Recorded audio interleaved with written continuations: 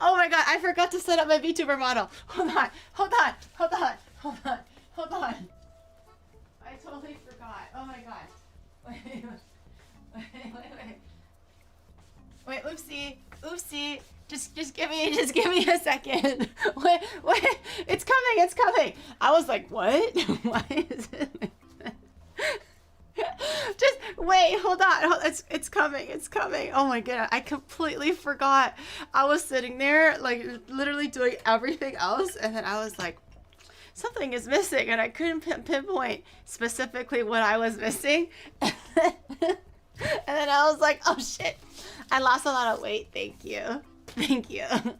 Appreciate it. That's really sweet of you, actually. I did lose a lot of weight. How could you tell? Shadow setting it up for me. I'm so sorry. It's so awkward. It's coming. Oh, there he goes. There it is. Her hands are so back. We are so back. Dax, thank you for the new membership on the YouTube side. I appreciate it. Thank you. Part-time YouTuber. No. It was a mistake. It was a mistake. It was a slight oversight, chat. A slight oversight. Shadow is getting the tracking. Oh, whoa, so close. And then she starts being herself. Yeah. Oh, top 10. Oh, it has to be. Okay. Hold on. Let me plug in my camera. Give me 1 second. Okay, go. Thank you. Oh, I'm dancing. I'm dancing. Okay. Let me recalibrate just 1 second. Oh, the camera went dark. Okay.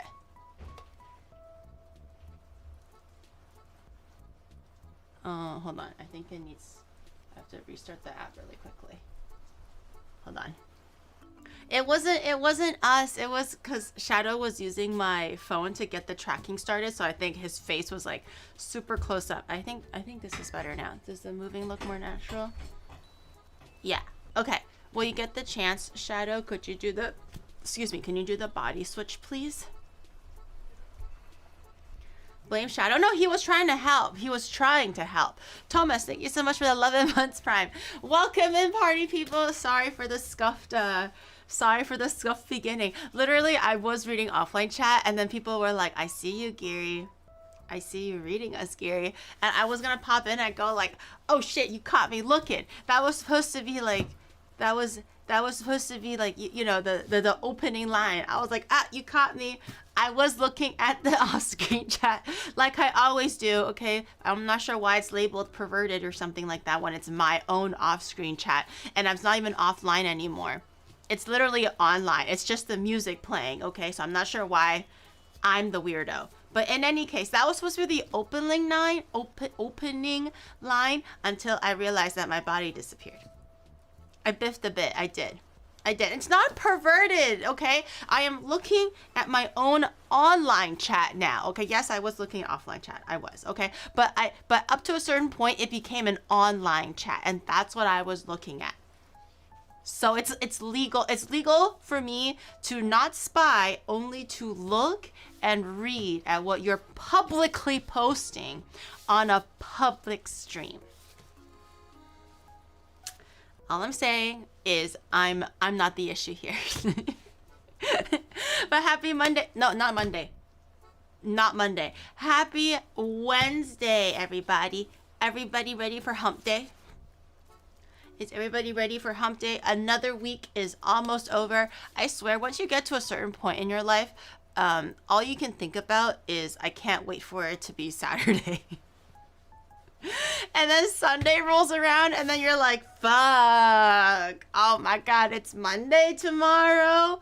But there's always gonna be a moment in your life. It doesn't necessarily get like worse, or it doesn't necessarily persist, but there's definitely gonna be a window in your life where you're just like, can't wait for it to be almost Saturday.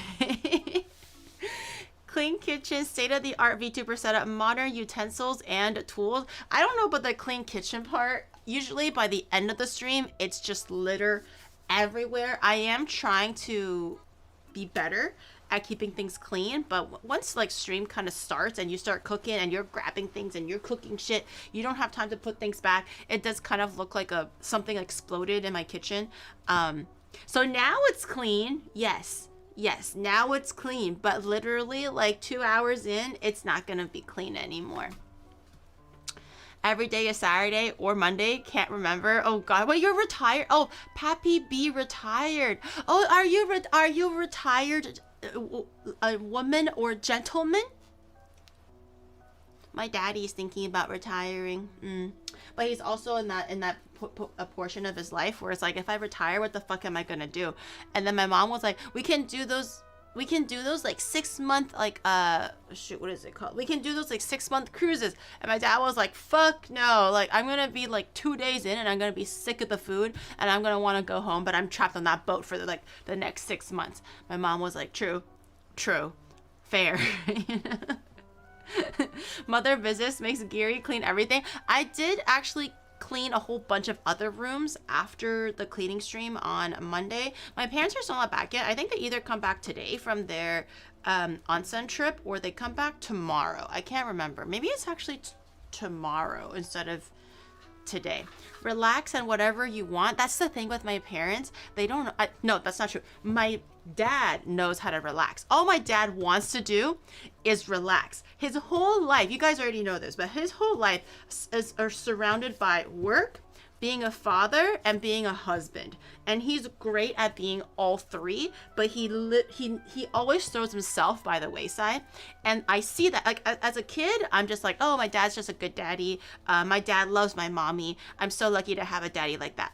As I'm getting older, I'm seeing that he just forgets to take care of himself, and it makes me really sad. And I'm like, so after I got to a point where I can afford maybe a bigger present, maybe something that's more than just like a handmade picture. They're great, by the way. Handmade pictures, homemade arts and crafts, whatever. Those are all really, really amazing. But I got to the point where I'm like, okay, I can buy my dad something a lot nicer than just a cake or a tie, you know, or like a cup or something. World's greatest dad. I can do more than that. And then I'm like, Daddy, what's your hobby? Like, let's be so for real right now. Like, if you can have anything in the world, if you don't have to worry about being a dad, being a husband, don't give a crap about work, what would you want? And he was like, daughter, all I want is just to watch TV. And I'm like, you're kidding. No, that's so funny, Dad. That's so funny. Like, do you want to go fishing? Do you want to play darts? Do you want to go speed racing? Do you fly to the moon? Do you want to take up pottery? Like, just listing like a whole array of like potential hobbies. Do you want to collect buttons? I don't know. Like, what is it that your heart of heart desires? And he was like, I just want one day where I can watch whatever the hell I want. I don't have to get up and do things that are like asked of me. I can just like sit there and veg out. And then I was like, all right, wow, I'm so sorry that we suck. I'm so sorry that we suck. Other stuff is so much work. Yeah, because I've mentioned before, like, it's usually like my mom definitely runs the show, like 100%. Domsy, thank you for the 35 months, and Arxionio, thank you for the 11, and Eigen System, thank you for the 10. But like I've told you this before, my mom runs the show in life. My mom wears the pants 100%. It does work for their dynamic and marriage and, you know, child rearing, all that stuff. It's not an issue. However, it's just like literally my dad could be watching, like, I don't know, the French network. We live in Canada. He likes to learn French. So maybe like the French channels. My mom sits down and she grabs the remote and turns it to channel 36, which is the Chinese channel. And my dad was just like, he just sits there. He doesn't say anything. He just sits there. Right? And then he just goes like, well, it's okay. I was pretty much done with that channel anyways. We'll watch whatever she's watching. Or my dad could be literally just watching TV. All you see him do when he's ever relaxing is just having like 5 minutes to watch TV. The minute he sits down, My mom was like, honey, can you call this person for me to change the phone bill or the internet bill? Or can you help me like water the grass? And he was like, the minute he sits down, he's like, yes, honey. Or it was just like, or like sometimes if he's like in like if he's well rested or something, like on a weekend, he'll be like, honey, what do you need me to do? Do you want me to weed the grass? Do you want me to cut the lawn? Do you want me to like irrigate the whatever? My mom is a really good, really big on like her garden and everything. Or like, you know what? I'm feeling great today. Let's go fix that vacuum that's been broken for like 3 months. It's time for me to fix it, you know? But he always does it with a smile on his face. So like, I'm not going to question their marriage dynamic. If it works for them, it works for them. But as a daughter, I'm like, this needs to be stopped. No, at a ripe age of retirement age for my dad, I will not sit here as a grown ass adult and watch my dad. Like, if he wants to do it for his mom, if he wants to do it for my mom, that's great. Okay, that's them. But when I can see it, I'm like, if I towards the last of my days, I'm gonna find my daddy a hobby, something that he can like devote himself to, that makes him happy. That's something that like he honestly enjoys doing. I will fix it. I will fix this man, especially now that he's getting like, he is into retirement age, but he doesn't want to retire. But once he does get to that point where he's slowly like slowing down and maybe not taking up as many projects or whatever, I wanna see if I can get him a skateboarding. I want to see if I can get him like a proper hobby. It could be something to do with him, to do by himself. It could be something to do with my mom together. But I need a hobby. But every time my dad shows an interest in something, my mom just like rears it a different direction, just because she is in her own lane, and my dad is merely the passenger. Kanda has many hobbies. No, Drew baby, thank you so much for the new sub. Welcome in. So I'm still thinking of what to do on Monday. I was planning on taking a break on Monday. I'm taking Monday off because my dad's birthday is on Monday. So I really want to, my mom was like, oh, it doesn't have to be, you know, on your daddy's birthday, but definitely before the birthday. I think in Chinese like belief or superstition, it's always better luck to celebrate a birthday before the birthday than after the birthday. Here, have some OniGiri to sponsor your dad for a maid cafe at Kanda. I've heard he is into maids nowadays. There's no maid cafes in Kanda. Definitely not. No cleaning services there. But so I was kind of devising a plan with Shadow on where to take our dad. But we'll see. I have some places. I want him to experience new things. I'll just say that, okay? I could take him to a steak shop. I could take him, I don't know, walking at a park. I could just be like, what do you want to do? And he's like, I just want to spend time with my daughter. And I'm sure that's going to be 100% the answer he's going to give me. But I want for his birthday to see the world. I want to like show him new things that you can only experience in Japan, maybe. Or something. But I think my mother would be very uncomfortable. My mom is the stick of the mud. Like, she is the anxious stick in the mud personality that I unfortunately inherited a lot of. I learned to cool down once I became an adult, and of course, when I became a VTuber, you learn to be a little bit more flexible and whatever, right? But when I was like still living my corporate life and whatever, I was that woman. I was so stubborn and like on my own path and like anxious about everything. Everything has to be taken seriously. Just a worry wart, like through and through. 100% got that from my mom. My dad's the more like into experiencing new things and trying new things out. So it'll be interesting to see my dad's reaction to new things and then my mom's reaction to new things. What is Oni Dad's thoughts on Albedo? I haven't showed it to him. Okay, he has seen some of my like sexy figures. My dad would be like, oh, this is a bit too much for me, daughter, but I appreciate the art. Oh, I see. So detailed. Yes. You know, these days, Japanese technology, attention to detail, North America could never. Japan only. Oh, I see, daughter. I see. He's like looking at the thing, right?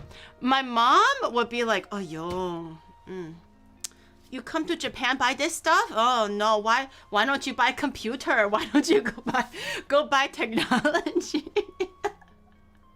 My mom is always looking at it at face value. My dad, whether he approves of it or not, what he verbally says will always be something that's more encouraging and more understanding. So if how he actually feels, I don't know, but he's very open. He's open-minded, okay? Like the Hyundai guy. He's very open-minded on new experiences and learning new things, asking questions. My mom is always just very like, why do they do it like this? Why do they do it like that? So it's a very interesting dynamic talking to the two. When I was a kid, I used to be like annoyed. As an adult, I'm just like, you know what? Everyone grew up differently. I know how to cater to my mom's like personality, and I also know how to cater to my dad's personality now that I'm an adult. But yeah, my dad's really cool. My mom was also really, really cool. Like she taught me like, you know, stay on the path, do good work and be a hard worker, can't go wrong, blah, blah, blah. My dad's the one that's more like, be open-minded and like, take in new things, even if you don't know, just try it. It's no big deal. So I'm devising on what I can take my dad to do that's unique, but also like not creep him out. I want him to have fun at the end of the day, but I want to push those boundaries. You know what I mean? Rob, thank you so much for the 22 months. Thank you. Sword making. There was actually an opportunity on going to a guy that actually crafts swords. Wait, Giri, I think he's in Kyoto and he lives in a cave. Fishing? Invite Onidad to go fishing with you only on a trip and let mom rest at home. No, I don't wanna leave my mom out though. I don't wanna leave my mom out, but I don't actually know if he enjoys fishing. I have taken my dad out fishing before. Back in Canada, we've done boat fishing. We've done like the ledge side fishing, like bridge fishing or whatever it's called. I think he enjoyed it for the act, like in the moment, or he kind of enjoyed that it was like a group activity, but I don't actually think he genuinely enjoys fishing in that way. I have definitely tried the fishing thing with him because I just figured all like men love fishing. I think he's kind of okay with it. I think he's okay with it. He would prefer to like look at something or be more engaged in something. You have to cut the mom loose. No, my mommy is a wonderful woman. She's just like very strict. she's very strict with both her children and for her husband. And my dad has become, I don't want to say the word, okay, but my dad is fucking whipped. He's whipped. Is that outdated now? I'm sorry if that's outdated, but you know, whipped. Yes, honey. Whatever you want, honey. And he does it with a smile. I think he likes to be useful. Okay, for sure. He likes to be useful. I have not brought him to bring him. I have not. Wait, did I say a outdated term? Is that bad? Like how do you just like? He has been trained to do anything my mom says. Good and bad. But he wants to, I think his love language is acts of service for sure. Like, for example, I could be like doing the laundry, like here when they're still with me, and I was doing the laundry, and it's really not that much. I'm not gonna go like, Daddy, can you help me do the laundry? No. So I was doing my own laundry. And he goes like, what are you doing, daughter? Like hands behind his back like an old man, right? He's like, what are you doing, daughter? And I'm like, I'm just doing the laundry. And he was like, oh yo, his face already is contorted as if I'm doing some grotesque manual labor. And he was like, do you need help, daughter? And I was like, no, Dad, just go talk to mom, or go plan your next trip, or go drink some tea or something. Like, I'm just literally doing laundry. I'm fine. I'll just like, we'll go decide what's for dinner like later, right? And he was like, oh no, I help, daughter. And then he just walks around and paces like this, right? Hand is behind his back. He's pacing. And he's like, what can I do? So his hands are like out like this. And I refuse to give him anything because it's literally just a few socks and a shirt. 5 minutes, done. So he's like, what can I do? What can I do? I did not shoo him away, but I refuse to give him work, okay? I refuse. I would rather him just stand there than make him work in Japan, in my home, on his vacation. But every time I get up to go, like, dude, there was one time, the doorbell rang, just a delivery. It was like ping pong, and then I go over, and then I'm like, oh, it's a delivery. I should go get it. And he was like, let me help. And I'm like, Dad, what? It's a delivery. You don't have to help me. But I'm like, I didn't like say that. I was just like, I think I'll be okay. But he's like, no, I go with you. Like to the what? The front door? Anyways, I'm like, okay, that's fine. I'm not gonna like make you sit there. Like if you wanna hang out to the front door, we can do that. So I go open, I go like, yeah, okay, come in. Thank you for the delivery. Okay. And then the whole time he was like, what was it big? Do you need my help? I can hold it. It was literally like a tiny little letter box. And I'm just like, no, Dad, you're fine. You can sit down. Go relax. He always wants to help with something. And I'm like, I want to teach him that he doesn't need help with everything. Delivery person, this is my daughter. Very good. Yeah, so now that you've mentioned it, I do actually think that my dad's love language is acts of service, like bar none. That's probably the top of his list out of everything. So he always wants to like help, and I just want I appreciate him wanting to, but I don't want him to like work while he's here. So if he wants to like hang out, I'll be like, hey, Dad, do you want to like take a walk with me? Do you want to go grocery shopping? That's fine, but I'm not gonna be like, clean my dishes. That's where I draw the line. I'm not gonna do that. He is very used to helping. Yeah. So on his birthday, I am planning. I'm gonna see. It's not gonna be like the ultimate or the greatest or whatever, but I would like to kind of take him to go see things that he's never seen before in Canada or in China. I want to give him some unique experiences that could be like memorable, good or bad. I want it to be memorable. I order you to relax. He doesn't know how to. He doesn't know how to relax. He just literally like wavers around my mom going like, do you need help? Or he wavers around me, goes like, do you need help? And I'm like, go watch some TV, Dad. You're on vacation. Go watch some TV. Sake tasting. That's a good idea. What do guys like, chat? What does men like? Tomorrow I'm gonna be asking you what men likes for birthday presents, but today, like, what does men like to do, like, as an experience? Don't tell me rock climbing. I'm not gonna send my like freaking, I don't want to, he's not geriatric, but he's definitely on the older side now, okay? My older father to a fucking cliff to climb rocks or bungee jumping. None of that shit. But what does men like to do? Silence, actually, that checks out. I think my dad just likes to watch TV by himself because he doesn't want to talk to anybody or hear like sounds coming into his ear.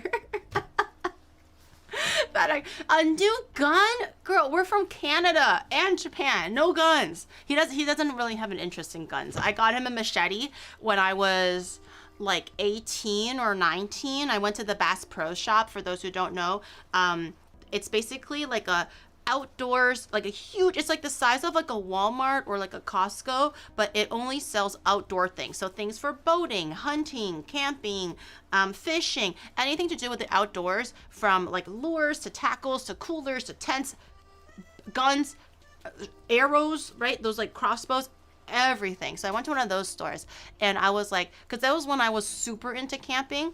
And my dad would take us, like the family camping, like once to twice a year when I was a kid. So I have very fond memories of that. So I was like, yeah, that's man. I got my dad a machete because he can like take it camping and whack trees or something. And I thought that would be really like testosterone heavy and like, you know, cool. My mom was like, that's very dangerous. She took it from him and put it into the basement and they never used it. My dad sometimes will look at it and he'll be like, wow, It's so sharp, daughter. Wow, big knife.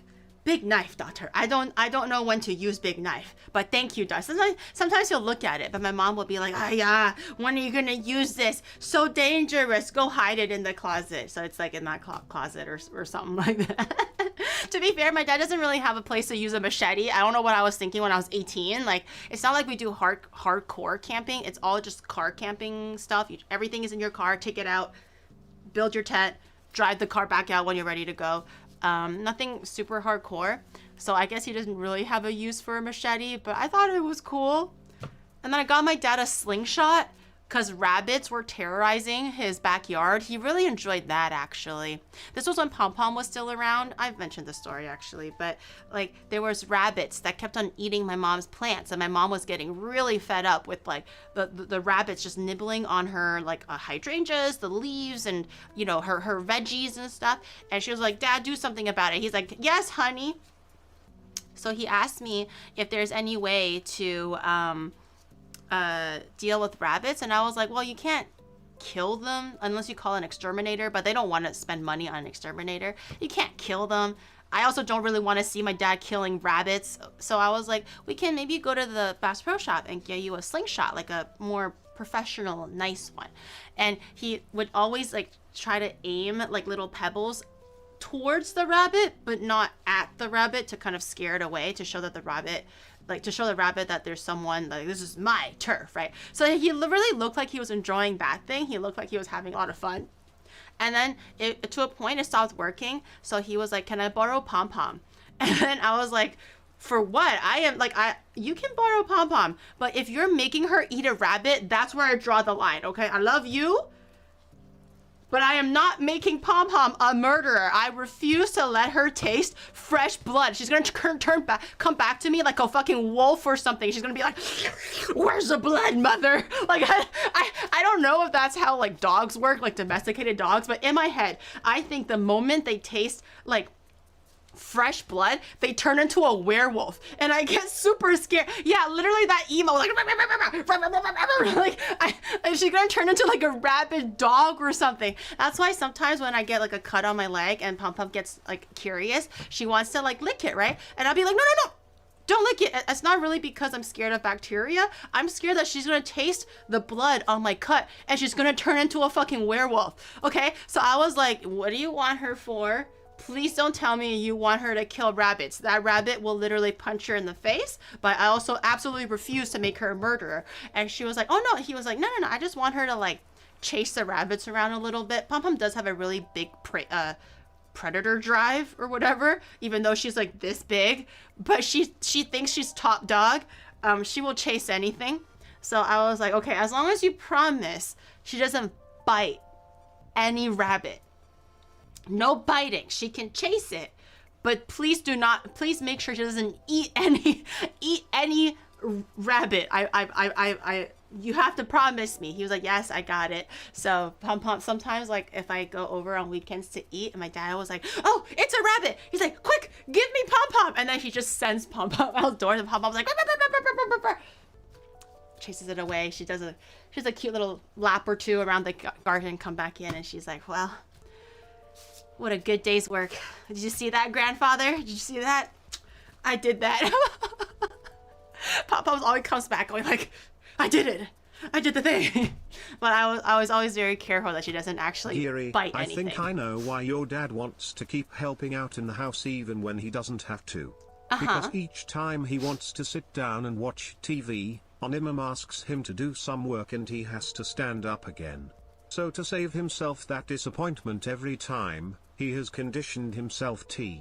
I feel that, because I do that sometimes too. I definitely feel that. Like, especially when I was still living with my parents, I do also just be like, you know what? I would rather them not catch me watching anime or manga. You know when parents find you relaxing and it's the most offensive thing to them ever? You know the meme where it's like, God forbid, I think it was like from a wife to a husband, but I think parents to children too, right? Like, God forbid you relax for 1 second. You're like doing your math homework for 4 hours straight. And then you watch Inuyasha for 10 minutes. And that's when your mother decides to walk in and go like, what are you doing? Why are you taking a break, right? When you've been literally studying for 4 hours, and then they like go off on you, or then they go like, well, if you have time, do this and that. Especially when I was at home, I definitely learned to do that too. Just preemptively, just do something before they yell at you. And then if you already did it, especially in front of their eyes, then you can watch Inuyasha in peace. Because then you're just like, hey, I vacuumed, I cleaned the floor, I did the dishes, weeded the grass. Let me watch my Inuyasha.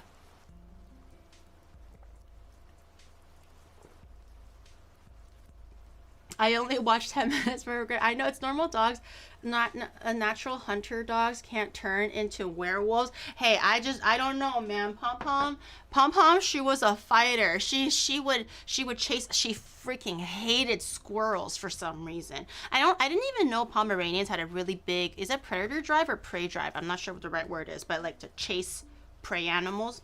I don't even think Pomeranians are big on that kind of personality, but she hates squirrels. She hates crows and definitely hates bigger dogs. Every time we're walking, oh dude, in the autumn, when the leaves are falling and the leaves are kind of fluttering around, it's like she's on cocaine. Okay, like summer, like any other season, she's like, da da da da, yeah, having my walk. This is so nice. This is so peaceful. It'd be like, what's that, a squirrel? And then she'll kind of go off on a squirrel a little bit, but she regains her composure. We continue the walk. When it's autumn time, I honestly dread it sometimes because of all the leaves that fall to the ground and it kind of gets blown away. She just turns crazy. Like she no longer has inhibition anymore. She just completely starts tweaking, and like every little leaf is literally every little leaf is a trigger to her. So it's really hard to control her sometimes, and she's just going all around. So she has a very strong prey driver or whatever.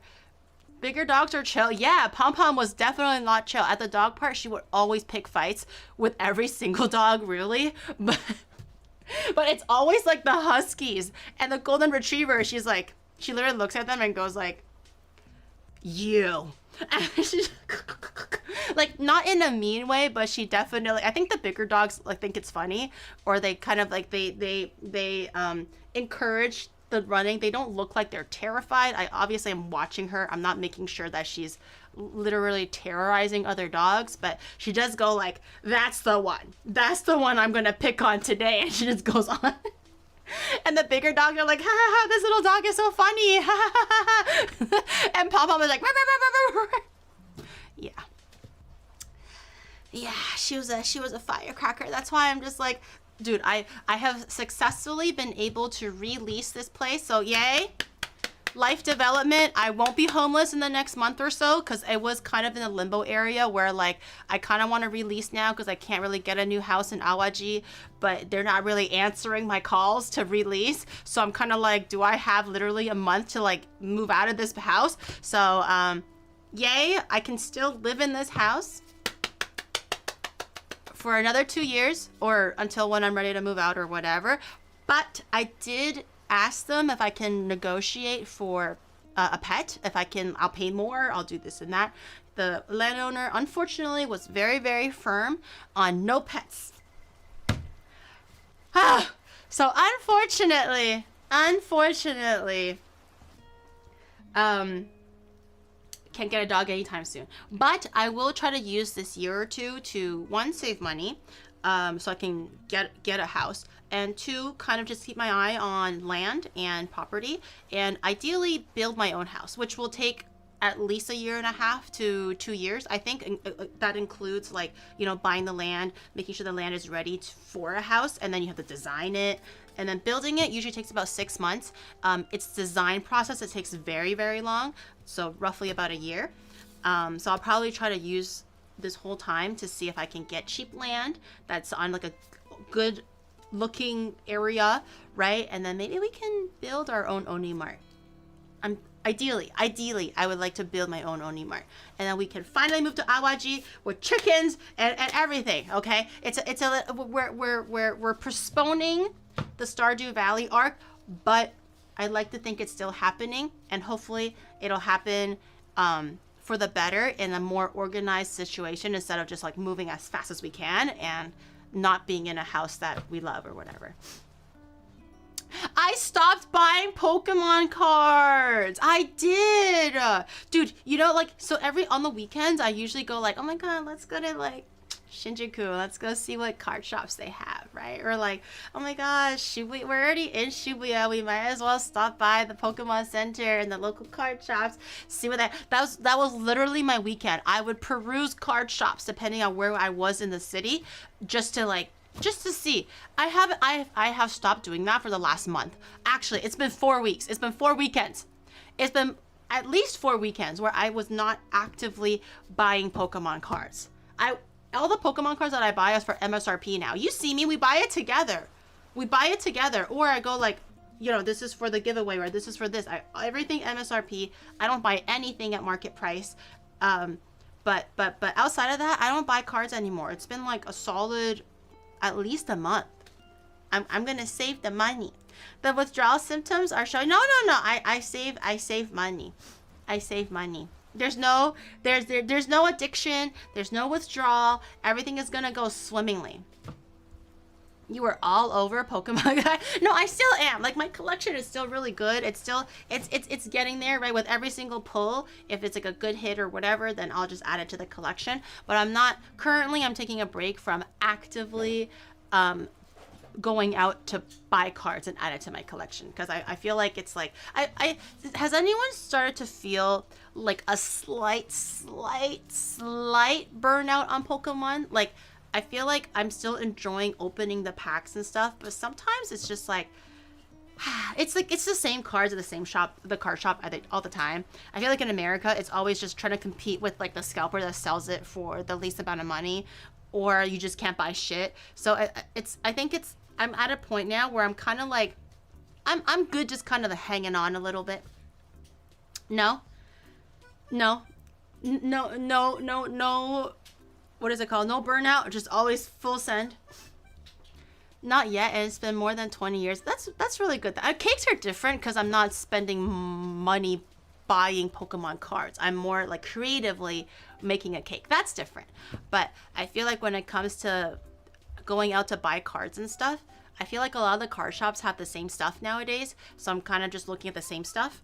And I'm like, yeah, I'm chilling. Like, I still love the Pokemon. I still love to collect the art cards and all that stuff. But I'm also okay, like, slowing down a little bit to save money for more important things. I've realized the clouds have cleared, right?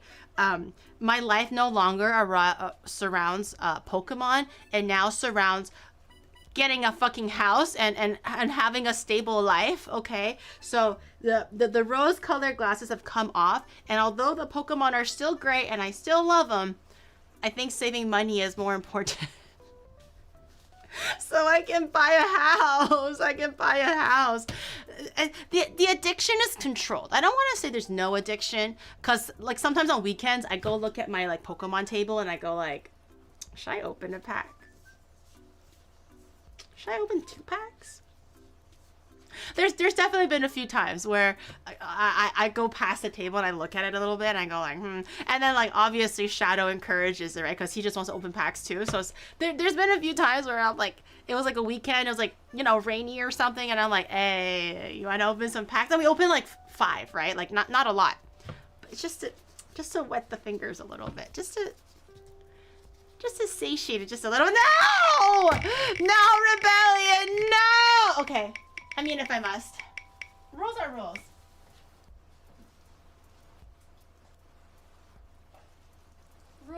Rules are rules. You know what I'm saying? Like, I don't want to, but if I have to, then it so shall be done. And then we'll get into the cooking, because we have a lot of things to cook actually. It can't be a tax write-off anymore. Nah, I already showed like the whole case and everything. We'll do 2, because the battle trainers only has 5 cards. Psychic, okay. Psychic energy has treated me well before. but we'll see. Okay. Oh, Victini. Dude, I want the Victini promo for the new black flare and white whatever so bad. It's so cute. I really hope I win the I really hope I win the lottery for the Victini promo. It's not this particular art. It's a full art promo card, but I want that. I want the Victini so bad. It's so cute.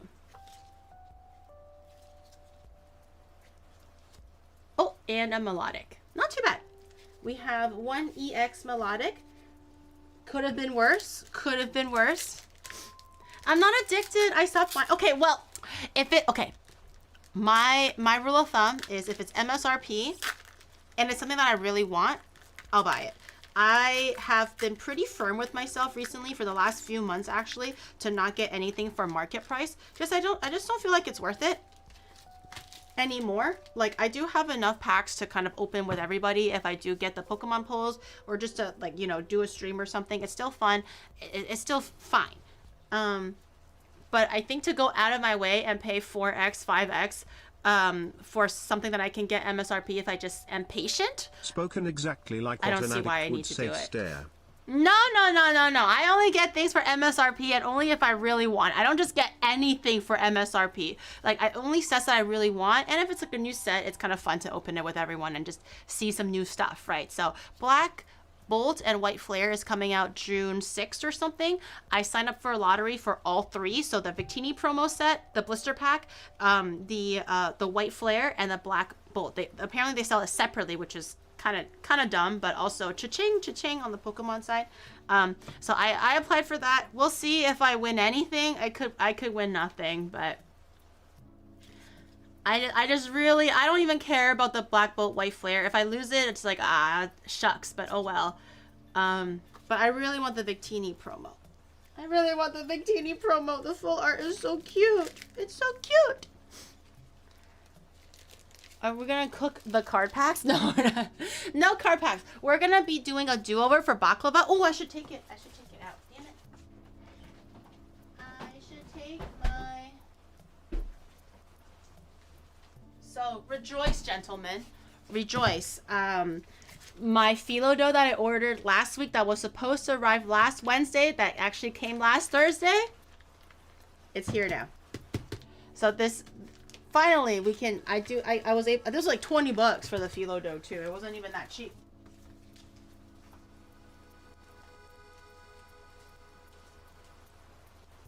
But I wanted to try doing a do-over because, oh, god damn it! Who did it again? Castler, thank you so much. Oh, well, I guess we have to. I guess we must. The Pokemon gods and the chat gods have spoken. I guess we must right now. But I have to have the phyllo dough come to room temperature. We're going to try doing the baklava first because that requires baking and resting and all that stuff. We're going to be making rice noodles from scratch because I didn't want to go all the way to like Chinatown. That was like an hour and a half away or something like that to go buy rice noodles only to find that they don't have rice noodles, you know, like the fresh ones. Not the dry ones. So I'm gonna see if I can actually make it myself. I found a recipe, and we're gonna make Char Kway Teow. I don't think I've ever had Char Kway Teow. I think this is my first time having it, but it looked really yummy. And it looks like one of those like really faster fry things that finishes within like 2 minutes, but you just have to have everything pre-made. Did you source any no clams? Why is the recipe that I found didn't have any clams? Shiny Metapod? That would be cool. Wait, the recipe that I found didn't have any clams. Oh, nothing crazy in the Surging Sparks. No clams in the Char Kway Teow. The Char Kway Teow just told me to have some kind of like veggies and chives and Chinese sausage, fish cake, shrimp, but no clam in the Are we talking about the same one? We're gonna make Malaysian and Singapore fight again. Oh, I don't know. I don't know. It's Char Kway Teow. Is it difficult to make? Oh, EX, nice. 2 EX hits. Which one is this one? This one is new. Boru Canyon. Canyon. Boru Canyon. This one's interesting. I haven't seen this one before. 2 EX hits. Not too bad. I don't know which one I'm making. It's the one with the Chinese sausage and shrimp and fish cake and stuff. Is it bad? Is everyone starting to riot already? Is it that bad? Char Kway Teow, extra wok hei. I'm gonna try. I'm definitely gonna try to get everything together and hopefully nothing sticks. I think the biggest challenge here is actually the noodle itself. So apparently there's a lot of things that can go wrong depending on where you get your flour as well. I didn't know that. So we'll see. I do have the right ingredients. I think I do. But apparently, depending on where the product comes from, even though it's labeled the exact same name, something from the US is different from something from, you know, somewhere from Asia, right? Apparently, techniques are different. So I hope it's okay. If it comes out mushy, I'm going to substitute the Char Kway Teow with instant noodles, and I don't want to hear nothing about it, or else we're not going to have any noodle dishes to eat. Okay, so hopefully, fingers crossed, that the noodles come out springy, chewy, light but dense at the same time, and it doesn't rip or anything. That'll be the ideal situation. Ideal. But Don't worry, I don't Giri. know. I've already got all the food bloggers in Singapore on No! call. They are watching you very closely, XDX. No! Maybe some Malaysian food bloggers to XDD. No, I just want to have fun. Oh, and I'm also making Hainanese chicken. Okay, I just want to have some fun and eat food that looks yummy to me. You know, it's not everything has to be so serious, Chad. Not everything has to be so serious. Like, I've never had hawk. Well, no, I've had it in Malaysia, I suppose. The ones that I did, were they considered hawker food? But not everything needs to be so serious. Why can't we just relax and just enjoy the moment, you know? Let's relax a little bit here. More walnuts than pistachios. Giri, Yeah, I need your pistachios suggestion. Yes. I want to make it as well. Which is better? The Malaysian variant or the Singaporean one? Please be specific and detailed about the flaws of each.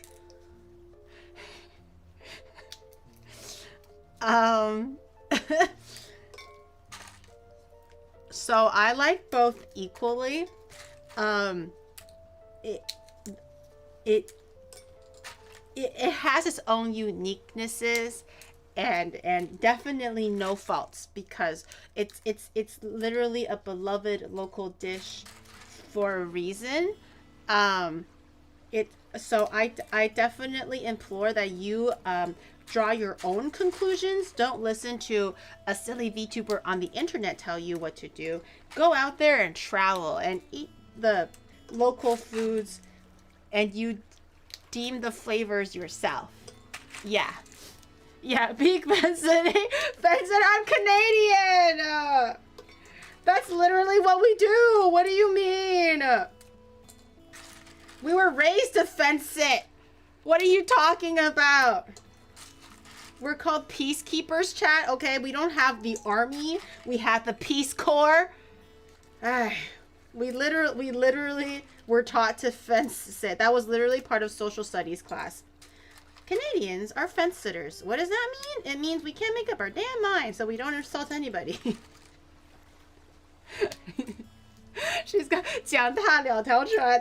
That's an idiom metaphor for cheating. 脚踏两条船. So you're riding two boats, which means you're cheating. Sitting on the fence makes butt hurt. Not my butt. My butt is good. It's not hurting at all. I don't know what kind of fence you're sitting on, but my butt feels amazing. That's different for us. Really, in Chinese, 脚踏两条船 means you're cheating. like what is it called in a relationship? Because every person knows you're only supposed to allow one boat at a time in your life. Why are we forgetting Never the beloved 2 boats. Indonesian Kway Teow goreng? SMH. Kway Teow, Relax, Kway Teow, enjoy the goreng. moment, offend multiple cultures by using the word authentic and substituting the wrong ingredients, making a cursed homunculus and saying I meant Southeast Asian cuisine, no insert appropriate culture. I try my best, okay? I try my best, but making like authentic, it's so hard, chat. I'm just a Chinese Canadian that lives in Japan. In Indonesia, we only use Chinese sausage, shrimp, bean sprout. You're probably looking at our version. So it's an Indonesian version? Well, I did say hawker food. I didn't say hawker from which country. Okay? I'm backtracking, but I'm backpedaling so hard right now. You can call me a trapeze artist. I did technically write hawker food. So, you know, hawker could be from anywhere. Could be Malaysia, Singapore, Indonesia. We don't know. I didn't say specifically where, you know. 脚踏心若长提两段. I don't know what that says.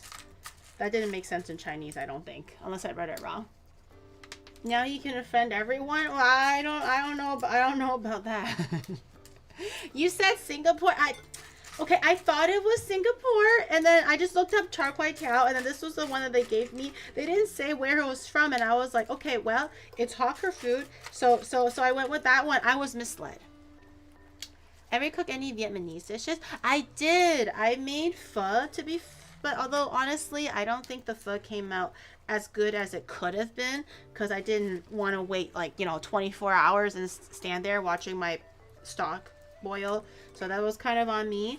I felt like it was good, but it could have been way better. I made things like what is it called? Like summer rolls, like the rice paper rolls and stuff like that. But I made a few, but not too many. But I've definitely made a few Vietnamese dishes before. We are all offended. You guys are always offended, okay? I could make poutine and nobody's in Canada, they were like, oh, offended.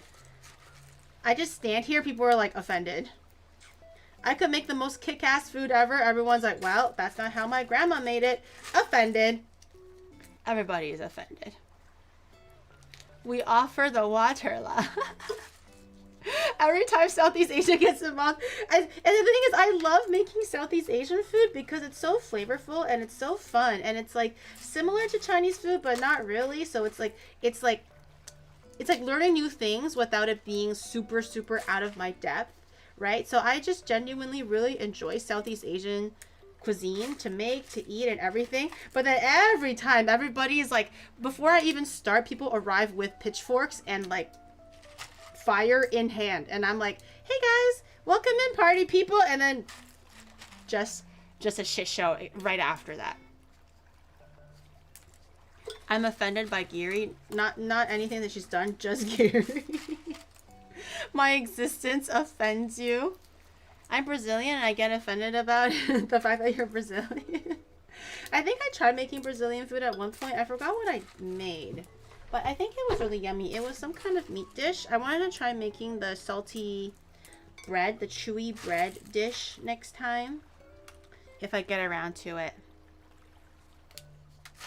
So if food is not from Southeast Asia, it tastes like trash What? When did I say it tastes like trash garbage? I just said that. Mitchie gonna come back from Thailand, beat you up for insulting Indonesian cuisine, eat half a banana, then fly back home.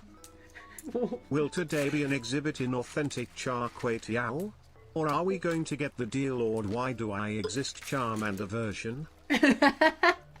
We'll see. We'll see. But someone in chat did say it aptly. Authenticity sometimes is a little bit overemphasized. We can try our best, but we don't even live in the country. It's hard to make it authentic. I don't even think you can make it authentically in your own kitchen, even if you did live in Southeast Asia, okay? In your own kitchen. Sometimes you just have to go to a restaurant and get that flavor. You can't do that shit at home. You mean to tell me that your mom's Char Kway Teow is probably better than someone that made it at a sweaty uncle that made it at a hawker stand? Be so for real right now. Sometimes it's true. There's no shame in admitting it, okay? I'm really pissing people off now. My mom's food is great. How dare you? It's in our genes. It's not in my genes. That's why I'm trying to learn it. I'm trying to learn it. Ow. This one is really, really hard to open. That one is like really stuck. Even though it's a lie, mom is always the best. My mommy's food is always the best while you're like gritting your teeth. Tomato Char Kway Teow is the best. I don't think I have that. Authenticity is overrated. Watching you make dishes from Southeast Asia is awesome itself. Yeah, yeah, guys. At least I'm trying new things and being curious about the flavors because I've never really had it before. So it's worth trying just to be like, wow, I did it. I can't wait for what the real thing tastes like. If what I made is already this good, the real thing must be super. Like I'm setting you guys up for success right now. Like there's no way that your food can fail if I made it and I go like, okay, yeah, even though it's not, let's say 100% authentic, it's like, let's say 70%, right? Or something like that. And I still enjoyed it. That means when I actually go to that country and eat it, it's gonna be like 154%, you know? I'm helping you guys here. I'm helping you guys. What's the authenticity ratio of the food that you're making? I give it a solid. Okay, baklava should be like 80, 90. The Char Kway Teow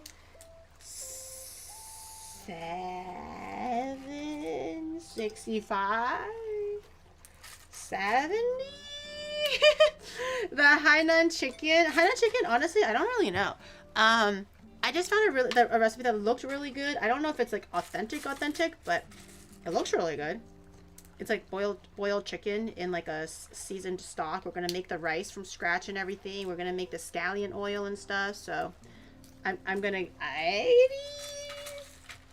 80. Do you want me to say 100? Not 45. 45, that's so little. 45, come on. Even if it's not authentic, if it tastes good, that's all that matters, right, guys? Do you mean to tell me you're gonna go into like a fusion restaurant and go like, this is neither French nor Singaporean, I hate it, you know? Even though it's just objectively like delicious or yummy or you enjoyed your meal, you'll still be like, wow, that was the shittiest meal ever. What would you label fusion food as then, huh? Grr. That was awful, I hated it.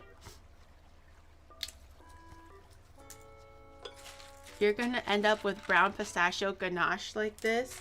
A brown pistachio ganache. Oh no, I'm just going to blend it a little bit so it's like chopped nuts. This is for the baklava.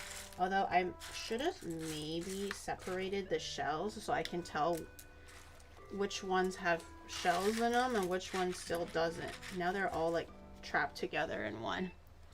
Fusion is for... Ow!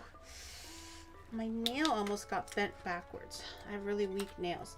Fusion is for failed chefs. Wait, really? Korean Mexican is delightful? I think they're good too. Chad, you don't actually mean that, do you? Yeah, send it to Uncle Roger. I'm just trying my best, okay? Even Uncle Roger is like still eats fusion food. He's not like, oh, I can't believe he didn't use MSG straight from the motherland. Inauthentic. Secret recipes from a family-owned restaurant. I think for gularo. I don't know if you guys know what it is. Guloyo. It's like a sweet and sour fried pork with like a red sour sweet sauce. I think a friend's dad owned a restaurant or something, so she was able to tell me the secret, but I haven't tried it myself yet because it's kind of like a involved dish. There's frying, there's marinating, there's this and that, so I haven't really made it before.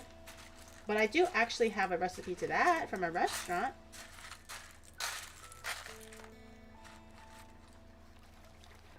They have a small brown skin over them that can taste bitter. It's recommended to flash boil them.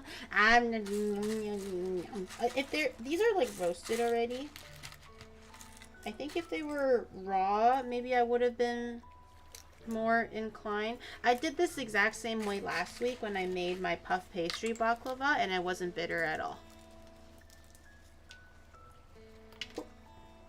I do kind of take off the skins a little bit if I do see it. Pork, tonsuryok. Tonsuryok is the Korean Chinese version of it. I'm talking about the Chinese version of it. Like gularo. You have to do 10 out for every one wrong ingredient. I have to do 10 hours of bikies is crazy, chat. Chat's making Char Kway Teow my favorite.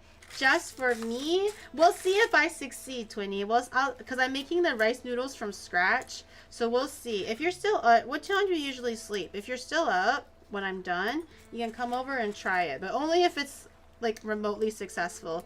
If it's like melting and like, you know, I didn't succeed in making the noodles, you don't have to come over.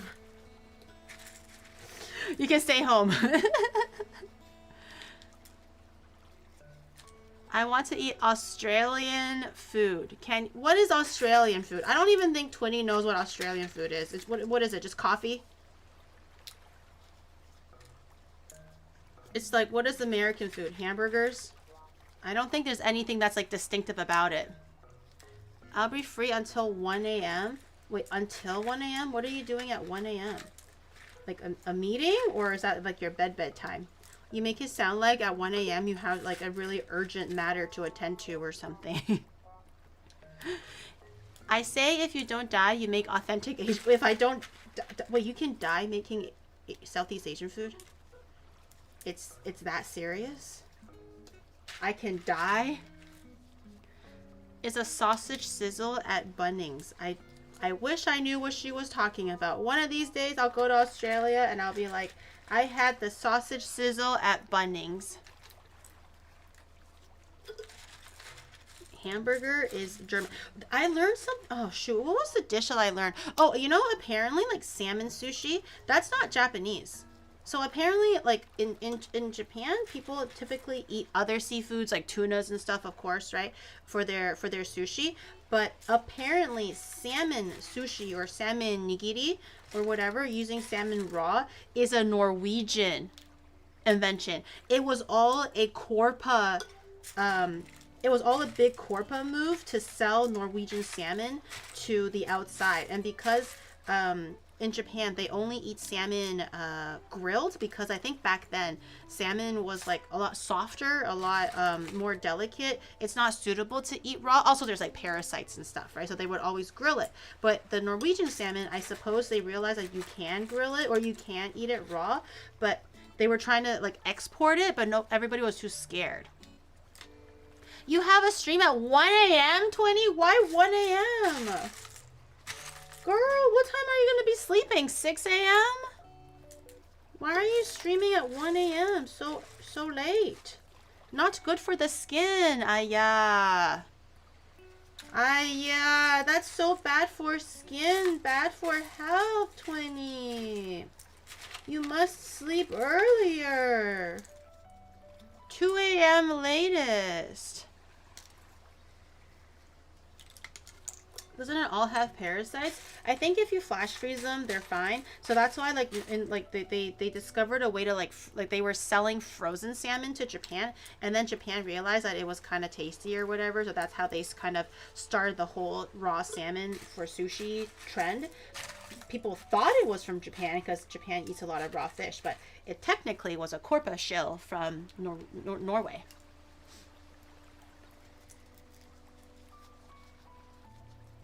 Sleeping during the day to avoid the sun is clearly much better. No, not good for circadian rhythm. Hiya. You must wake with sun and sleep with moon. Salmonella comes from... That's why it's called salmonella. That never occurred to me. That's actually genius. Salmonella comes from salmon. Oh. But boss is a bat. Oh yeah, I guess that kind of checks out. Okay, surely I'll be able to finish this before 1 a.m. because I also have a full day of streams tomorrow because chat just cannot accept anything less than 10 hours of bikies. So, you know, I gotta work hard too. The only rhythm I know is my hips. Okay. Okay. Thanks, guys. Stream so late, bad for you. Wait, is it actually not called when you put Nutella on salmon? It's not. Wait, am I getting one guide? Is salmonella not from salmon? I think theoretically, or like as far as the creation of a word is concerned, it checks out.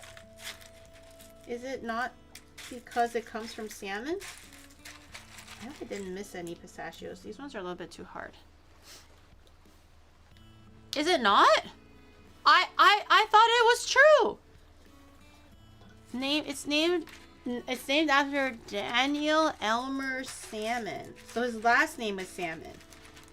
It doesn't come from salmon. Wait, what? I don't know where the I don't know the epidemiology of salmonella. Is it not from salmon? Biology, girl, when did I say I had a biology PhD? Literally, like, it's getting more and more out of control. It's like, sure, STEM major, right? I only did psychology and health science, but a little bit of biology, but whatever. And now this guy is like, oh, biology PhD, by the way. I'm like, huh? When did I say I have a biology PhD? Where are people getting this information from? Biology masters? Girl, nah, I didn't get anything higher than a bachelor's, man. Let's relax for a second. I studied neurology in university a bit. I studied, you know, linguistics. I studied a whole bunch of shit, you know? It doesn't mean that I'm suddenly a doctor. Typhoid, no, that's Typhoid Mary. Nobel Prize winner, girl, no. Do you really think as a Nobel Prize winner, I would be here becoming a VTuber?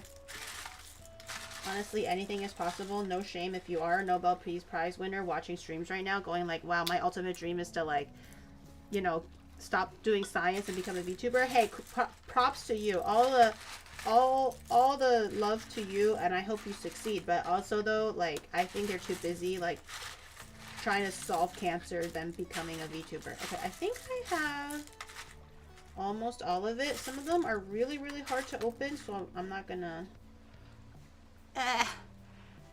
I'm not gonna break my nails over it. You aren't a doctor. Oh, girl, when did I say I was a doctor? No, I'm not a doctor. I'm not a scientist. I'm not a PhD. I don't hold like 5 degrees in pathology, psychology, neurology, and cardiology, okay? I'm just a little guy. Did you know that animal transmits cowpox? No, cows transmit cowpox. Hence the name cowpox. That's why it's called vaccine, because I think it's like vachon is, or something. Vachin is like the French word for cow, and they tested it originally on a cow or something, and that's how the word vaccine was derived. I know that. You guys know that? I bet you guys didn't know that. You dumbasses. Bet you guys didn't know that one. Cats transmit cowpox? No, cows transmit cowpox. what? Yeah, vachon or whatever. It means like cow in French, I believe. And that's how the word vaccine was derived, because it was done first on a cow. But cowpox is literally in the name, chat. Not everything is that complicated. We're overcomplicating things, okay? Cowpox, what does it affect? Cows. Where did it come from? Cows. Not everything you have to jump 5 hurdles to get to. You guys are so silly. You silly little nannies. With all due respect, what the fuck do you mean? Cowpox comes from cows, right? Salmonella only affects salmons? No, that's okay, that's not true. But cowpox comes from cows. I was pretty sure that it comes from cows. It affects more than cows though. Horses make anti-venom? They do?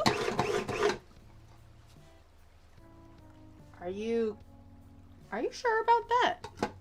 So, like, if a spider, like, what part of the pituitary gland of the horse? What part of it makes the anti-venom? So, if you were bit by, like, a spider or a scorpion, you can take something, like a byproduct of a horse, and you'll be okay? We shoot them up with venom and then extract antibodies. You're lying to me! Is chickenpox not from chickens? It's like mad cow disease is from cows. Chickenpox should be from chickens. Why would it not be? I'm cutting my nuts down so they're a little bit more finer. I still want them granulated, but a little bit more even and not like super big pieces. Same as last week. Just pulsing it. Don't press it down, then you're gonna accidentally make butter. Just pulse it. So whatever's on the top will go to the bottom. And then just make sure they're all a little bit even. Thank God you're a VTuber. What? I wasn't like, whatever I was studying in university, I wasn't about to do great things and like save lives. I wasn't going to become like a surgeon. I thought about becoming a doctor, but I realized that I was kind of like scared, not scared of blood, but I was scared of like making incisions and potentially killing the person, which is like, you know, really, really important to have that like assuredness and confidence as when you're a doctor. So I wasn't going to do that, but I thought I was gonna be like a child psychologist, or like I thought I was gonna be like a neurologist or something like that. I really, really enjoy learning about brain stuff and like, you know, neurotransmitters and whatever else. Cheer 300 Giri is spreading misinformation again. They didn't test vaccines on cows. Edward Jenner noticed the milkmaids who contracted cowpox did not get smallpox later. Vacca is Latin for cow, which is where vaccine comes from. Giri boo. Yeah, so it does come from the word cow. It's just Latin, not French, but close enough, because the French language originally derived from Latin. You know, so I was close. If you get bit by radioactive spiders, you can become a spider. That's not true. Okay, some things are obvious lies, okay? I'm not that dim-witted and stupid, okay, chat? Some things are obviously lies, but if you told me that chickenpox didn't come from chickens, I would be like, bullshit. Bullshit. It affects chickens. Chickenpox, right? That's why, like, you can't buy chickens while there's a chickenpox outbreak, because your chickens are all sick. What else will they call it chickenpox? It was like, oh yeah, I have chickenpox. It only affects dogs. Like, how does that make sense?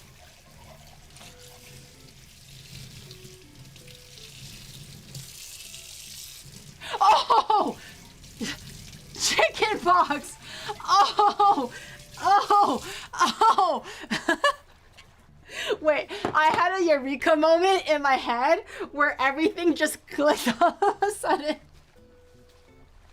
Oh, Okay. No. Everything just suddenly became super clear, and all of the world's mysteries suddenly funneled into my brain, and I understood everything. I thought chickenpox was the bird flu. That's why I was so adamant. That's why when people were like, tell me she's not serious, I was being 100% serious. I didn't realize my mistake.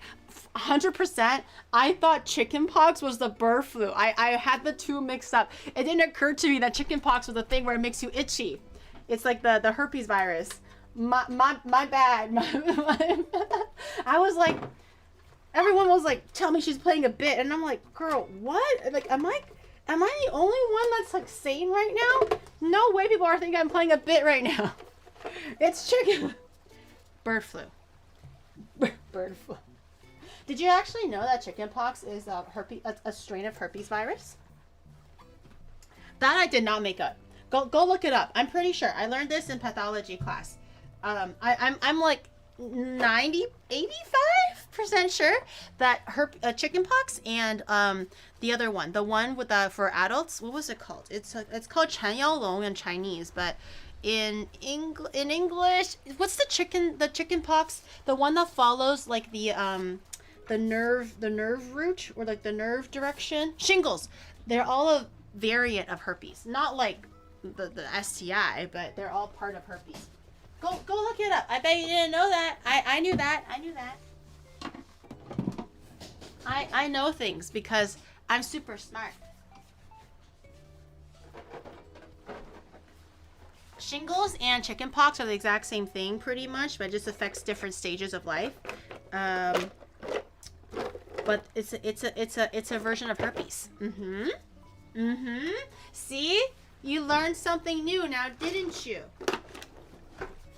I can't believe I was so sure, and I full sent on I thought chickenpox was the bird flu. I was so sure until it just suddenly dawned on me. Okay, I'm gonna grate some cinnamon. You can just use the pre-ground stuff, but I don't have any, so I'm just gonna grind it myself. I've never had chickenpox or shingles. People say that you're immune to chickenpox if you've had it before. I think that's true because like you build immunity through the virus, with the virus if you're a kid. So I don't think you can get shingles as an adult, but if you've never had chickenpox, there's a chance to develop shingles as an adult, I think. But I've never had chickenpox, so I think I'm kind of fucked. They have some animals' names in them or something to do with the animal in question, just like the name bird flu was originally found in birds and after some mutations in humans. I remember, who remembers H1N1? I think that was the first time where I kind of learned the official like nomenclature, I suppose, for flus, because it's like, it's different. The flu virus is different every year. That's why you need a flu vaccine every year. It's never the same one.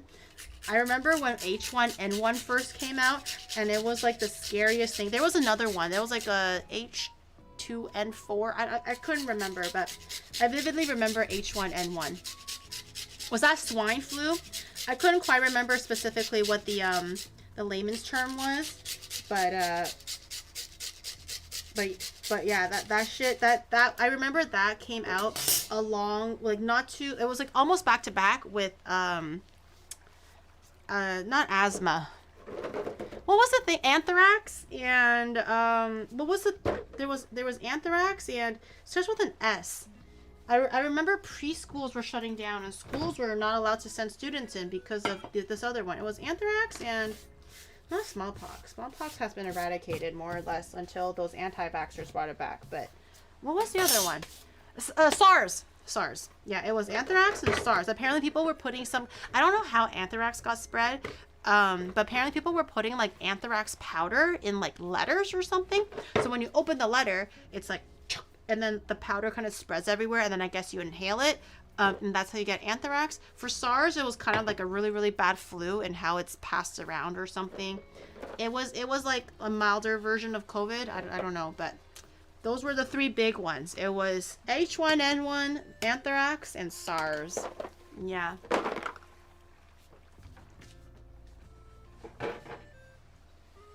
Those were the three big epidemics and endemics that Toronto went through anyways. I'm not sure how much has spread to the rest of the world, but Toronto definitely went through it. It was right after 9/11. I was in 2001. Yeah, 2001. Oh, fuck.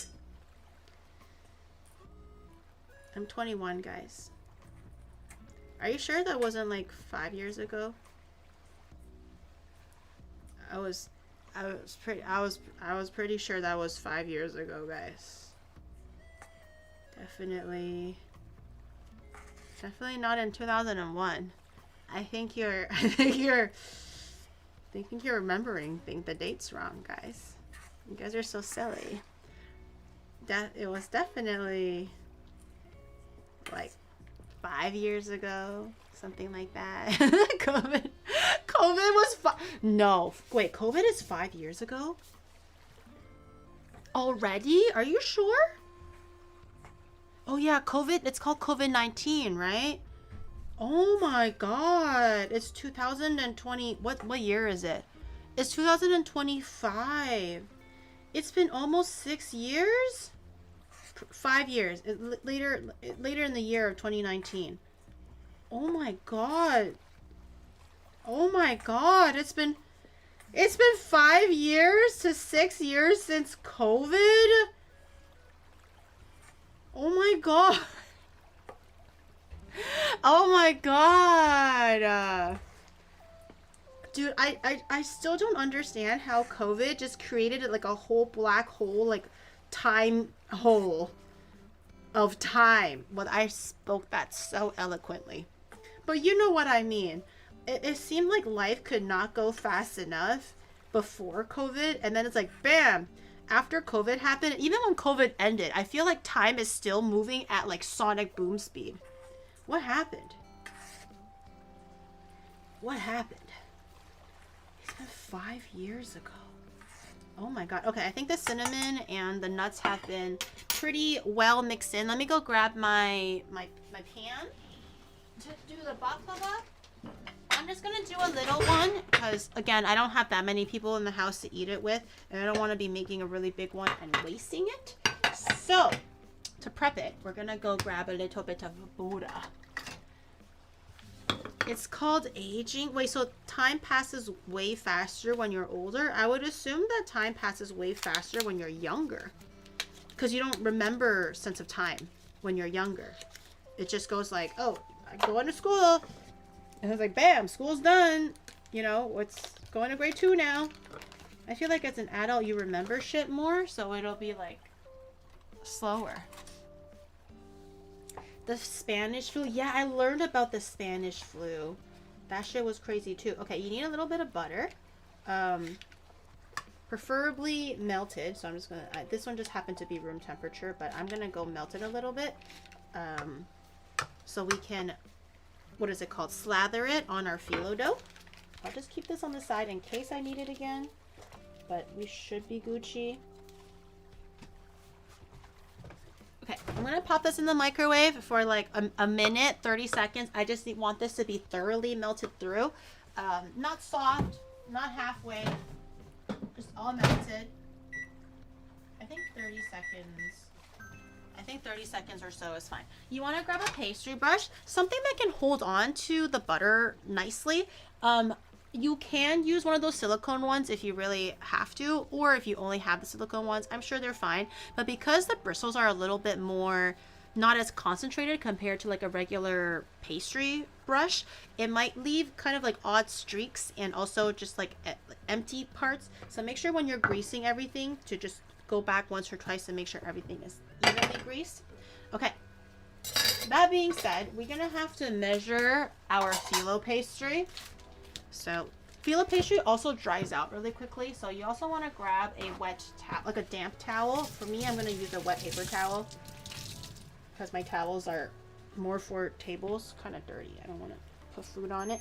Okay, I'm going to have a nice damp paper towel at the ready, and we're going to lay this over our phyllo dough so when we use them, they don't dry out, and also make sure they're easy to use. Were you there for the Black Death? No, but your grandmother was. No, I'm kidding. It's mean. That's mean. I wanted to make an age joke, but it made it sound like your grand. You know, I didn't. No, that joke didn't work out. That was just really fucking mean. Never mind. I take it back. I'm sorry. I'm sorry. It was meant to be an age joke, but it turned out to be like a. Did your grandma die from the plague? This is not nice. It's not nice. I don't like it. I turn it back. I take it back. Technically, bubonic plague is still around in cases. Oh yeah, I heard about that. Apparently, the plague is still like around in America, and I'm like, girl, how? Okay, so this is our phyllo dough. They're really, really thin. They're basically like thinner than paper. You can kind of see how my hand kind of goes through it all. But once you put butter in between the layers, they become really, really crispy, almost like a puff pastry. But just take it out quite gently. I'm trying to find the middle here. Is it here? They do rip a little bit if you're not gentle. So take your time and open it nicely. So bird flu and swine flu were from animals, birds and pigs respectively. So does that mean for Spanish flu, the Spanish were considered animals at one time? Not everything comes from animals, bro. I think it's just called the Spanish flu because it got hit the hardest, right? I don't even, if I remember correctly, I don't even think the Spanish flu started in Spain. I just thought that it was noted as a pandemic because it hit Spain the hardest or something like that. I don't actually think it even started in Spain. I could be very wrong about that. Okay, that's calligraphy paper? No, okay. So I'm going to try to measure it out. I'm going to see which side works better. I think maybe this, having it this half works better. And we're going to need roughly 10, 20, 30 to 40 pages total. So just take a sharp. Okay, I didn't grab my sharpest knife. Okay, never mind. I'm just gonna grab my freaking cleaver. Take a sharp knife and just cut it all the way through. Okay. Let me pull this one back a little bit. Okay, and then you want to cut the phyllo sheets roughly to size so that you're not. The name Spanish flu comes from the fact that the first reported cases were from Spain. Oh, so they were from the first reported cases, yeah. It's always where they reported it, not where it came from.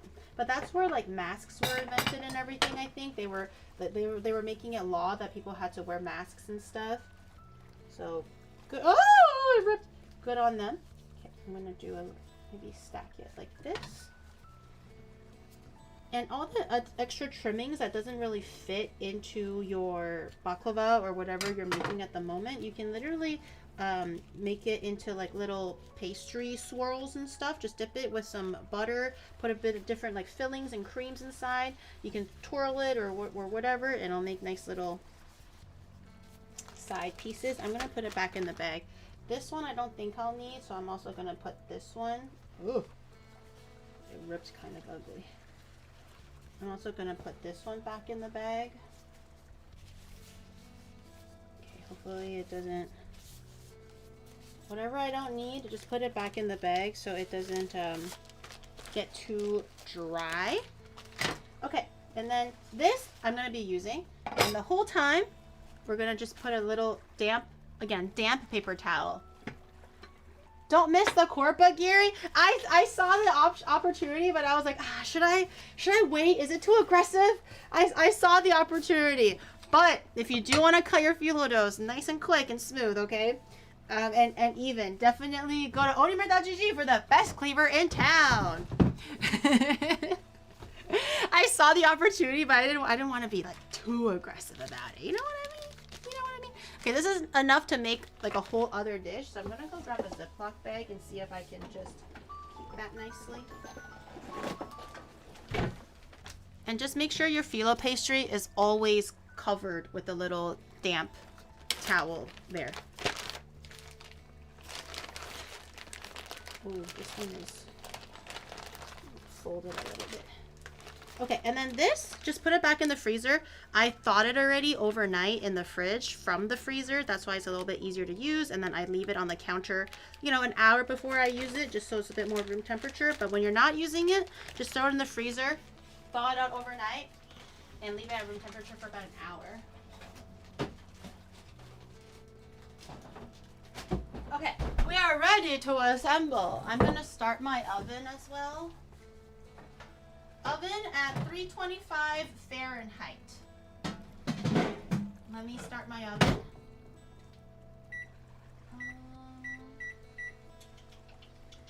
325. That's like 170 degrees Celsius or something like that, right? Maybe. Okay. All right. How you assemble? You don't need a knife. You want to take your brush. You want to take your butter. Okay. Put it all together. And you also have your nuts.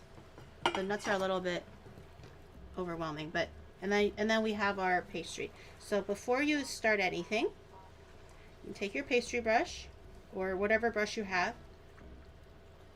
Don't use your fingers, okay? Don't use your fingers. Not Celsius, Fahrenheit. Fahrenheit. You're gonna like turn your baklava into like a bomb. Okay. Oops. So you want to take your brush and then you kind of want to just evenly brush everything. The sides too, especially because this is not a non-stick pan, this is glass. I think you'll definitely need a little bit of butter just to make sure that things are a little bit non-stick.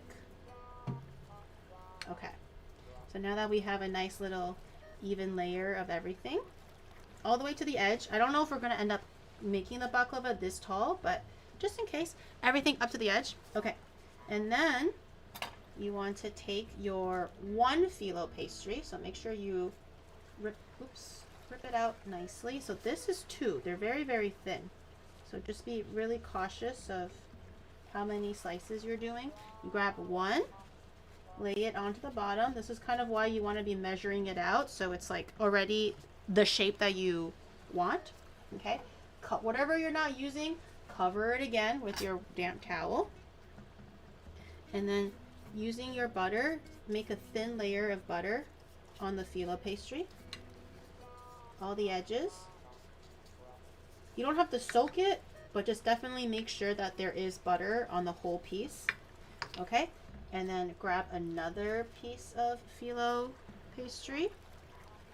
And we're gonna, the bottom layer will be a little bit thicker than the rest of the layers. The bottom layer, we're gonna aim for roughly 10 sheets of phyllo pastry. And all the other subsequent layers, once we start putting nuts in there, is going to be about 5 sheets. So there's a little bit of a fold here, so I'm just gonna try to grab the fold. Okay, and then just, okay. Why did it all fall out like this? Oh, okay. I was wondering why. Wait, so can you help me keep track, chat? How many slices was that already? That was 2, right? Okay, we're gonna do 3.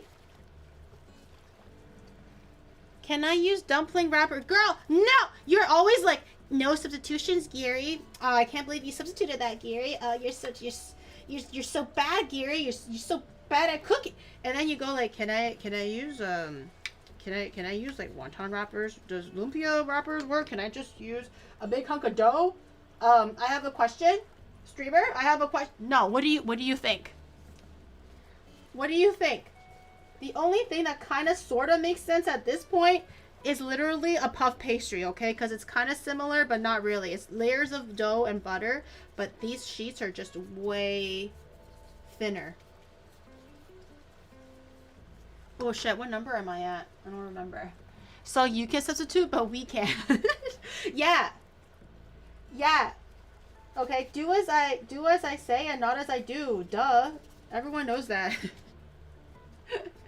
No, you cannot use dumpling wrappers or wonton wrappers because it will be way too thick. You've noticed that the phyllo pastry, like I said, is thinner than paper. Literally, when we were holding it up, like just normally like this, you can see through your hand. You can see through the actual sheet. That's how thin it actually is. So if your wonton paper is not this thin, It won't work. It won't work. Can we use hot glue?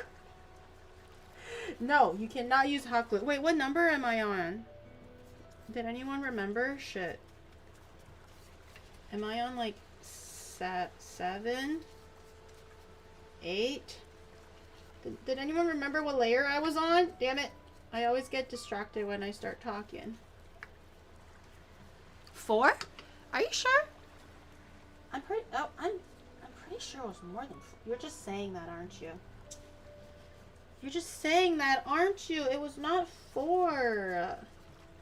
I'm pretty sure we're at like at least 6 or 7 or something like that. I've also noticed that these sheets are a little bit too tall because you see how they're coming up over the ridge. So I'm going to take all of my remaining sheets. I'm going to just do this now while I still have the chance. And grab all the extra stuff. I'm just going to use my scissors actually and then just cut off a little bit of it just to trim it. Just so I don't have to deal with it later. And put your wet towel back on there. Okay, I'm going to do maybe 1 or 2 more layers and assume that it's 10. Okay, these fit a little bit better. Taicho, thank you so much for the 8 months. Thank you. Paper, it's bound to be paper in some of this for sure. No. No paper. It's either parchment paper where the phyllo dough was wrapped in, or what is it called? Paper towel. Obviously, paper towel is not going to get mixed in there. Obviously. Okay, this one is a nice, beautiful, flat piece. It's still a little big, but I might need more butter. Okay. We are ready for the nuts. Everyone, get your nuts out. It's nutting time. Okay. We're gonna try to aim for several layers for the baklava, so we don't have to do a super thick layer of nut. Just a thin layer, enough to kind of cover everything. It's okay if there's some bald patches and whatnot, but we don't have to make a really huge, thick layer of it. So just grab a little bit, maybe even like half a cup of nut, maybe a little bit more than a quarter cup of nut. I'm just gonna spoon it and I'm gonna eyeball it, but this looks pretty good. I'm just gonna fill in some of these little sparse areas, but something like this is good. So you have every time you bite into it, you have a nice piece. Oh, I should be making the syrup first. Oh, it's okay. I think it'll cool down fine. Oh, I forgot. I should be making the syrup first and let it cool down. No. I got ahead of myself. The syrup, the baklava syrup, is what makes it sweet and also crispy. It's an integral part of the baklava, but I forgot. Also, this one just got mangled. It's okay. As long as it comes to room temperature, it's fine. So, although it's not the ideal timing, it'll still be okay. Okay, and then just put on your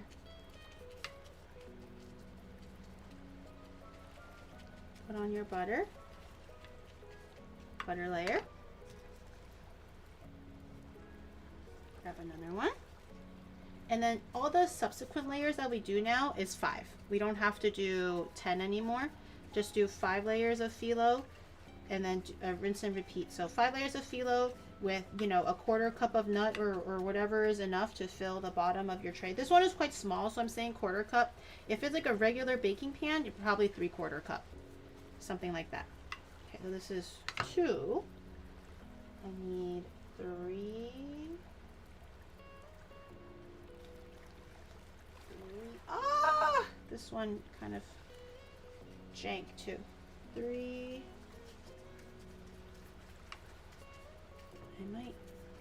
I also might need more butter.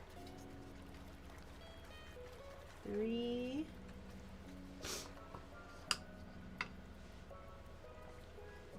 Did you know that if you watch too many Disney live action remakes, you start experiencing existential crisis syndrome? Huh? You do? Which Disney movies gave you existential crisis syndrome? Was it Snow White? I still haven't watched it yet, but I still don't really have the want or the need to watch it. Did you know that bound sonnet syndrome can be caused by eating too many nuts? Oh, a what syndrome? Bound sonnet? That sounds like a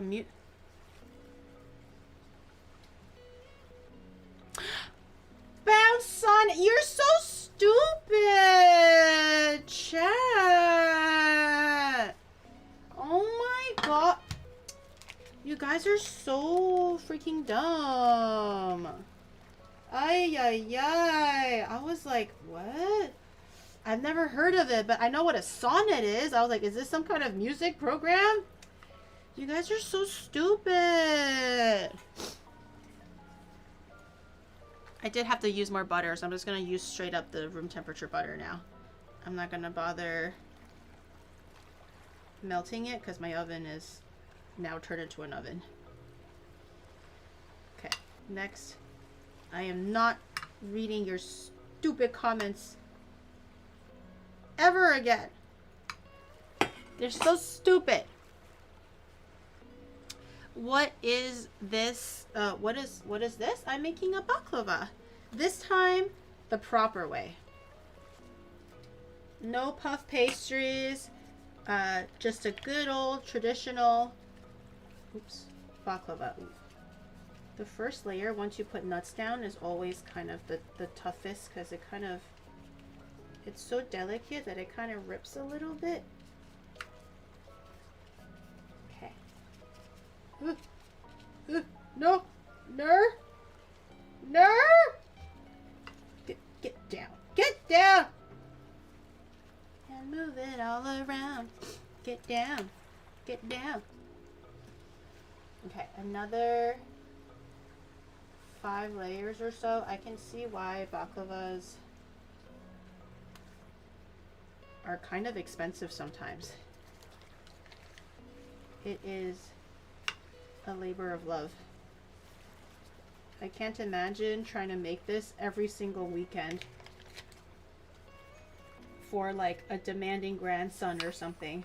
Like, Granny, can you make baklava today? I'll be like, hell no! Just buy it from the bakery. I am buying no baklavas. I mean, I ain't making no baklavas. Go get it yourself. Baklava every weekend. It's not difficult to make, but it's just very time consuming because it's like layer by layer. You got to do this slowly. There's really no like rushing it, I suppose.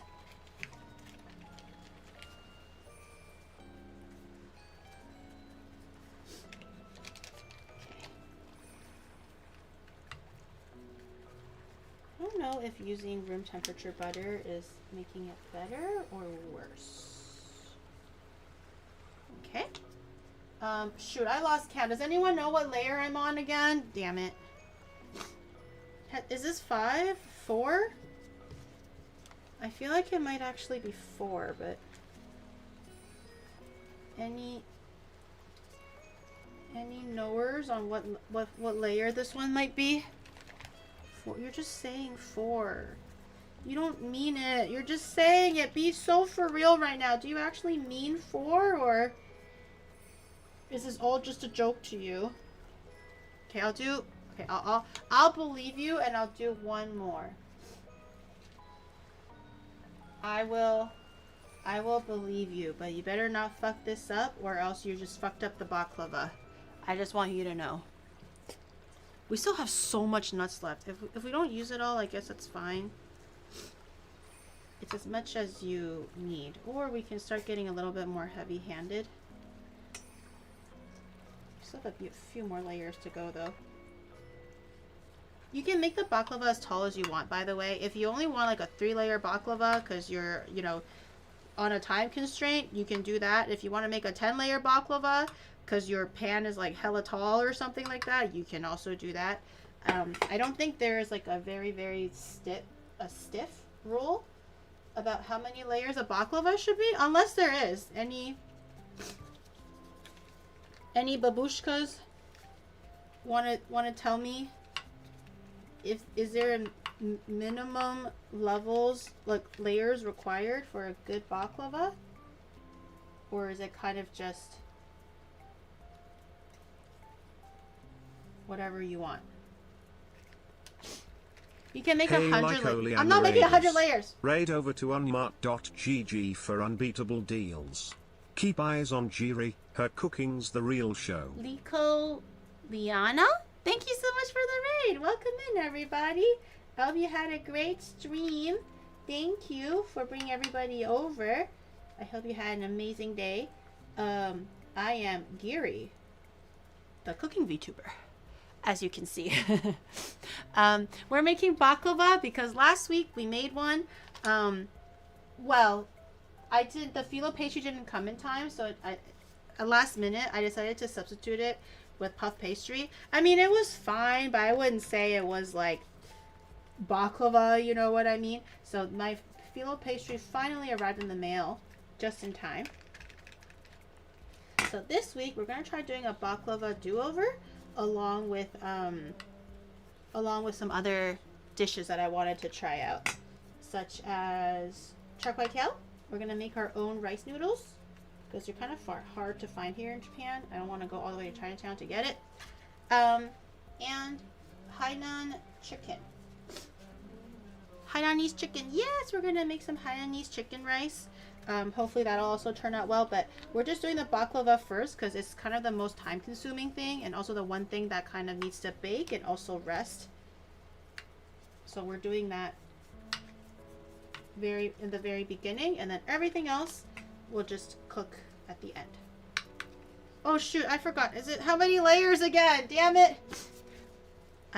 I need 5 layers. I think we're on 2, right? Kunafa? I know what that is. Kunafa is like a savory thing, right? There's like meat inside, but with phyllo dough as well. I can maybe try making that next time. It's like phyllo dough with like meat and cheese and maybe like spinach or something. It's a savory.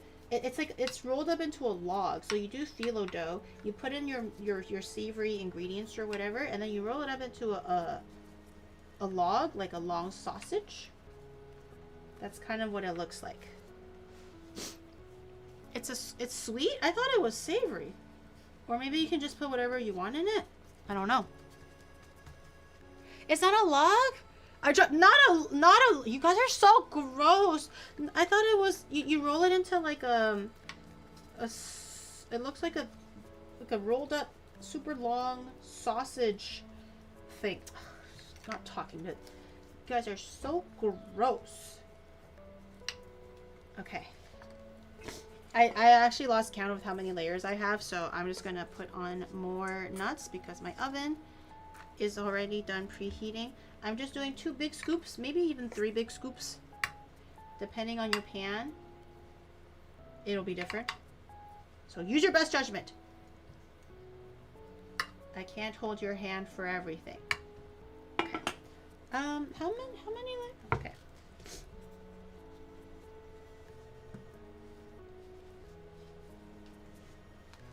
Oh, my phyllo dough. I forget to cover it up, so it's like drying up a little bit.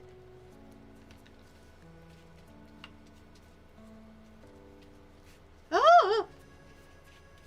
It ripped. No.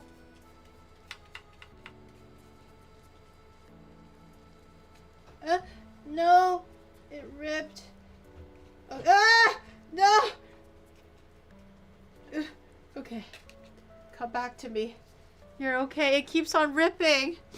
No, it's not ruined. It's okay if it's ripped. Like, especially if you came, if your phyllo dough, if you were a little bit rough with it, it rips quite easily because of how thin it is. So you can just piece it together. If it's not one like super neat sheet, it's not the end of the world, but it's definitely a lot easier to work with if it was a neat sheet, you know.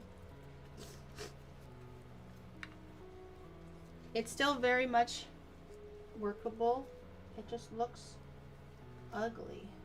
And no one wants to look at ugly things.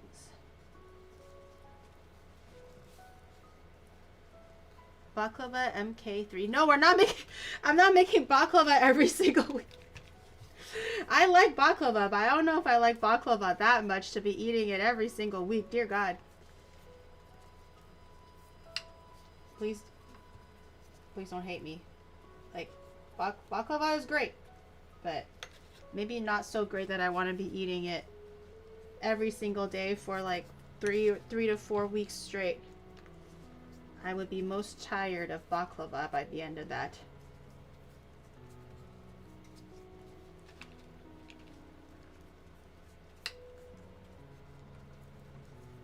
Okay. I think one more layer. I think that makes 5. And I think I'm gonna do one last. This is my last layer of nut. I probably prepared more nut than I needed because I didn't actually measure out the nuts that was required. I just kind of got 2 small packages of nuts and then just hopefully that was correct. But I think we're good on the layers. It doesn't have to be too tall. I'll do a little bit more. But if you want to do 100 layers or 50 layers or 69 layers or whatever you want, you are the own stacker of your baklava. Don't let me tell you what to do. But I think this is enough for me. It's my last nut. Yeah. I'm running out of nut juice. There's only so much nut a person can provide. And for me, I think this is Genkai. Respectfully.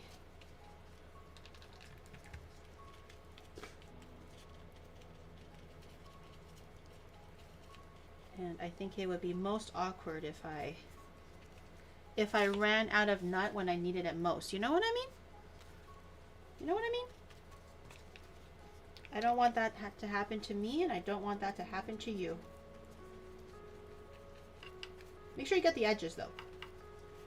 When you're buttering your phyllo pastry, make sure you're not doing just the middle. Make sure you do the edges too, so the edges can also be nice and buttery and crispy. Is it like croissant layer is a magic number? I want to say no, but I feel like people in the chat are going to be like, my grandma makes 87 layers exactly, you know? So I want to say it's no. It's kind of just like within reason. The one recipe or tutorial that I found said that it was, I think it was like 5 layers of nut. So 6 layers of pastry, 5 layers of nut, because it's like sandwiching it all in the middle. Something like that. But like I said, I think it kind of just depends on your family and how much they do it. I want to try to get one really nice one for the top.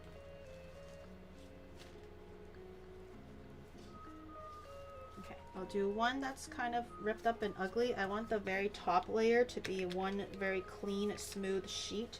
So when we're cutting into it, it'll be not ripping. Layering it up. No, it's just... You guys are so gross. You guys are so gross. I was also thinking of making a birthday cake for my dad this weekend. I'm not sure when I would have the time to do it, because I kind of want to be sneaky about it.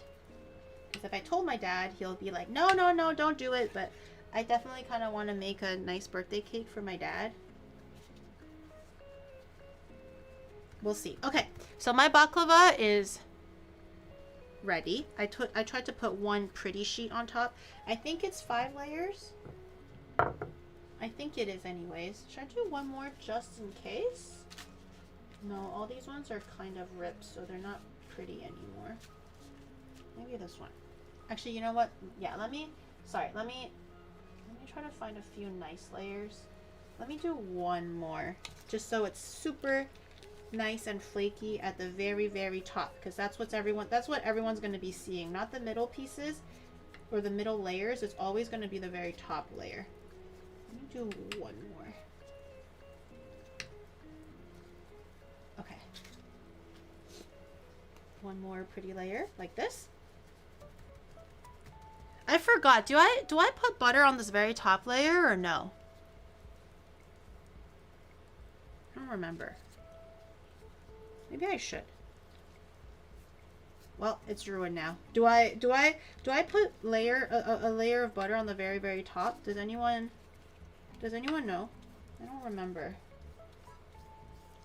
I think both yes or no are reasonable. After she said to marry you after my baklava. Babushka, I don't want to marry your grandson, granddaughter. I'd rather marry you. Slightly dry and flaky in not the intended way. It could be use another 8 ounces of butter to saturate the phyllo to actually crisp and semi-fry the layers. Butter on top. Damn, do you think I didn't use enough butter? Okay, my oven turned off just now because I was taking too long. So let me restart it again.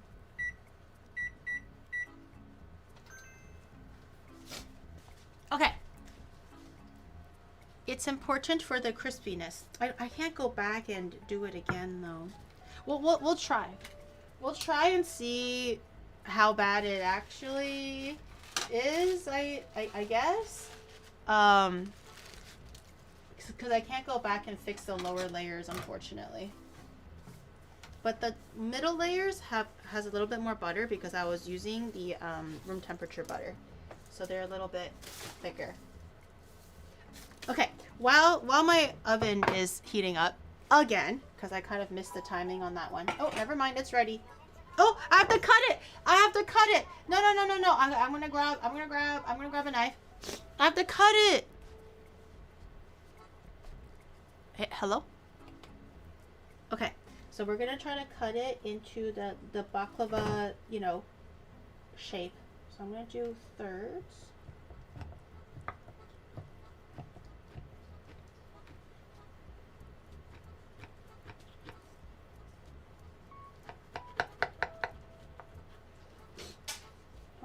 Oh no.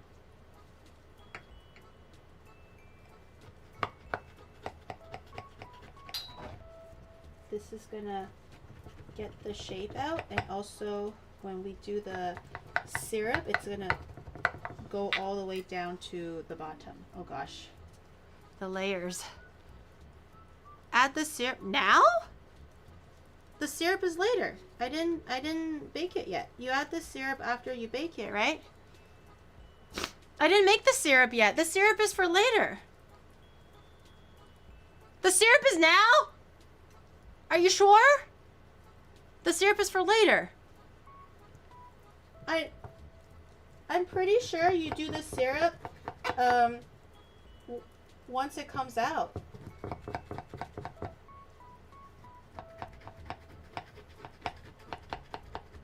Okay. Okay. That's not the right baklava. Your head is not the right shape. You don't see me talking about it. Wait, last time I don't think I put it in the... I don't think I did it before either. I think I did it only after. And it still tasted really good. Oh my god, these layers are not staying where they should be. Behave. It's so drover. It's so drover.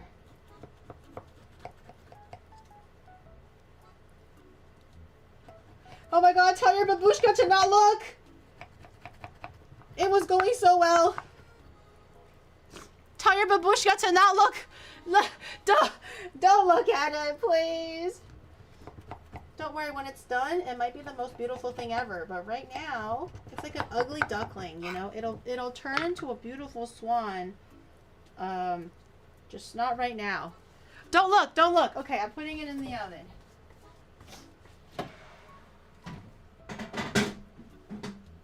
Roughly 45 minutes.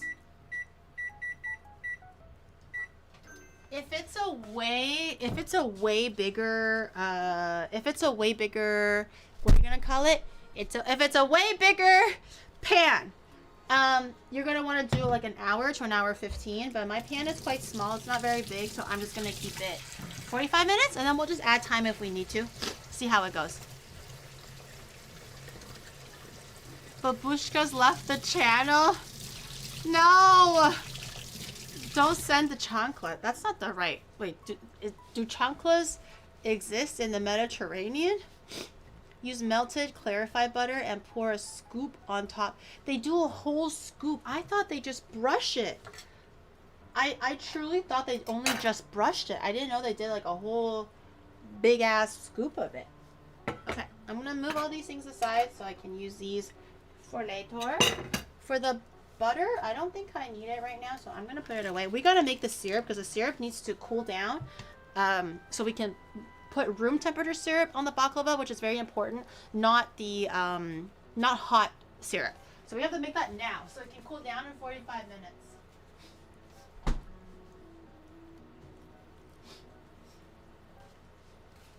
Okay, so I have my pan here. We're just gonna do all the ingredients all together. I think it is, let me grab my measure. Where is my sugar? Where is my sugar? Where is my sugar?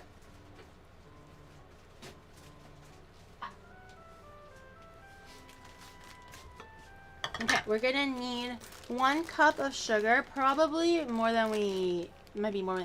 I got a baba, or is the Babusha's North Slavic. Oh, I knew that. But do chanclas exist there is the question. Okay, 1 cup, roughly. This might be more than we need, but it's okay to have a little bit more, I think. 1 cup of sugar, white sugar. We need 1/2 cup of honey. Okay, I'm gonna eyeball it just a little bit. Again, tell your babushkas to look away. I'm gonna eyeball 1/2 cup. I just don't want to wash another measuring cup. You know what I mean? I'm sure your babushka would do the same. Okay, that was roughly 1/2 cup of honey. Molassesy. 2 tablespoons of lemon juice. Okay, I'm just going to use my fingers and get all the honey out. It tends to cling to the edges. Okay.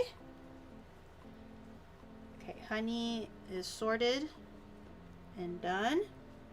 2 tablespoons. Ooh, so much honey. Sticky. If you surround your bowl of syrup with salt water with ice in it, then add some milk to the syrup and then mix it heavily, you can make ice cream. Oh, yeah. I've always wanted to try that science experiment. I just never got the chance. I did it in grade school before. They used to do that. Put salt in the ice. 2 tablespoons of lemon juice. 1, 2. Okay, 2 tablespoons equates to 2 splashes. Lemon juice, kind of to taste. 1/4 cup, 3/4 cup of water. I'm gonna also eyeball this. That is roughly 3/4 cup of water. Okay, boiling it now.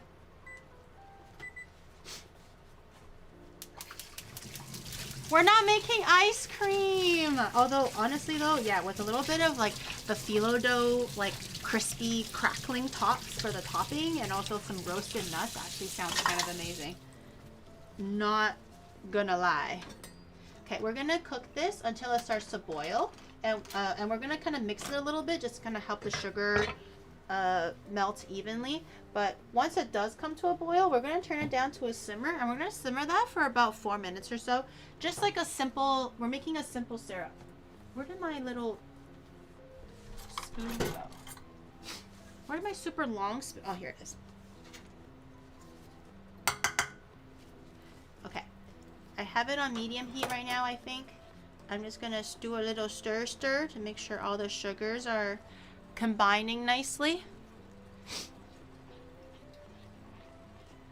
But once it boils, I'm gonna stop stirring it and just let it simmer for a little bit.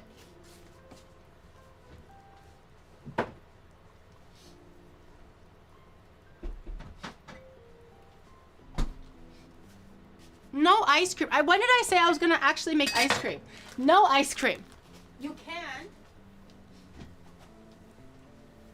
You can, but no ice cream. Is my fire on? Hold on. Let me see. Yeah, it is. Okay. I wasn't sure if my fire was on for a second. No ice cream. Maybe we'll get some ice cream tomorrow. But no ice cream today. Now we have to focus. It's work time. Only work baklavas. Why no ice cream? Because I don't want to give you ice cream. Okay? I did not promise ice cream. Someone in the chat mentioned, oh, by the way, you could make ice cream. And I was like, oh, that sounds really good.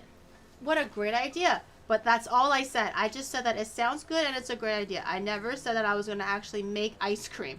We're not making a 5th dish. Today we're technically making 4 dishes because I have to make the rice noodles from scratch. That's already like one extra thing. We're not making 5 things. No, sir. And ideally, I want to have Twinny try out the Char Kway Teow if it is successful before her stream at like 1 a.m.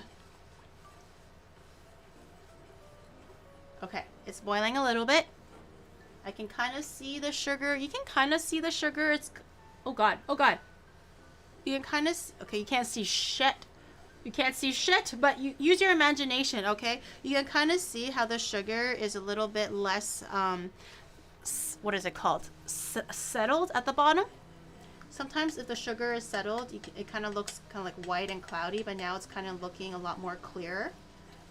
I'm going to wait for it to kind of actively boil a little bit more. You can kind of see the bubbles and stuff. No more close-up shots. I don't know why I can't like focus. Okay, I'm gonna wait for it to boil a little bit more. In the meantime, I might get a crock pot and start making my Hainanese chicken rice. Okay, it's boiling. I'm gonna turn it down to a medium, or not medium. Sorry, like medium low even. We're gonna bring it down to a simmer, a gentle little simmer. And you don't have to stir it anymore. I'm just kind of letting the scum dissipate a little bit. But a small little simmer for about 3 to 4 minutes, just so that it kind of thickens a little bit. Tiny little bit like that. Okay, keep that going. In the meantime, stare at my cutting board. I'm gonna go grab a crock pot.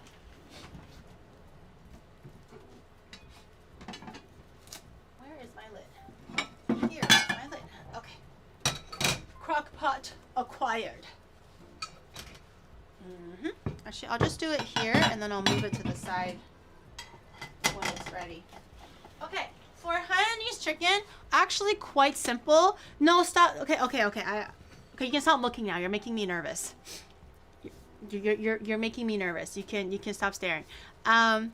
For the Hainanese chicken, it's quite simple. We're just putting in some aromatics into water and have the chicken inside. So we're actively making chicken stock for both the rice that we're going to be making later and also kind of like the boiling liquid to kind of soften the chicken and, you know, make it nice and juicy and tender and all that stuff. It's not innately very difficult. We're going to grab 2 chicken thighs. If you have chicken legs with a bone in, I actually recommend that you use that, but my butcher didn't have any chicken leg bone in today, only skin on. Oh, and skin on bone in chicken thigh. That's skin is pretty important. Have the skin on.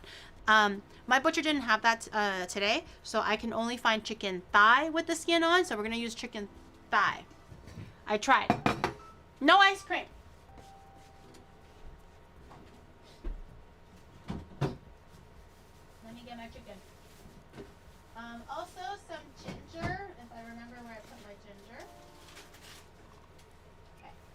We're gonna need ginger, a little bit of garlic. Where did my garlic go? We're gonna need a few inches or like a nub of ginger. We're gonna need a little bit of garlic. We're gonna need a little bit of green onion. These are all just kind of aromatics to make sure that it gets rid of the weird stankiness of chicken and makes your stock nice and flavorful. No chicken. I don't want to be like definitely no chicken wing, but it's not like the typical type of cut of chicken you'll find for Hainanese chicken. Normally they just do a whole chicken. I don't have the luxury to buy like a whole piece of chicken. That's why I'm just using chicken thigh. Chicken thigh is the easiest to cook and less hard to fuck up. But if you have chicken leg, it will probably taste a little bit better. If you have chicken breast, that'll also be okay because we are going to be boiling it for quite a bit. I'm going to actually take a little bit of the fat off because I want to save a little bit of chicken fat for the rice. I'm going to try to leave most of the skin on. I'm going to try to leave most of the skin on. Like this part is okay. This part where it's like really... Hello? Hello? Oh, yeah. This part where it's like kind of really flabby and this is all skin, no meat on it, I'll probably take this part off. I'm going to try to render some fat off of the skin so I can use it for my rice. For example, these parts where it's a little bit more fatty and not connected to meat, I think I'll use these pieces. What cup size should the chicken boobies be? Oh, like E-cup minimum. That's an easy one. E-cup minimum. I don't think I'll have enough chicken fat to maybe render out that much. But a little is better than nothing. It'll really make a difference in your rice. So anywhere that's kind of just extra thigh or extra skin kind of hanging around, I'm just going to try to take that off. These pieces. You still definitely want a lot of the skin left on your actual chicken. It does make it very yummy. I think that one's fine. This one, I'm gonna cut these. This guy has lots more flab on it. But yeah, E-cup minimum. I am not. Where are you getting chicken ice cream? When did I say that I'm making chicken ice cream?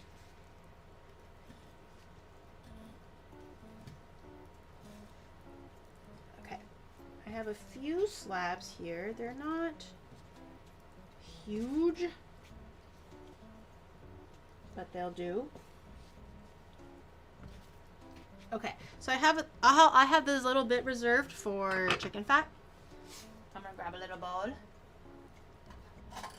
and put it all in there. So this will be for when we render out for the onions and stuff. And then for this, I'm gonna leave it as is. You don't have to wash. Dude, did you see that video where there was a lady that was doing like a cooking tutorial or something, and it was like, I'm a good mother. I want to make sure that my kids don't get sick. And then she proceeds to wash her chicken with dish soap. It was like a cooking tutorial, and she was like, not me giving, can't catch me giving my kids salmonella or something like that. And then she proceeds to take the chicken and then just scrub it down with like soap and everything. She was like squeezing it and wringing it from like to release the soap and everything. And I'm like, girl, what the fuck? Your children are doing, and then she proceeds to cook it like normal. She's not eating them. She's not feeding them raw chicken or anything. She still proceeds to cook everything like normal. So I was just like, what's that? Is it mandatory you burn the chicken? There's no chicken. There's no chicken ice cream. I don't know where this came from. Chemical food poisoning. Yeah, I was like, what the hell? She was so passionate about it too, and I'm like, hey man, I guess so. Pop off, queen. Pop off. Now the kids are gonna go to the restaurant going like, why does the restaurant chicken not taste like Dawn dish soap? That'll make for a very awkward conversation. But chicken ice cream is possible. Honestly, if you dish really soap, wanted that's it, scrub I would level. say it is. Clearly she should have bleached the chicken before cooking. I know, right? just put some borax on there and just be like, really just kill off all those pathogens. That's what she should have done. But I'm just washing the cutting board a little bit so I can cut my ginger and my garlic and my green onions. But it's pretty simple. I still have my stock pot here with my chicken and everything. You want to grab your garlic. Just use your hands and kind of push down a little bit and crush it like that. You don't actually have to take out any of the garlic from the skin. You can leave the skin on. I'm just going to take out half a clove. You can do as much as you want. You can do 2. You can do the whole bulb. And then I'm going to use my cleaver again, just because I like the big flat surface, and just give it a spank, a light spank. So you kind of want to wait for it. You want to spank it until it gets crushed, but not obviously like falling into smithereens. So a light little tap, it kind of releases some of the flavor without it completely disintegrating. And with the skin and everything, just put it all into the stock pot. You want to grab your nub of ginger, harder. Naughty. You want to grab your nub of ginger, and then just cut the dry bits out if there are any dry bits from like the packaging. And then you want to just cut them into like slices. Not super thick, not super thin. We're not eating the ginger. The ginger is supposed to just be for aromatics to make your chicken less stinky. Okay, so just cut like an inch knob or whatever, and then put it in your soup. And then green onion. Green onion. How much do we need? I'm just gonna cut this whole thing off. I don't have the patience. I'm gonna do maybe 3 stalks. These are a little bit skinnier. The Japanese ones are like really skinny, but also really long. I feel like the Canadian ones are shorter, but they're also thicker. If it's the Canadian ones or like the North American ones, I would say 2 stalks is more than enough. For these like skinny Japanese ones, I'm gonna do 3 stalks and just cut them into like big chunks. Again, not eating them, just seasoning and aromatizing the soup. Okay? Like this. Everything is in now. Why is chicken breast bigger than... Whoa. What kind of like steroid driven chicken have you been looking at? Huh? I know I'm not like, you know, Pamela Anderson over here, but I don't know what kind of like artificially enhanced chicken you're looking at. Okay, and for water, just enough to kind of cover it and then some, because I'm also going to let the lid open just slightly. I'm going to keep it slightly ajar, so there's going to be steam escaping. It will start to reduce down a little bit to concentrate the flavor. And I'm going to also, I don't know if this is traditional, but just to help it a little bit, do a little bit of chicken bouillon. Just a little, again, a little artificial enhancement never hurt nobody. Okay, I don't know if you put soy sauce. Should I put a little bit of soy sauce in there or not? Mostly, the saltiness mostly comes from the sauces and the rice. So the chicken itself shouldn't be like seasoned to the brim. But should I put in a little bit? Well, I already put chicken bouillon for the MSG. Should I put a little bit of like soy sauce or not? Is that weird? I wasn't too sure about that part. How do you know who Pamela Anderson is? From Baywatch or whatever it's called. Soy sauce and Hainan chicken. I saw someone say it like that, but I wasn't too sure. That's why I was like a little hesitant. Okay, I guess I can do chicken bouillon and MSG. Just really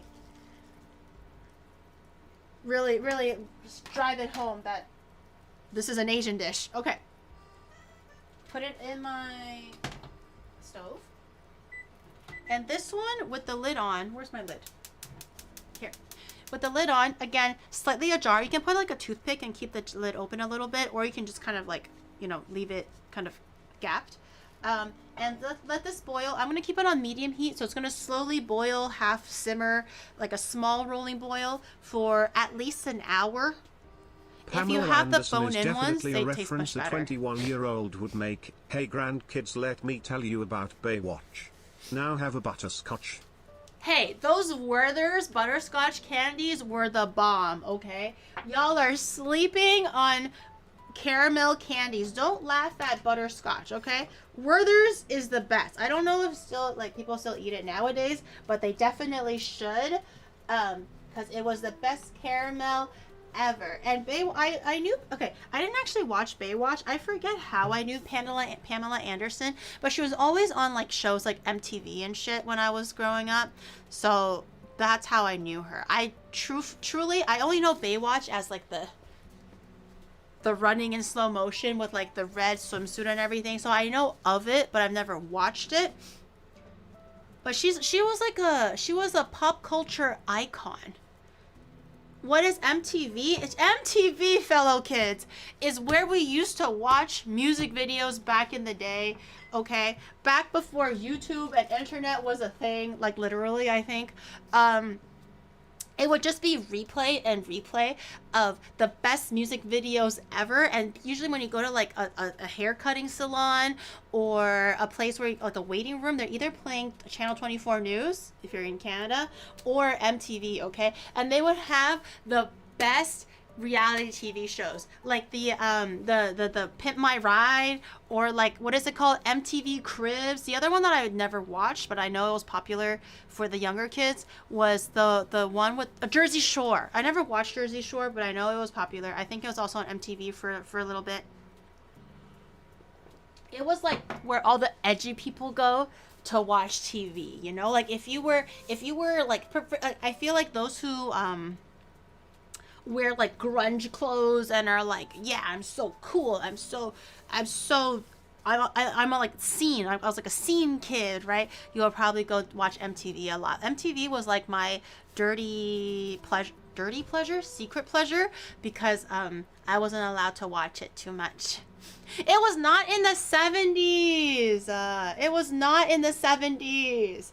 Yeah, I'm 21. I just know things, Chad. Like I am more attuned to cultural history and pop references more than you guys, okay? I just like to be connected with the world.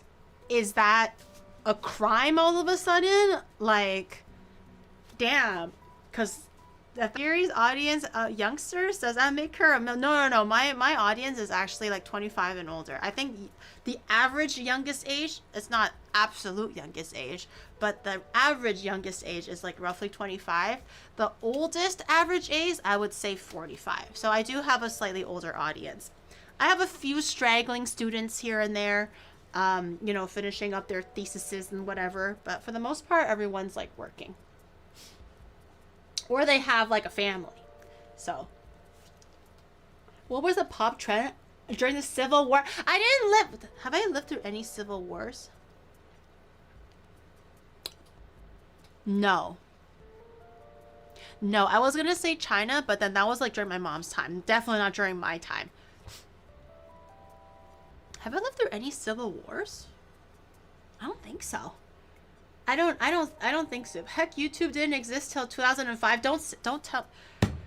Anthrax and SARS was before YouTube?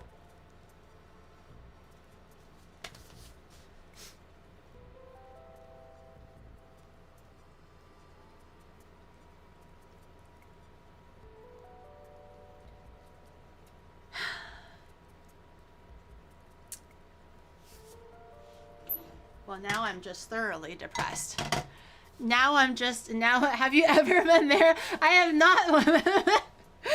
not met Marilyn Monroe. Wait, no, we literally talked about it earlier, how we were talking about SARS and anthrax and what was that third one? H1N1, the swine flu, and how that was like a really prevalent, like important, dangerous a part of my life when I was younger.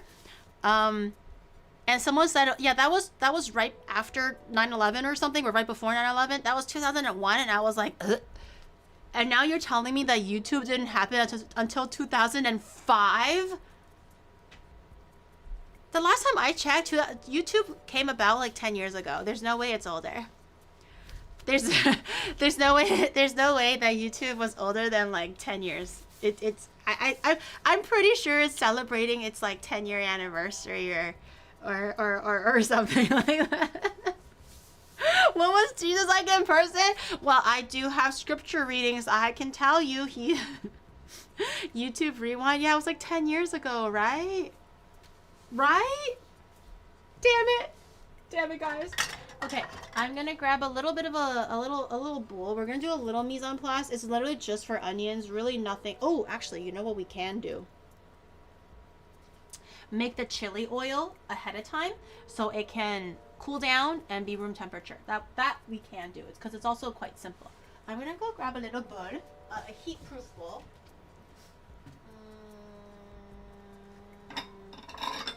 This one is. Maybe I'll do it in this so I can put it into the fridge later. Okay, so we're gonna need a microplane. If you don't have a microplane, you could just mince it really fine. That's also 100% okay. But I think microplane might be a little bit easier for me in this case. But we're gonna make the scallion, ginger, garlic oil it's like the dipping sauce for the Hainanese chicken. It's really quick, really easy. It's so fucking good that you can just eat it with white rice and it tastes amazing. Why? Because it's literally just all aromatics and then a crap ton of MSG. That is the secret. If whatever you make at home does not taste like a restaurant, just add in 2 tablespoons. Okay, maybe not literally 2 tablespoons, but add in 2 tablespoons of MSG and all of a sudden, miracle happens. It tastes like a restaurant, okay? So we're going to grab a little heat-proof jar, bowl, whatever it may be. We're going to do some garlic. This time we do want to take the peel off and everything because we're grating it into the jar. So skin off will be much better. You also don't, because you know how earlier I was cracking it with the cleaver? This time, don't do it with the cleaver. And that's only because, I kind of want to put this on the side. Is it hot? No. And that's because I want to hold on to it when I do the microplane. If it's all like falling apart and kind of like, you know, hanging on by its last whisker, it'll be really hard to grate it. You can do the crushing and stuff if you're going to be mincing it with your knife. But if you're not doing that, you're going to have to use a little bit of patience and take the skin off manually. It does help though if you kind of cut where the butt is and kind of peel backwards just to show a bit of the flesh on the inside. And if you just follow the rest of the skin, it does come off pretty quickly. But I'm sure everybody knows how to peel garlic. If your parents cook, you know how to peel garlic. Your fingers are going to be smelling like garlic for the next like 3 days. That was my job. My job at home was to peel garlic. It was to also clean the green beans because you have to peel the tip and the butt of the green bean. What else was my job growing up? Can't remember. Maybe like separating the peas from the pods. Anything that's like menial that my mom probably could have like done faster by herself. She was like, you know what? I'm going to make my daughter do it so she doesn't sit on her lazy ass all day. Which was not true because I was doing math homework, i.e. reading manga and watching Inuyasha. But you know, a girl's got to watch her Inuyasha, man. And read her shoujo mangas. Let me live, Mom. But no, I had to peel garlic. That's what I had to do.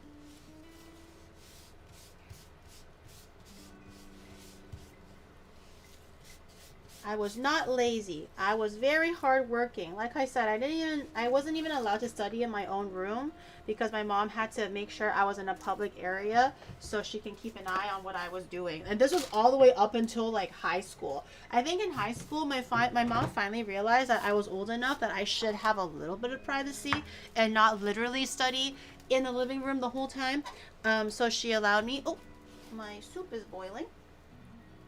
I'm gonna take the lid off and let it boil out a little bit. Because it's not super clean chicken, it's still butcher chicken, there will still be a little bit of scum that comes off. So I'm gonna leave the lid off a little bit while it boils. And I'm just gonna, after like 5-10 minutes or so, I'm gonna just use a scum scooper and skim off the scum. Once the soup is clean, I'm gonna put the lid back on, crack it a jar a little bit, and then let it simmer for the remainder of the time. Let me grab the thing. I really had a childhood memory. I learned all of this around 2012. You don't have any childhood memories? That's interesting, I suppose. But yeah, my mom realized that maybe like as a high schooler, maybe I should have a little bit of privacy when I'm like doing schoolwork and stuff. So she put my so-called office that I share with my dad really in the basement. There was like a little office room in the basement, but she can still like come in and out freely. Like I could never close the door or anything. But I used to date my secret boyfriend on MSN Messenger in the basement. Shh! Don't tell my mom.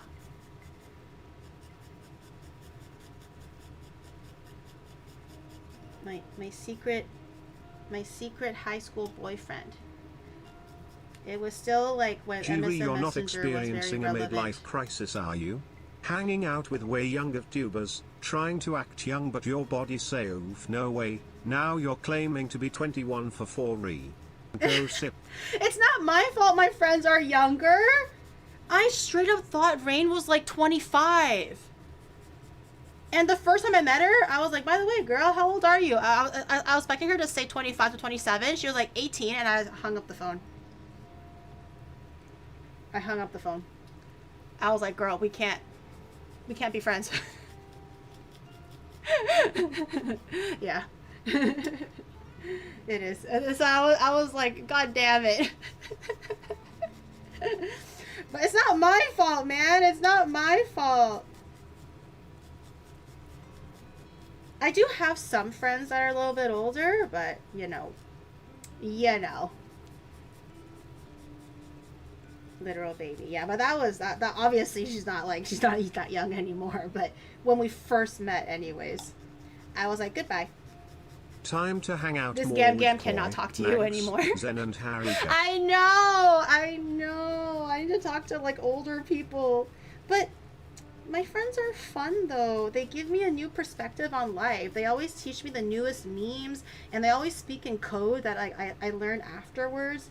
And then like they teach me new TikTok dances and stuff. I feel so alive. Like I feel it feels really like what is it called? Energizing or rewarding, I suppose, when I talk to people that are a little bit older or maybe my age or something like that. But also at the same time, talking to like younger people, their life and their perspective is so different from my life and my perspective that I'm like, yeah, I can do that TikTok dance too. You know, or something like that. Like I want to be cool. I want to have that life. Okay, my chicken is actually not that dirty. I don't see any scum whatsoever. I'm still gonna keep an eye on it a little bit, but it's very, very little scum. So I think we're chilling. I'm gonna peel my ginger. Aren't you 21? Yeah, but you know, they're also young.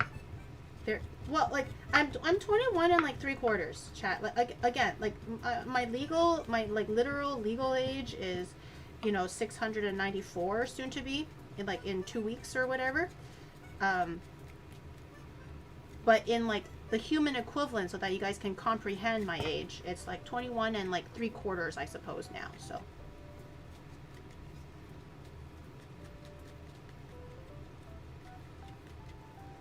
Okay, I'm just using my spoon to peel my garlic slightly, because I don't want garlic skins in my scallion ginger oil thing. I just peeled it enough. I exposed the nub as much as I need. It's not really, really big. I don't want to over peel it. Giri, quick in maths. June? Yeah, June. What is 3/4 of 21? 7 divided by 7, right? I mean, divided by 3, right? Or something like that. 3/4. Oh, that's divided by 4. You can't divide 7 by 4. Wait, what? I mean, you can't divide 21 by... I'm confused. Don't ask me a tough question. Eh? Hello? Oh, I thought it switched over. It scared me. Okay, now that it's boiling, I don't want it at like a super strong boil. I'm going to turn it down to like a lower medium. So it's a small boil. Not a simmer.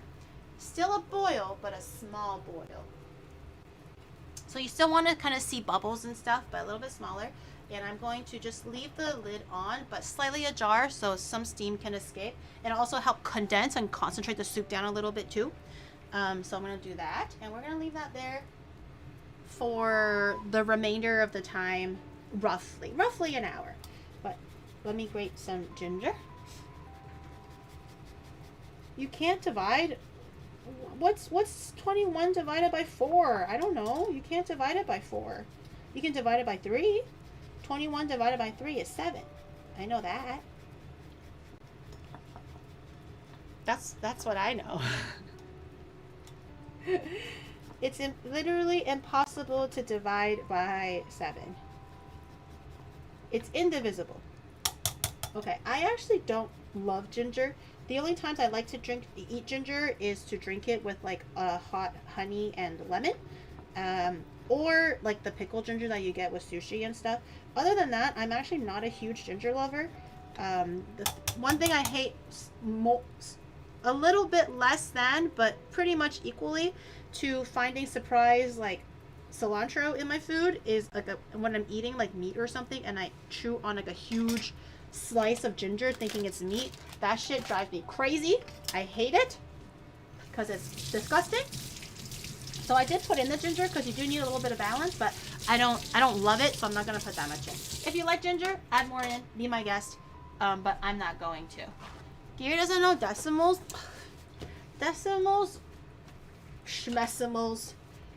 Everyone only cares about whole numbers anyways. No one goes like, oh yeah, can I have like, you know, a third and 0.75 of that bagel? Like no one cares about that. Okay, just give them a third.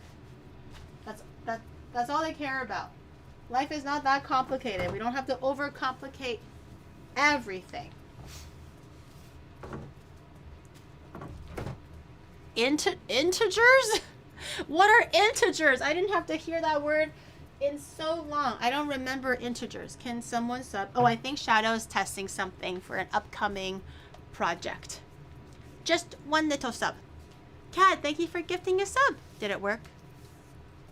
Half a bagel is decimals? No. Half a bagel is you crazy. A serving size. Good thing it's a short trip. Onigiri doki doki. I don't understand. I don't understand what that one means. What are integers? I don't remember integers. You love my cleaver? Thank you. Okay, so I have my grated garlic, which was roughly half a bulb, so 4 to 5 big ones.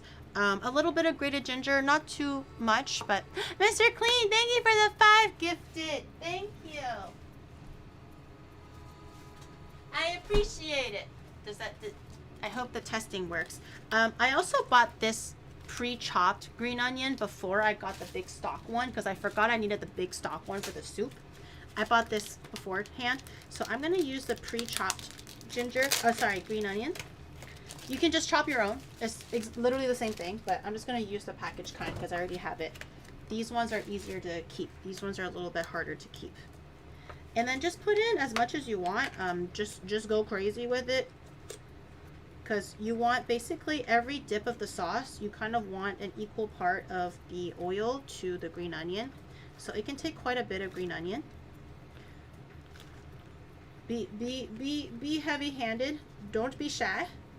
Be generous. A nanny stream? Nanny? Huh? I'm a grandma now? What's a nanny stream? Something divided by 0 is 0. Duh. Okay. I don't actually know if this is way too much green onion or not. Maybe this is too much. I put the whole package in. But we'll see. We'll see. Okay. While we have this going, we're gonna have a wok or a small pan, whatever, something to heat up water with. Mine is a little bit wet. Let me go. What is different between a rationale and an irrational number? Well, one of them makes sense and one of it doesn't. One of them has an argument and a justification, hence the name rationale. Irrational is your mom. Okay, I'm gonna grab a little bit of oil. We're gonna need a hefty amount of it.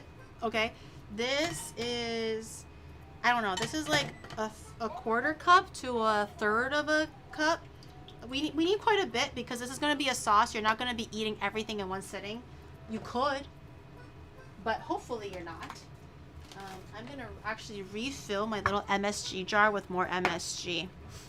Just divided 0. Stem major 0. Something divided by 0 is 0. Silly. I'm going to refill my MSG jar. Oh, yeah. I'm going to have this heating. You want to heat your oil up until it's glistening. It kind of has the consistency of water and smoking a little bit. You want this kind of like ripping hot. Not just warm. You want it hot so it's going to sizzle. I'm going to have to prep my MSG because we're going to need quite a bit. Fill my little bottle. Okay.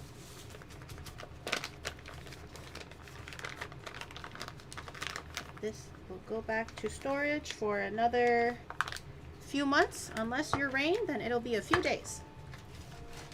Okay, so we can, while we're waiting for the oil to heat up, we can also season all our stuff. So you want to do, like I said, a really hefty, solid few shakes of MSG. Don't be shy. You don't have to tell nobody. Just only you know. It's our little secret. Divide 7,000 by 4.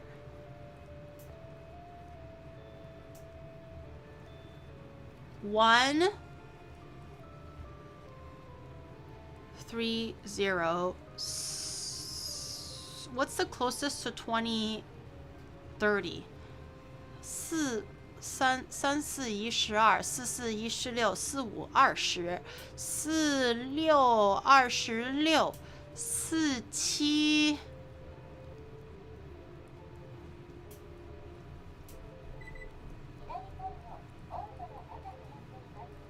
7 47，哎，4、5、20，4、5、20，4、6、24，4、7、28。So 7, 1, 7, 5, 0. 1, 7, 5, 0. I can only do multiplication in Chinese, and I only know how to do half of the multiplication table. I only know it in Chinese. I can't do multiplication in English. It doesn't work that way. It was like beat into my brain by my grandfather. A little bit of salt for the sauce. Not too much because we have the MSG, a load of it, so that's fine. A little bit of sugar if you want for balance, but since I ran out of sugar, I realized just now, I'm just not going to put it in. And some white pepper. She really is a doctor. Did I get it right? Can only do half multiplication table. You don't need math to be good at STEM, okay? You just have to remember bones, bodies, innervations, pathologies. That's it, okay? You don't have to be worried about what 4 times 7 is. That's for the accountants to worry about. It doesn't make sense in English, truly. It makes so much more sense in Chinese, I'm telling you. All right, let me check on my oil. Is it steaming yet? It's very, very like liquidy now for sure. I smell it. I do kind of want it to be smoking a little, so let me just bend down and take a look. Oh, it's smoking, it's smoking. Okay, I don't know if this is too much oil or not. I'm gonna have to be really careful. I might burn myself. I'm gonna just move this up a little bit. Because you're tempting me to join the dark side, and do you have a shadow soldier? Because you're the one who completes me. Shut up. Okay, this is gonna sizzle. Oh. This is gonna sizzle. Listen.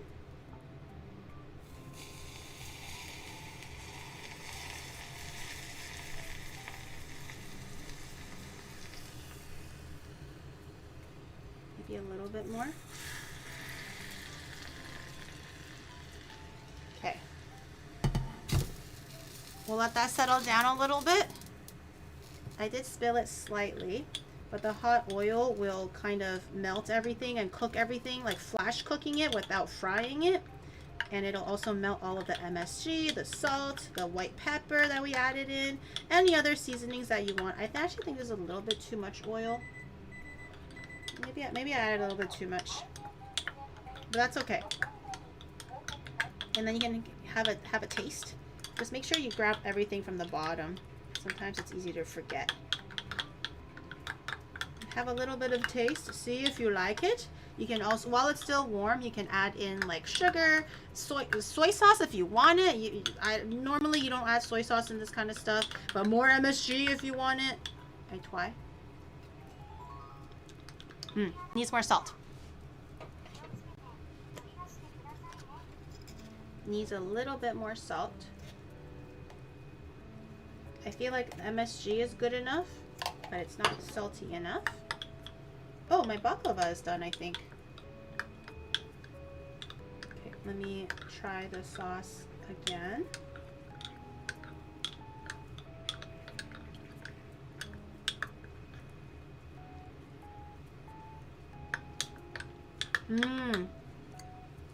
Yeah.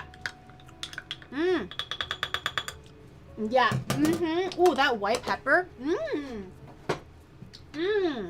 That white pepper changes things. Okay, I was gonna lid it on, but I think I'm gonna let it cool down with the lid off for now. No, I don't like ginger that much.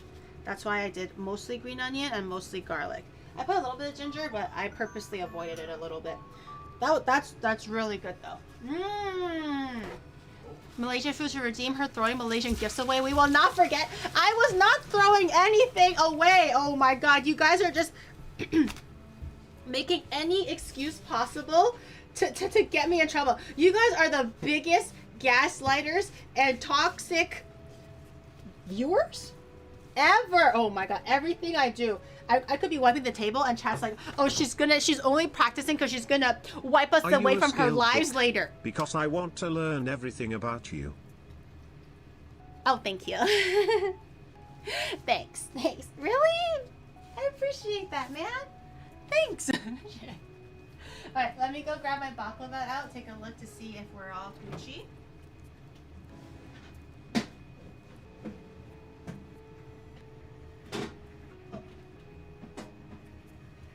Come on. Okay. Very flaky. I think because the upper layers kind of got... Hello? Why is the camera not working? Oh. I think because the upper layers kind of got a little, you know, lifted up a little earlier, it kind of is a little bit restless. But it looks very good. It looks very good. Let me grab a spoon. We have our syrup. I hope they can see that. Wait, I have our syrup that we made. It's already cooled down. And while it's hot, it'll also sizzle.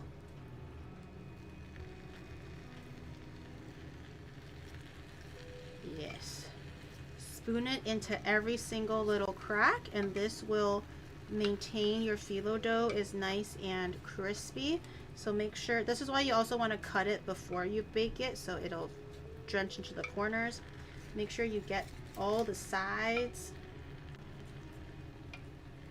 every little bit.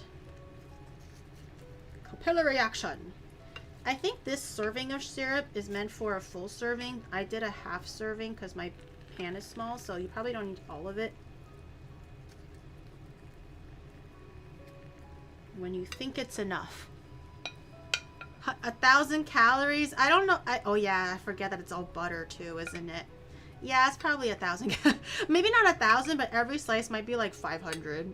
But every slice is like so tiny. Okay, I think that's pretty good. I used about roughly half of it. And the syrup will keep everything really crispy. Okay, I'm gonna let that sit there for a little. Okay, I'm gonna I kind of want to put the syrup away in a different area so I can still use it if I would like to.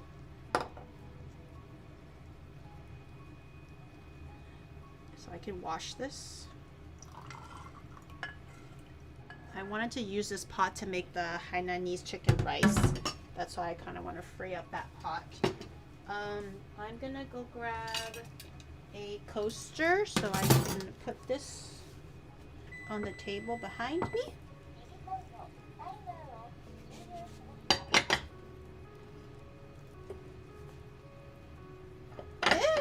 Okay. That's gonna sit at room temperature for about 3 to 5 days. The best time to eat it is tomorrow when it's all soaked up all the liquids and it's nice and like flaky and cooled down and everything like that. But this room temperature, just covered with a lid or like a little saran wrap after it's cooled down completely, will stay shelf stable at room temperature for like 3 to 5 days, no problem. If you want to freeze it, you can cut them into slices or whatever and then freeze it, thaw it, whatever later. Do whatever you need to do. But it's very efficient. Why? Stop. Did you lock my fucking shit? Lay whole You bitch of a stove. You turn on when I tell you to turn on. You turn off when I tell you to turn on. No one told you to turn on.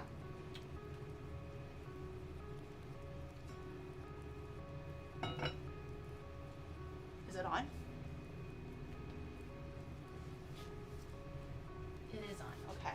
Do like low moa, huh? Oh, finally. Okay. My last Riz, do you have a hunter's license? Because you've got the permit to my heart. Because I hope you're using all of that Riz on your wife or husband. I hope so. Don't let it go to waste on me, man. I appreciate it though, but make sure you use it for someone that truly matters in your life, dude. But I appreciate it.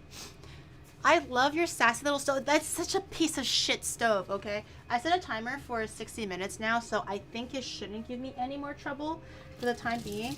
I'm gonna wash everything. I think it's time to start making, the rice noodles, I think. I'm gonna let the soup simmer a little bit more before I start grabbing it for the rice. The rice should take no more than 20 minutes or so. I think no more than that, because we're gonna be making on the stovetop. I'm a little worried, because there's a chance that I butcher the Char Kway Teow, but there's also a chance that I butcher the Hainanese chicken rice, and that's just not good.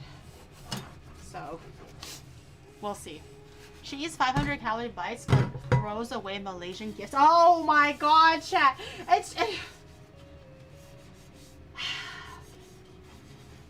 I can't tell you guys or show you guys anything without it being turned into some kind of like, Giri's being toxic, Giri hates us, Giri secretly wants us out of her life.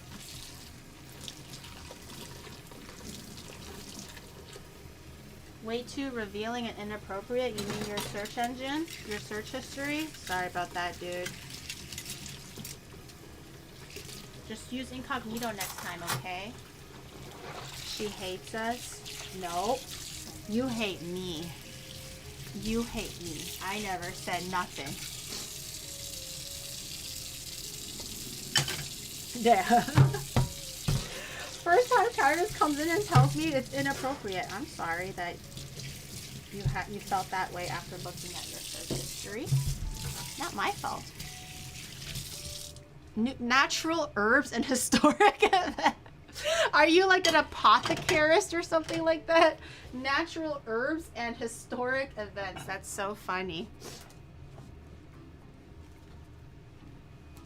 Chat do be complaining. Nah, they're just kidding. They're kidding. They're kidding. It's banter. It's because they always like to think that like I abuse them or something, and they're just a little bit like insecure about themselves. So it's just a little bit of banter. So it kind of became like a meme where it's like, oh, Giri doing this again. There I go crying. You know, it's just a meme. They don't actually mean it or nothing. It's not that serious. It's not that serious. The fact that bro somehow ends up here says something about their algorithm. Right?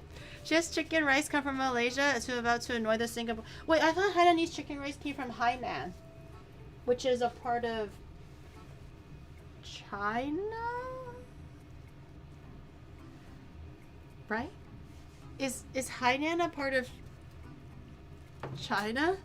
This is literally me when I went to Singapore for like a tour guide trip when I was younger, and the guy was like, so who can tell me where Singapore is from? And I was like, I said it with my whole fucking chest, it's from China. The tour guide was so fucking pissed, and I was like, what did I say? I thought I was so right. And I was like, what did I say? And then he told me that Singapore was a standalone country. And I was like, oh, I said it in front of the whole tour bus. In the bus. Like, you know, when the tour guide was like, oh, to your left is this. To your right, it's this.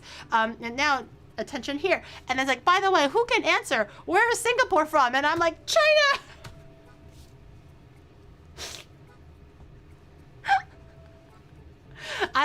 Let's just say I learned the hard way that Singapore was its own country. Goddamn. STEM major has nothing to do with geography, okay? Nothing to do with geography. Okay, let's start doing some prep work for our rice noodles because it will take a little bit of prep work. We're gonna grab a big old wok and a steamer, and I'm gonna start boiling our water. The prep actually doesn't take too long. I'm making it sound more serious than it actually is. Okay, we have our wok full of water. I'm gonna start boiling that. I guess I can start boiling it now. It's quite a bit of water. You're gonna wanna grab a steamer that's obviously the same size as your wok, so it fits nicely and everything. Okay, so we're gonna let that boil. If we're not ready yet by the time it boils, just turn the heat down a little bit and then just turn it back up when we are ready. But we're gonna need a big bowl. Oops, sorry, I'm gonna grab a big, hello. Damn it, I'm gonna just, okay, I got it. We're gonna grab a big bowl. This is gonna be for the rice flour mixture.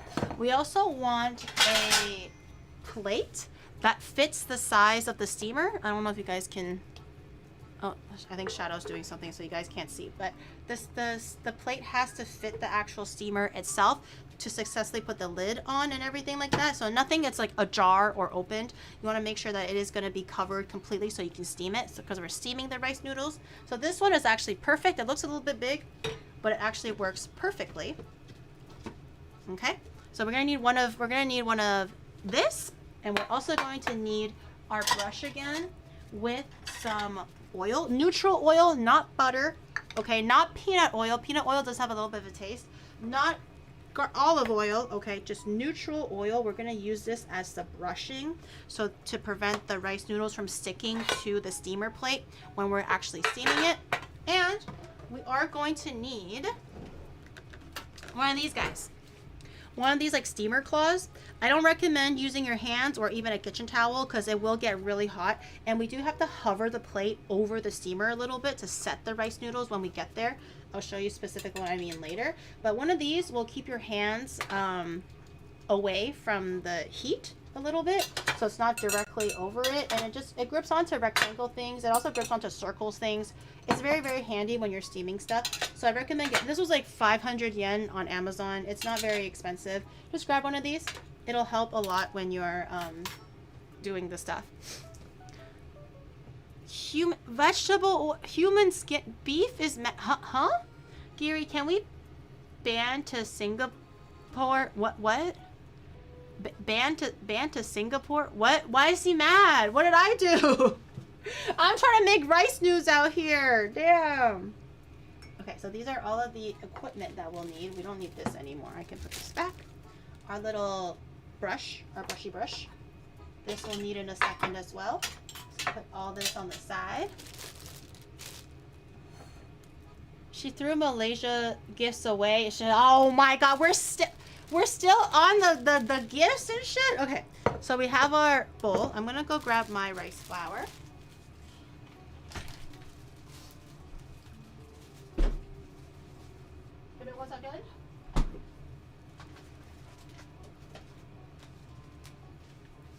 Okay, so you want to use rice. Stop trying to read 5 things at once. I can't keep up with the chats. It'll be like I look down, I focus for 5 minutes, I look up, we've completely left the conversation. I have no idea what's happening anymore. She doesn't even think the Malaysian gifts are worth remembering. Oh my God, you're okay. So you're gonna want rice flour, not glutinous rice flour. Rice flour. Be very, very careful with what you're getting. You want to get just straight up rice. Okay, not glutinous rice, because it will change the texture completely, and then you're no longer making rice noodles, and then you wasted all that money and effort for nothing, and then you're gonna cry about it, okay? I'm not making chicken ice cream. Why are we still on that? Okay, so we're gonna grab our rice flour is what you need. And we also need tapioca starch, not tapioca flour. That is also something completely different. Tapioca starch will make your rice noodles a little bit chewier and a little bit more dan hao, as they say in Cantonese, okay? A little QQ, as they say in Taiwanese, okay? Or in Taiwan, that's not Taiwanese, but Taiwan, okay? So you want 2 of these and a bit of water. But specific ratio is 1 cup of rice flour. Let me dry this a little bit.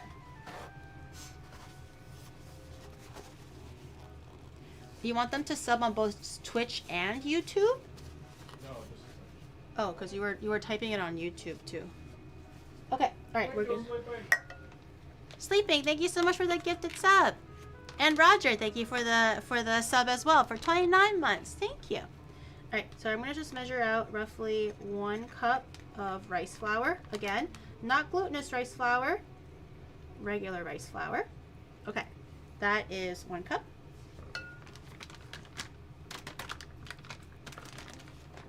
If Gary messed up the Char Kway Teow, oh, so help me God. Beef, I thought you were a supporter. I'm scared now. I'm actually genuinely worried because I've never made it before. I'm nervous now. I need half a cup of tapioca starch. Half a cup, okay. I don't want to eyeball this too much because dry ingredients are a little bit different from wet ingredients. So I'm gonna grab a 1/4 cup and we're gonna grab 2 of these because 2 quarters make a half. I know that. 1, 2, okay. So I have a total of half a cup of tapioca starch. And we need a total of 1.5 cups of water. I'm gonna measure that out preemptively.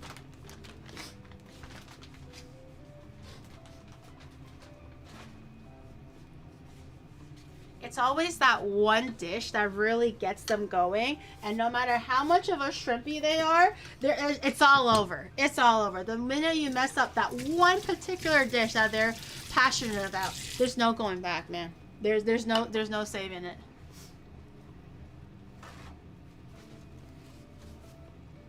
Can Asia chicken wing? Yes. Those Cantonese cafe chicken wings, the crispy fried ones, like that's unbreaded, so fucking good. I prefer unbreaded way more.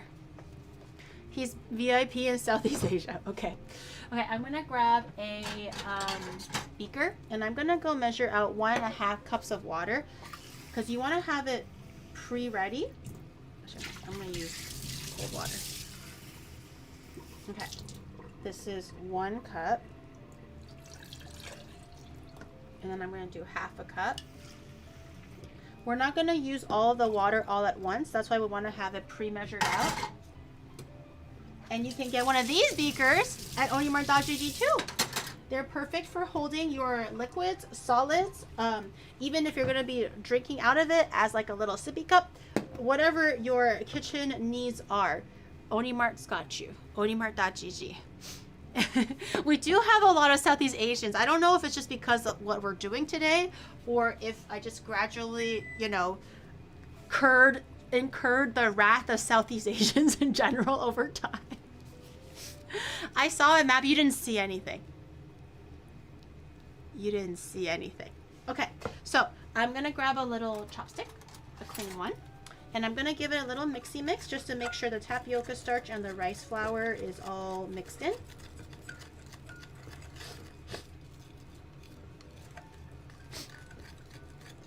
Gary on a list. Oh my god, I'm on a list already. Okay, so now that it's roughly mixed in, just keep your chopstick, and this is your 1.5 cups of water. Again, you're not adding in all of it, you're only adding in a little at a time.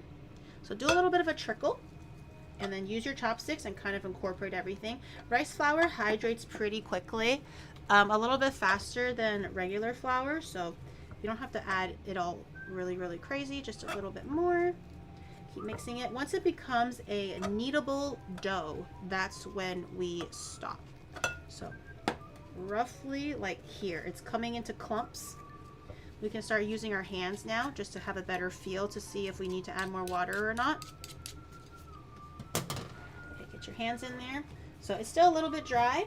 It's not really coming together very nicely. So I'm just gonna do a little bit more water onto the sides a little. And as long as it comes into a dough, we stop adding in water. And we're gonna keep kneading this for roughly like 4 to 5 minutes. This is still a little dry, I think, because there's a lot of pieces underneath here. Okay, so just, it should be a nice, unsticky, but malleable dough. Something like this. It's kind of coming together. It's not sticking to your hands. It's all kind of grabbing onto each other like this. If you still feel like it's a little bit dry, you can also add in like the tiniest bit of water, but just be really careful at this point. And basically this step is to help the rice flour hydrate evenly. If you have all the time in the world, I'm just gonna add like a smidge more. If you have all the time in the world, what you can also just add in all of the ingredients into one bowl all at once. So your flour, your tapioca starch, and all of the water, and just mix it and let it sit on your counter for at least 4 hours to overnight. But basically the point is to make sure your rice flour is completely hydrated and saturated with the water, and it's not just wet. You want it to be completely absorbed with the water. So if you don't have the time, like we have right now, kneading it will kind of facilitate that process. So we're going to make it into a dough like this. We're going to knead it for 4 to 5 minutes until it's like nice and hydrated with the amount of water that we have right now. And then we're going to add in the rest of the water completely, dissolve it into like a soup, like a water mixture. And then we're going to use that for the rice noodles. What I wasn't listening, that's your fault. That's literally your fault. Then just make shitty ass char kway teow then, okay? If you live in a country that doesn't have rice noodles and I'm literally telling you how to make it and steps on how to make it better and you or choose not to listen, then that's on you, bitch. How will we make it dry if it keeps getting wet when you make us cry? You don't have to make it dry. You have to keep making it wet, so cry more. Give me more tears. This is type of flour giri burgers. We'll see. Maybe? We'll see. I think after this, I'm going to start... Once the rice noodles are done, I might actually start making the rice. Just so that the rice is nice and ready. Okay. So we've been kneading this for a little bit. I don't know if it's been 5 minutes because my wrist is getting sore. Doesn't Char Kway Teow? I need 5 subs to test. You need 5 subs to test? Sorry, chat. Shadow needs 5 subs to test the new the new thing we're implementing. If anybody... 5 subs, I will show you a really cool... Oh, 5 subs and a sneak peek. I wasn't sure if I was allowed to offer a sneak peek. 5 subs for a sneak peek, but he needs to test something. It's a bit over salted, Miss Giri. That's because you've been crying, you bitch. Yeah, just don't cry in it, okay? Bitch. Paradin, thank you so much for the 5. Oh, Mr. Clean, thank you for the 5 too. Thank you. I appreciate it. Is it working? What is naan? Alright, I'll show them the... We have reached naan status. Okay, but you still get a sneak peek though, apparently. Oh shit, Ink Boy, thank you for the 5 too. God damn it, thank you guys, I appreciate it. Amazing. Thank you. Naan these nuts, no. No. Huh? Stay on this screen? Okay. No, we're showing you a sneak peek. He's working on it to show what we're working on. Oh, naan is not a number. Oh. Did you know that no number before 1,000 contains the letter A? 1, 2, 3, 4, 5, 6, 7. You're right. Are you ready? Okay, are you ready for the sneak peek, chat? Are you ready? They're ready. I'm ready. I didn't even see the final result yet. Also, this is done, so I'm just gonna keep. Are you ready for Is there volume? Walkies Adventure? 6 Wait, you're days showing of them the just whole you. thing? Oh, sorry. You're showing them the whole thing? Okay, show the whole thing. Okay, no, fine. Yeah, show them the whole thing. You can show them. We're gonna post it anyway, so.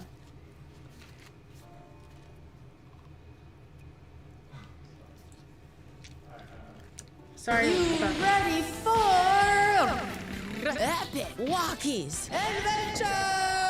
6 days of just you, me, and the pavement beneath our feet as we walk from Tokyo to Hakone. And obviously tons of sightseeing, stopping by places like Kamakura and Enoshima. Also with some new surprises and additions for our trip. So pack your sunscreen and walking shoes because we set off on my birthday, June 9th at 12 noon JST. I'll see you guys there. Yay! Epic Walkies Adventure! So we're gonna do that in 2 weeks' time, I believe. Next Monday on my birthday. We're gonna take you guys like walkies so much. We're gonna do 6 full days of walkies. 6 full days. We're gonna be walking just on our 2 feet from Tokyo all the way to Hakone, but there's tons of things to do in the middle that we've already planned. I'm very excited. I think it'll be really fun, and there's gonna be more to that than just the walkies. Of course, we're gonna be making it kind of fun, kind of challenging, kind of interesting. That's why Shadow was like testing things right now for that, basically that part of everything. She's gonna throw the Malaysian gift. What? Want to be 60 days because you'll get lost? No. We have a map. We have a destination charted, coursed, everything ready to go. We're expected to hit different locations by the end of every single day. So if we don't get there, we freeze to death in the middle of the street. So we have to make it there. Also, this is getting really slimy. Okay, I'm gonna try to get a whisk now and maybe whisk everything together. I basically just added all the remaining water and I'm dissolving the dough in the remaining water now. I'm gonna wash my hands quickly. More like 6 hours? No. It's gonna be great. Everything is planned out. We're gonna have tons of things to do. I've actually never been to Kamakura and Enoshima, so I think that'll be really fun to do some touristy things while we're there. And Hakone obviously is like onsen central. There's gonna be a lot of like picturesque things. Maybe even Mount Fuji if we're lucky. If the weather is lucky, we should be able to see Mount Fuji as well. But we're gonna have 6 days of Walkies Adventure in 2 weeks. Have a birthday on the same month as mine. Must be some harmful radiation in June. Could be hard to explain, but it really could be. But I'm excited. I think it'll be really fun. Okay, now that my water and everything, oh, it's not even fully dissolved yet. Maybe I should get a whisk. I have to wait until everything is. If you're still seeing lumps like this, no bueno. Gradual method for needing to help develop gluten. No, this is rice flour, so there is no gluten. The reason why I'm kneading it before adding in all of the rest of the water is to make sure that the rice flour is fully hydrated before adding the rest. If you don't want to knead it and you have a lot of time on your hands, you would just combine everything all together and let it rest overnight, and then you can use it as is. But kneading it is just like a quicker way of doing it, but it's just a little bit more, muscle, a little bit of elbow grease. There's still some chunks in here. Happy birthday in advance. Thank you. I thought it'd be really fun if we can kind of plan it around my birthday, so it can be either like my birthday in the middle or we kick off the whole thing with our birthday. Huh? Oh, I thought it'd be really nice just to kind of celebrate with everybody and do something together. But yeah, I'm excited. And don't worry, this is just I planned this like months ahead before I started bikies. There's gonna be some bikies coming up too. I haven't officially started planning for the bikies yet, but I literally have a destination in mind already to do the bikies. So we're doing walkies now because this was before I started biking. So it's only gonna go up from here, boys. It's only gonna go up from here. Where's our Mount Fuji? It'll come. Asking so many goddamn questions. It'll come eventually. Cyclothon. We can do our own little. It won't be as like crazy as Connor's. We'll do like a more modest version. But we can definitely do our own little cyclothon. The place that I found is really beautiful, really scenic, and it's also around 6 days to finish. So once we finish the walkathon, see how everything goes, how our epic walkies adventure, see how it goes. And anything that I want to change, anything I want to do better, I will try to implement it when I start planning for the bikie-thon. But yeah, lots of fun things planned for the rest of this year and maybe early next year, depending on when I want to do the bikie-thon. She's progressed. I know. I'm kind of a traveler. Okay, so this is more or less pretty good. I think maybe a whisk is a little bit better to kind of break things down. More than a chopstick, but it is a lot more mixed in now. When you kind of pick it up, oh, never mind. There's still some lumps. You know what? Let me grab a whisk. I'm sick of this. A whisk might be a little bit better to pick up the bottom lumps.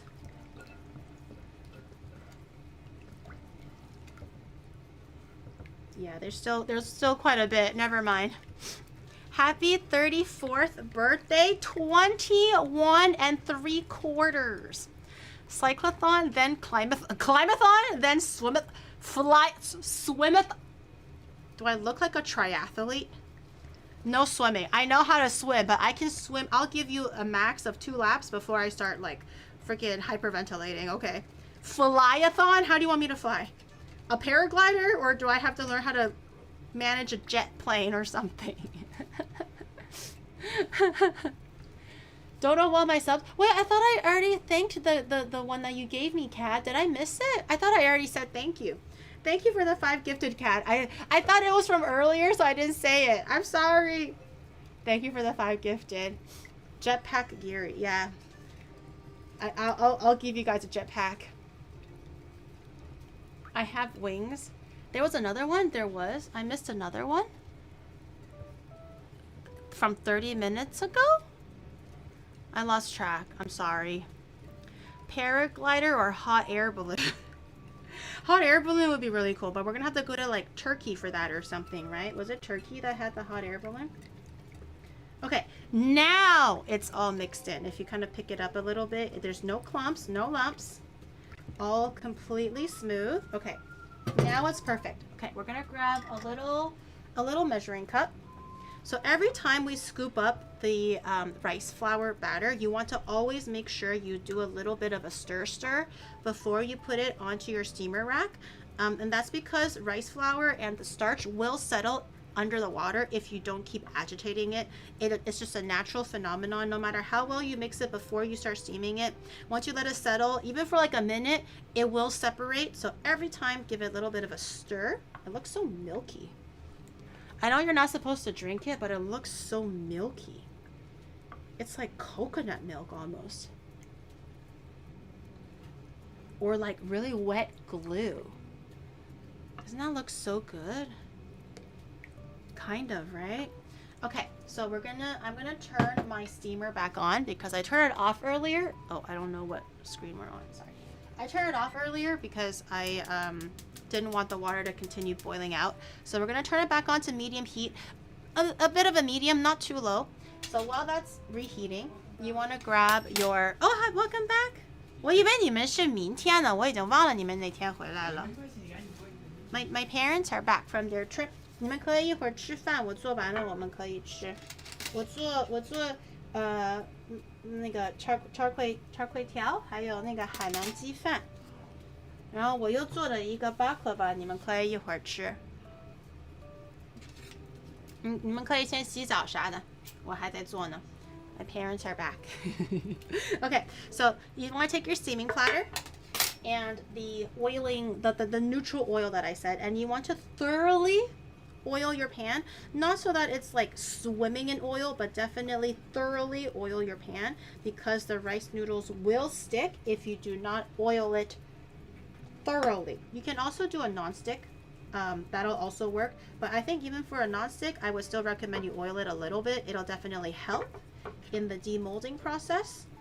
But this one I don't think is non-stick, so I'm gonna have to make sure it's thoroughly glazed and lubed up. Okay. Gary, 救救我们. Now what?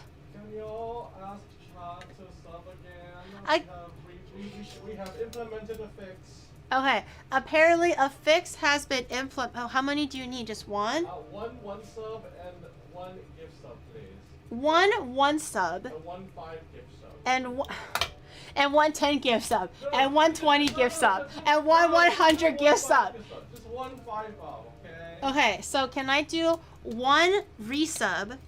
Can I get one gift sub and one 5 gifted sub? I think it's a very specific trigger, so he wants to make sure that it triggers correctly. I'm so sorry, chat. If you don't mind, just a few 500 gifted subs if you have them, you know. But you know, who am I? Who am I to say? It's the algorithm, chat. It's the code. The code wants 500 gifted subs. Okay. It's what it wants. Okay, so it's greased up. I'm gonna just wait for the thing to. Oh, thank you for this sub. Oh, Kazler, thank you for the 4 months. Matcha Lambda, thank you for the 6 months. I appreciate it. Thank you for devoting your time. Oh, the numbers are back. I think it's no longer a non Need a 5 sub and a then gift we sub will know. and one gift sub. A 5 bomb. Oh, we need a 5 gifted sub to test to have the final test. I'm sorry. Thank you. Okay.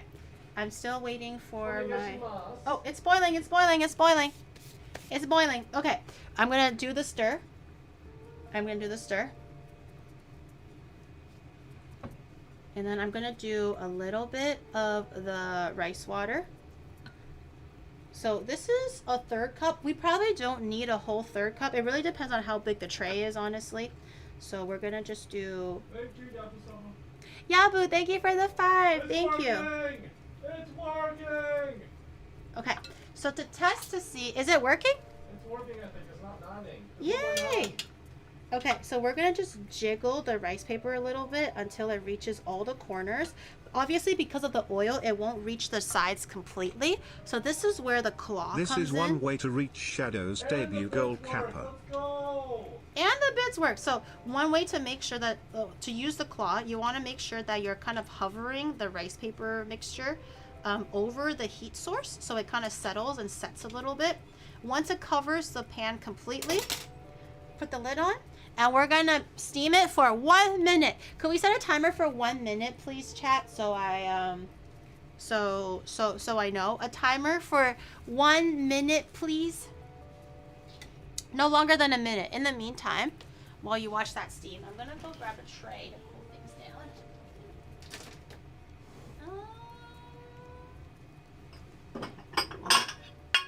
Need this one. I'm gonna grab some ice water. You're gonna need ice water to demold the rice paper.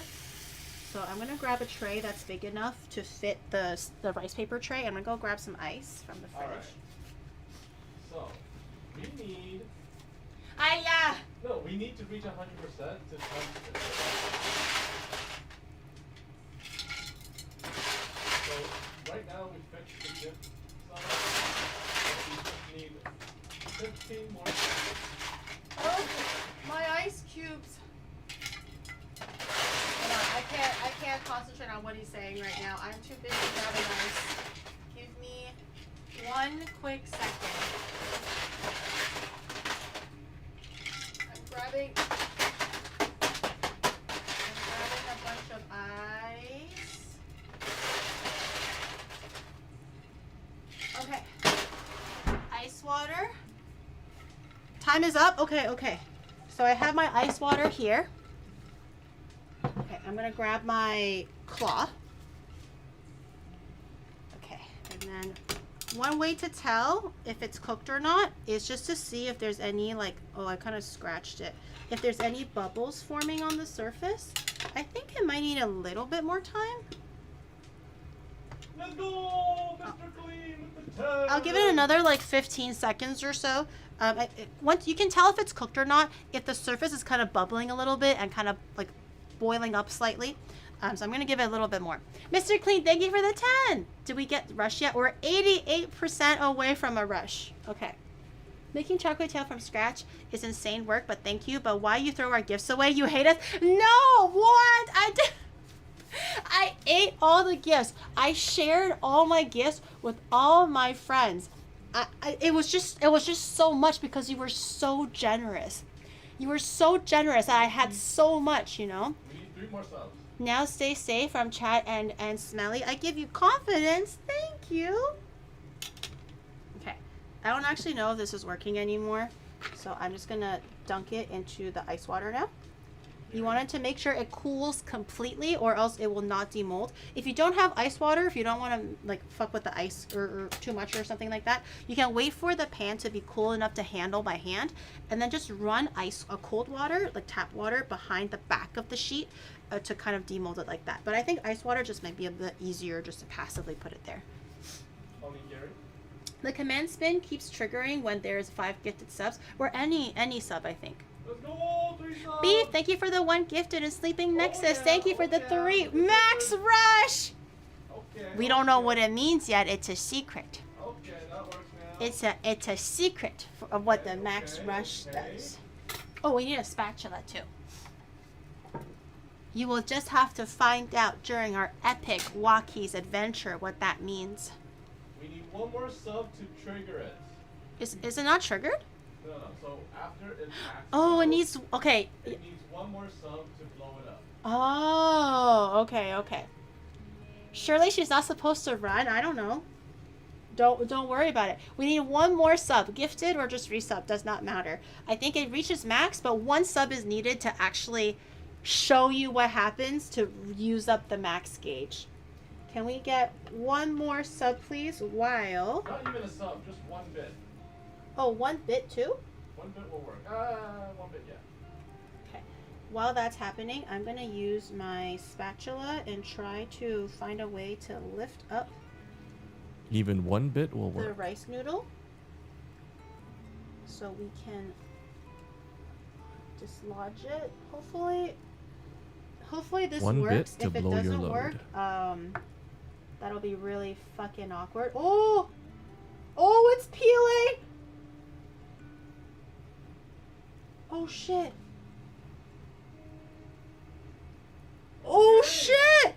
Rice noodles! It's working! Oh my gosh, I did it! Okay. It's working! They're both working! They're both working! Yay! It's a miracle! Yay, it's working! Okay. That's actually really cool. So the countdown does work. Okay. Yeah, don't worry about what the countdown means, guys. Don't overthink it, okay? You'll just have to find out when we do our epic Walkies adventure. Oh no, it kind of stuck together a little. Okay. It is what it is. All right. And then once we finish this, if there are parts that are kind of like stuck together, you do unfortunately have to wash it a little bit. So there are parts that are not, the grainy stuck bits are not there anymore. Because with every rice noodle that you make, if the parts are still stuck, it'll just make it more stuck for the next sheet. So just to make sure that you're not setting up yourself up for failure with every sheet, you want to make sure that every time there is a little bit of residue left over, either you didn't oil it enough, or you just have to do it again. Thank you to everyone that gifted I'm subs. gonna go grab my Y'all oil. are amazing. Give it a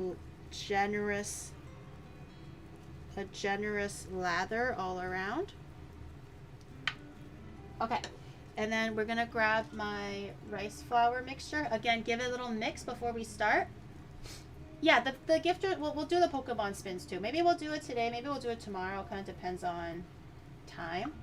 Okay, and then we're gonna do roughly a third cup, a little bit under a third cup.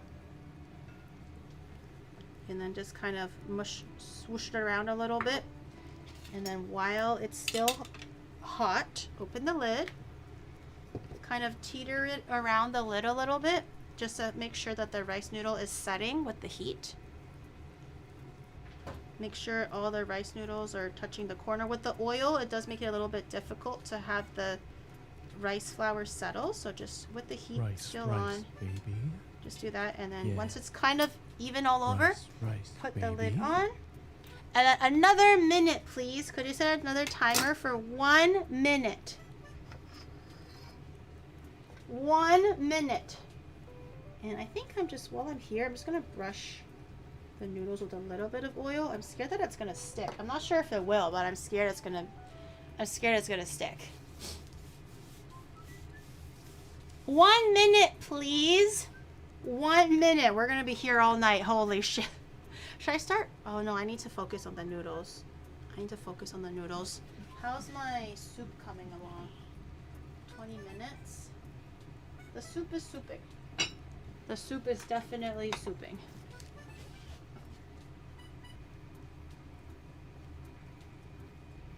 Okay, ooh, it's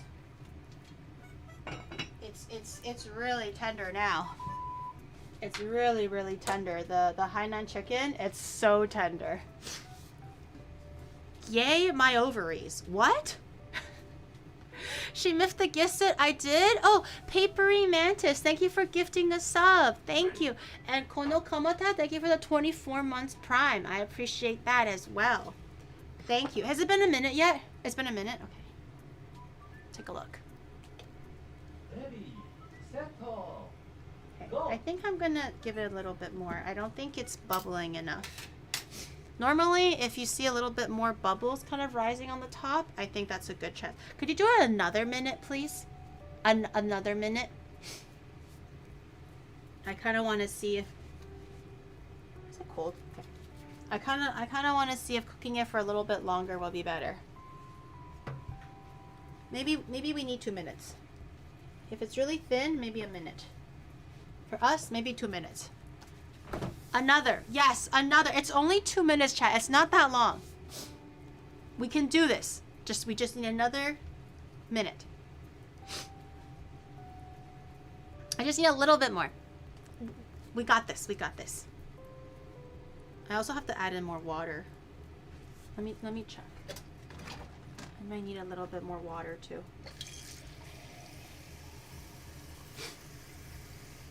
Missing gifted subs like she misses math class. Oh my god, chat. You can't stack more at once. I can, but it might be a little bit too much for me to handle. Because then it'll be too many layers to pick up and it'll be too hot. Can I tell a joke? Only if it's a good joke. Okay, this is much better. I don't know if you can tell. It kind of went down a little bit, but there's a little bit more bubbles going on. I'm going to put it in the ice bath so it can do its thing. I'm also going to check to see how the water level is doing. Water level is still pretty good, so I don't have to add in more water. Okay, I'm going to let this cool down a little bit. Maybe I can do 2 at... Ah, yes! Okay. Okay, I can't stack it, but I can definitely do 2 at... Aha! Multitasking at its best. We're so back, boys. How many noodles do we need? I don't know. I'm probably just gonna finish the batter, or at least enough to kind of make 1 dish of Char Kway Teow. I'm definitely not feeding no restaurant full of people with Char Kway Teow, but at least 1 noodle batch. Okay. Again, let the steam kind of settle all the corners.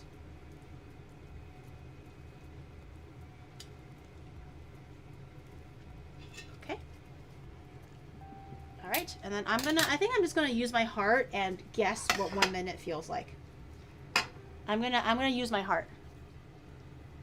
Is this cold yet? Oh, got ice water in it. No. Okay.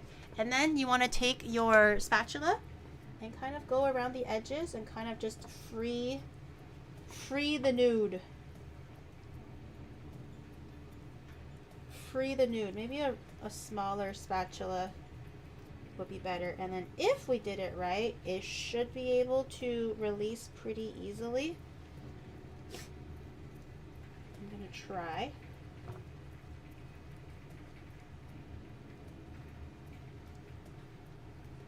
Yes.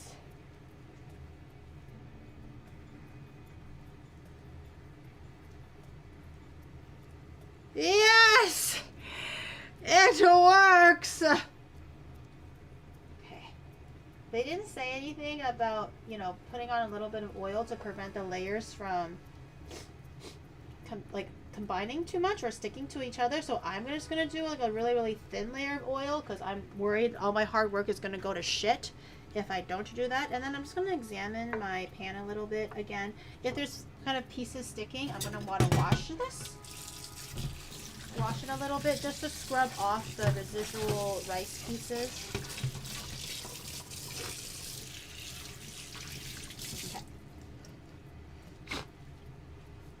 Okay. We buy a pack of noodles. Yeah, I think they sell it in like Chinatown or something, but Chinatown's really far away from me. I'm not about to train like an hour and a half to get to Chinatown. So I was like, you know what? It could benefit me to learn so that if I do want to have it sometime in the future or whatever, we can do that. Oh, it's not very clean. Why oil and not flour? Because it's cooked already. We can't eat raw flour, but you can still eat oil. And oil is where you're using it to prevent the rice flour from sticking. So it'll just be using the same ingredient, basically. Time's up. Oh, shit. Okay. Okay. Ah! Okay, I wanna, oh! I wanted to, okay. I wanted to make sure that I can like alternate between the two, so I'm making it a little bit faster. Okay, swooshing it, and then do one big ladle full. Okay. Okay, that looks much more cooked because there's more bubbles coming out. Okay, and then this one, and always keep an eye on the water level just in case. We're still doing pretty good, so I don't think I have to add more water.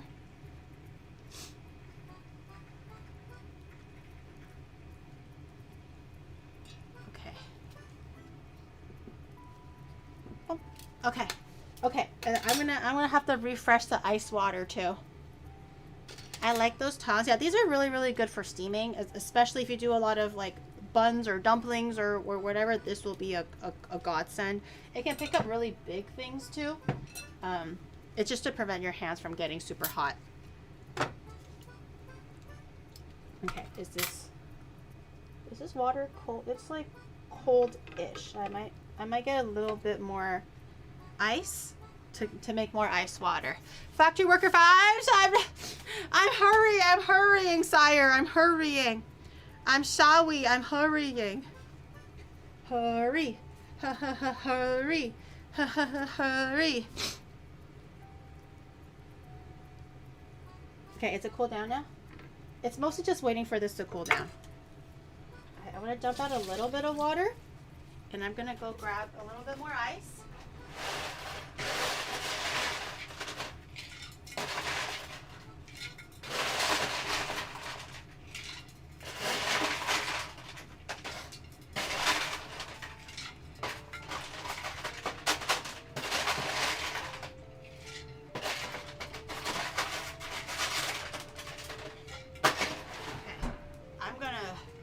I'm gonna run out of ice before all this. Okay, and then I'm gonna try to dislodge the noodles. The corners are easiest. It's usually the flat sides that are the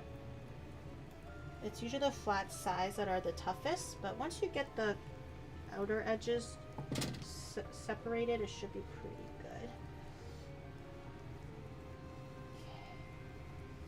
Come on now. Don't fail me. Oh my god. Yes. Yes. She's beautiful, chat. She's beautiful. So right now it seems like it's working, but we don't actually know if it is fully working yet until we try for the texture. I think texture is most important. It's not just succeeding in making the noodle. The texture has to be correct. And that very much could be the hardest thing about this whole thing. 2 minutes is up. Oh god, oh god, oh god. Okay, okay, okay. Oh god. I can't work fast enough. I can't keep up. I'm a terrible factory worker. Oh my god, I'm gonna get like fired in like a minute. Okay, okay, okay. Oil all the sides evenly. Lots of oil, especially the corners. Okay. Do a little mixy mix. Do roughly a 1/3 cup, not all of it. Okay. Then open the lid. Grab my thing. Put this in. Yes, yes, it's all coming together now. Now we're schmoovin'. Uh-oh.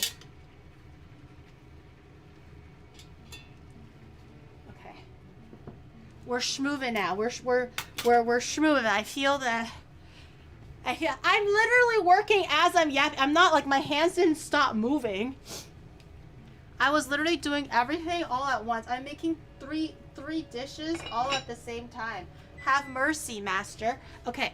The thing is actually done cooking too. So, oh god. We're gonna shock the chicken with some ice water. More ice is needed. The Hainan chicken. Oh my god, oh my god, oh my god. I don't have enough ice.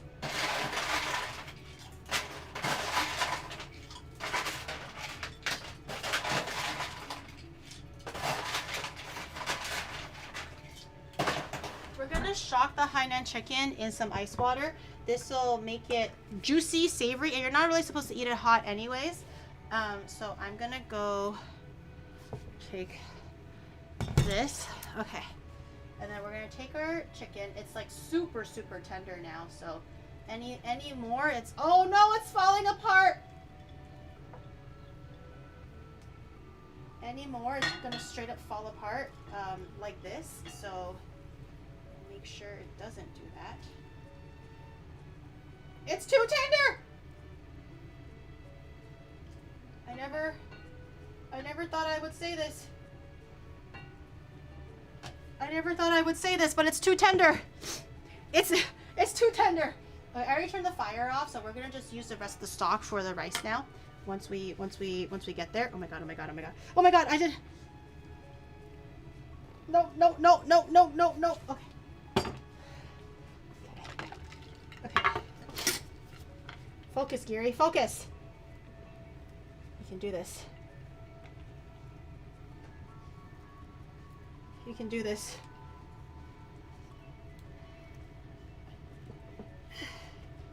Okay.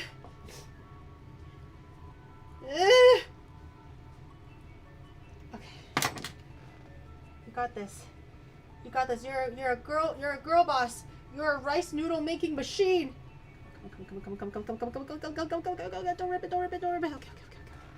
Okay. You're a rice noodle making machine.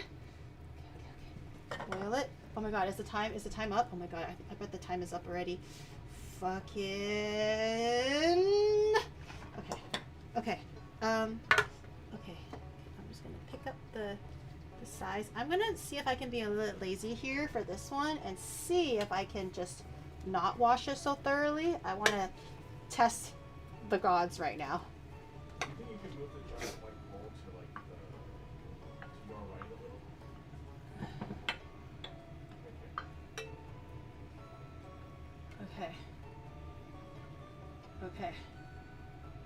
Okay.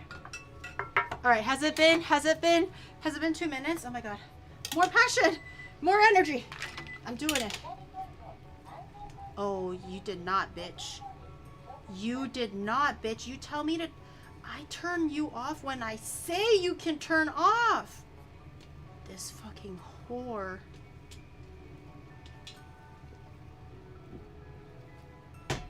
You're gonna stay on for another 30 minutes. At least.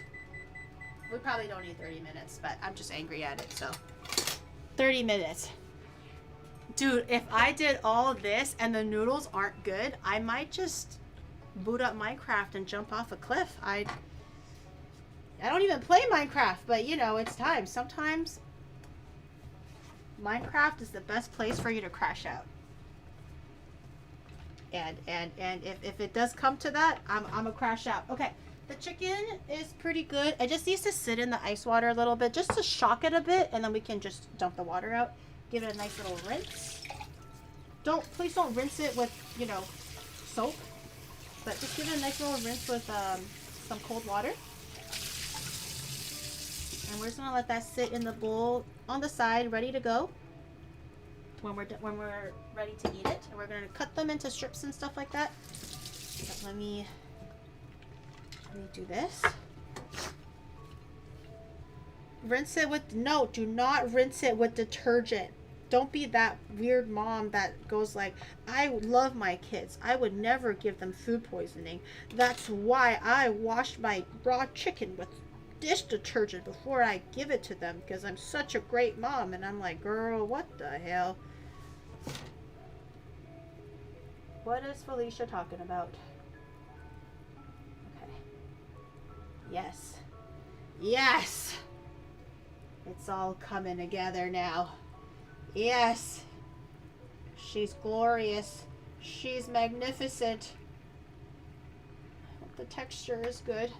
Is it 2 minutes yet?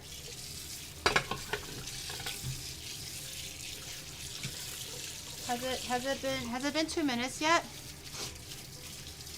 Wash my chicken with soap. It's coming apart. It is. I still have to make the rice, but I think in the time that it takes to make the rice and Char Kway Teow, I think everything would be coming together.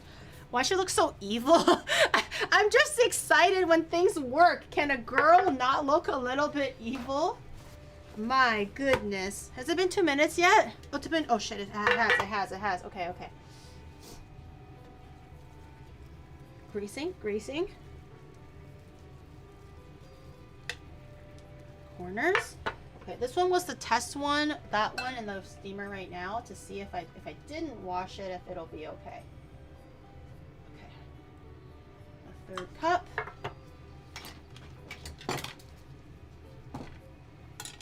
Oh no, it slipped. Oh, this one failed. It slipped. So all the noodles are on one side. Damn it. We wasted one.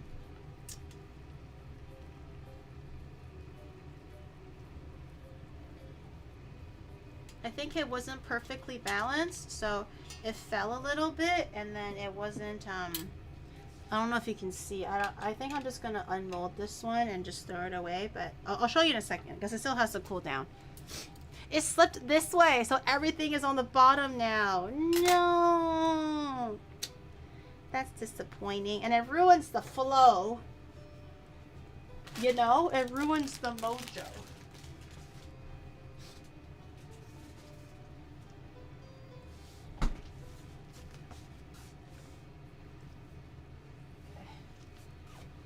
Let's see if I can just preemptively take this one out. See this one? It's all on this side now.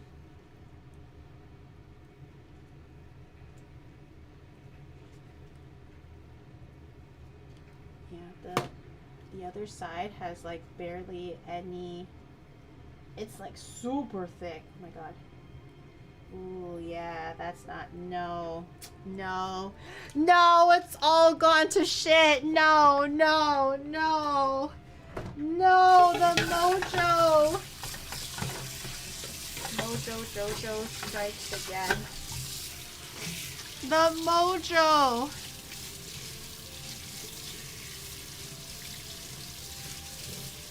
Use that one for some fun. Oh, but it's still really, really thick on one end, so I don't know if it'll work. I'm spraying water everywhere. God damn. We can still do one more. Okay.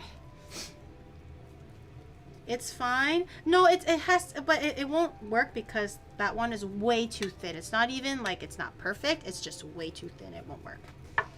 Okay, okay, okay. Grab a little bit more of this. Okay. Has it been 2 minutes yet? Can I start? Turn to Haga. Let me see. Okay, this one is pretty good. I don't know if it's been 2 minutes, but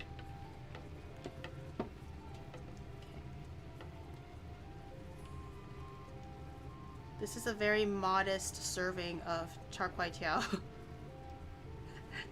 Enough for a tiny baby.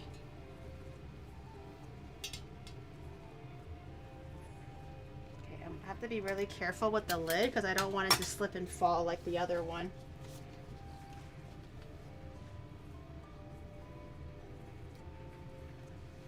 Okay. Turn it to chichon fan. I don't know how to make chichon fan. I have to look it up. I have to look up how to make chichon fan. Okay. I was gonna check the water, but damn it. What else can I do in the meantime while I'm waiting for this? I want to really start making the rice because I think for the Char Kway Teow it'll happen pretty quickly. We just have to mise en place everything, which is really quick. I think the rice is the only thing that I'm a little hesitant about, and I really want to get it started. But I still have maybe one more. I can't just make it. I don't have the recipe. And then I'm going to be like, guys, how do you make it? And everyone's going to give me like 5 completely different instructions. Add soy sauce. Don't add soy sauce. Cook it now. Cook it later. Add salt. Never add salt. Definitely add sugar. What are you doing, Gary? Why are you adding sugar? Don't think I don't know how this is going to turn out. Don't think I don't know. Oh, it's layered rice, rolled up rice. Oh, cook it now and later. Just you know damn well that that's what you're gonna do. You're just waiting for me to do something that I'm not familiar with, and then everyone's gonna be like, Carrie, what is wrong with you? You're doing it completely wrong. Has it been a minute yet? I'm getting way more. Oh, I didn't even. Ah, shit. I didn't. I fucked up. I didn't even do that one. Okay. How's the water doing? It does need a little bit more.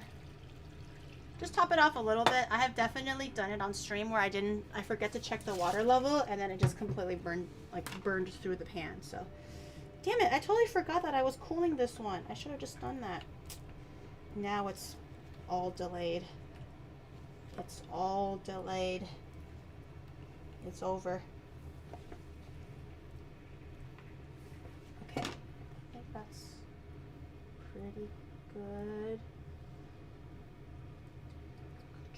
Yes!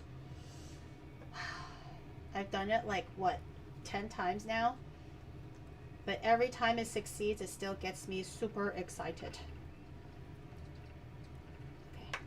Alright, so this one, I think I'm just gonna brush it and then see if I don't wash it, if it works or not.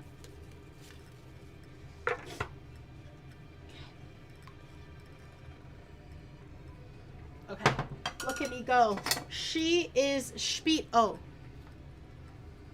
Now this isn't hot enough.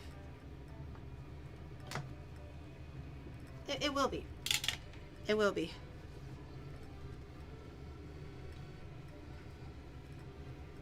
I'm trusting you now. Boil. Boil.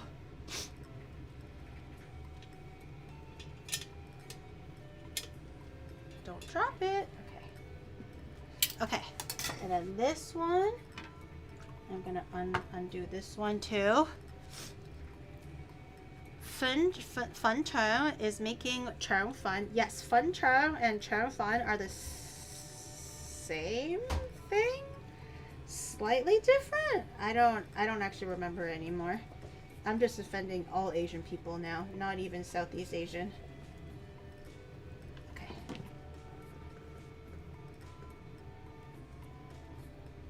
Come on, peel for mommy. Peel for mommy. Yes! She peeled. She peeled. And she is beautiful. Okay. Again, I'm going to try not cleaning it just to see how dastardly that would be. Sorry, I'm getting to the point where I'm kind of like going a little crazy now. Sometimes you just gotta say things to make it feel better, you know? Okay, this one might be the last little bit. Okay. All right. I don't know if it's been 2 minutes. Probably not. I'm just gonna let this sit here for a little bit.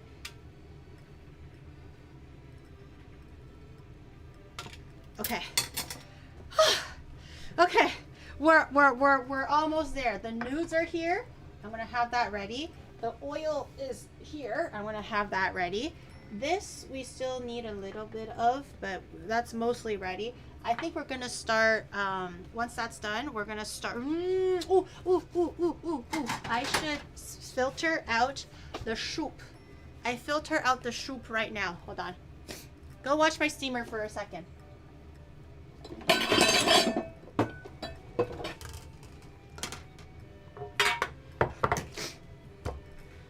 Okay. I filter. Is it hot? Oh god, maybe I shouldn't be. Okay. Okay. That's biting off more than I can chew. Okay. I got this. I can do this. I can do this. I can do this.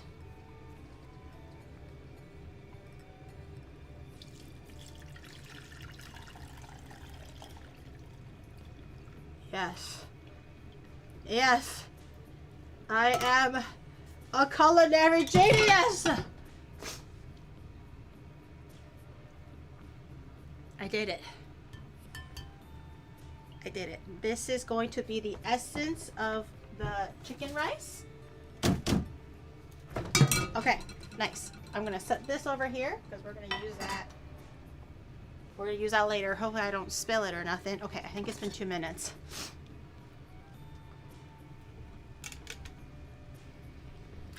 Okay. Last little bit.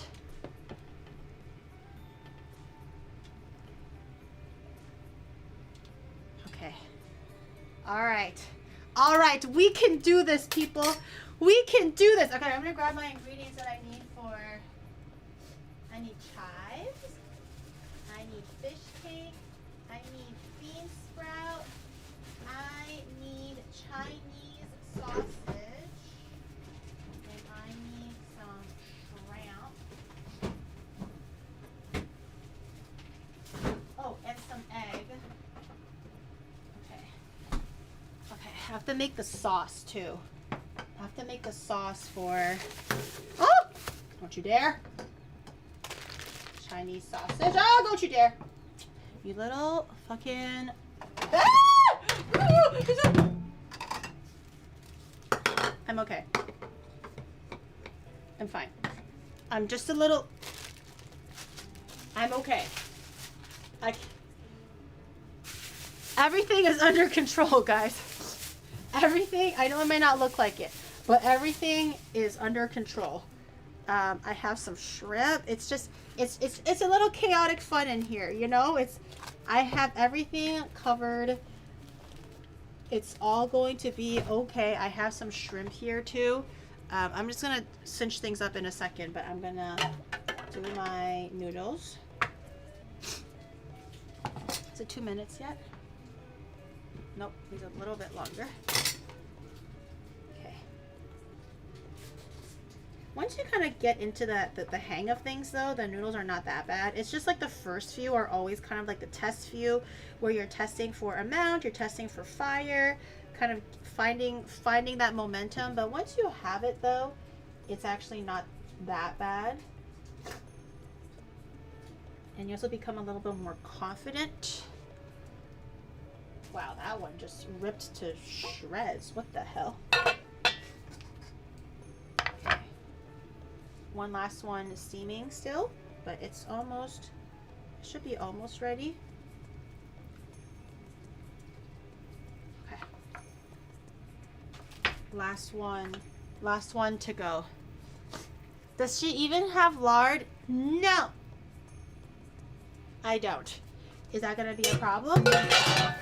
I don't know. I'm too scared to ask.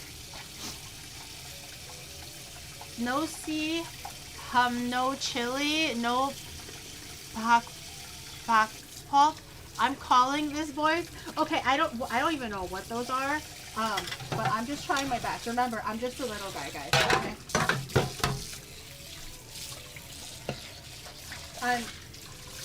I'm trying my best here. I don't know what you want from me, okay?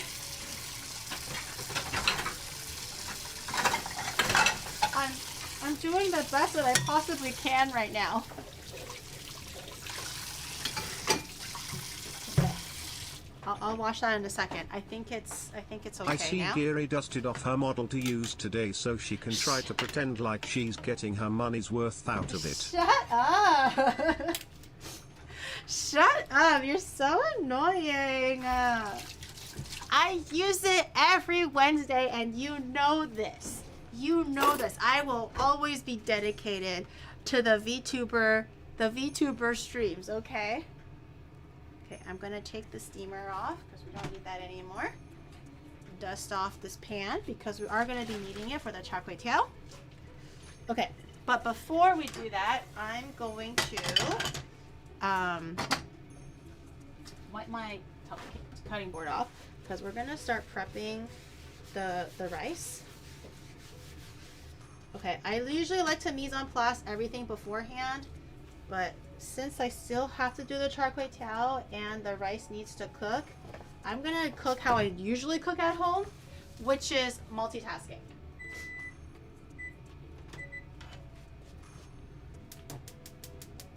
Chicken fat, onion,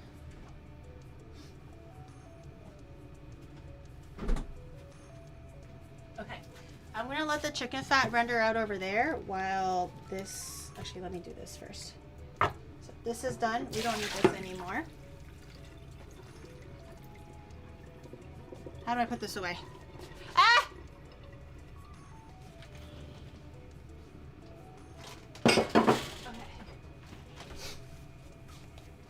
Okay, this is done. I'm gonna let that sit there for a second while I do. Actually, I should do this first. Let me process these noodles so I don't have to think about it anymore.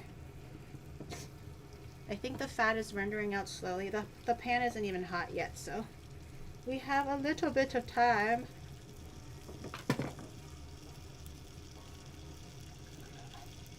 Come on. You're the last piece. Don't embarrass me now. Don't embarrass me. Yes! We have liftoff. Okay.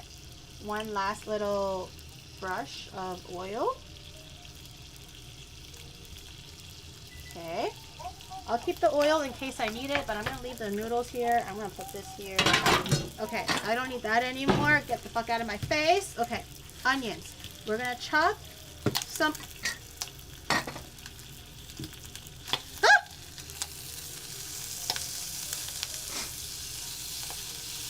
We're going to chop some onions.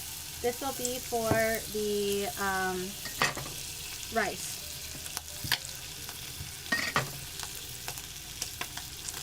Just to get that going a little bit. Bitch, you better not be popping off, man.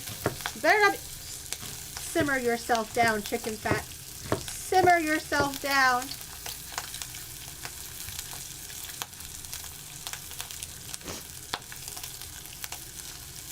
No shallots? No shallots. Shallots are very, very hard to find here, so we're going to substitute it with a little bit of garlic and a little bit of onion. Probably don't need that much onion. Just a little bit. Shallots are notoriously hard to find here, so we're just going to do garlic instead. I don't want to hear it!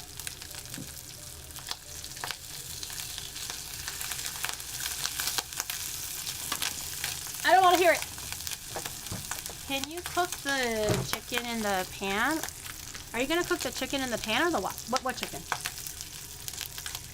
You mean the Char Kway Teow?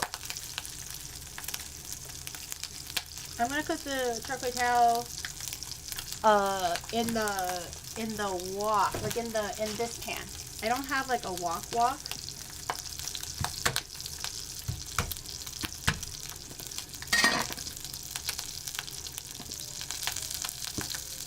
Just cook the ashes off.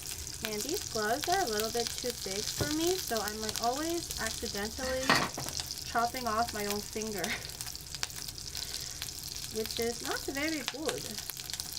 Not very good at all. I accidentally chopped off my finger like twice now.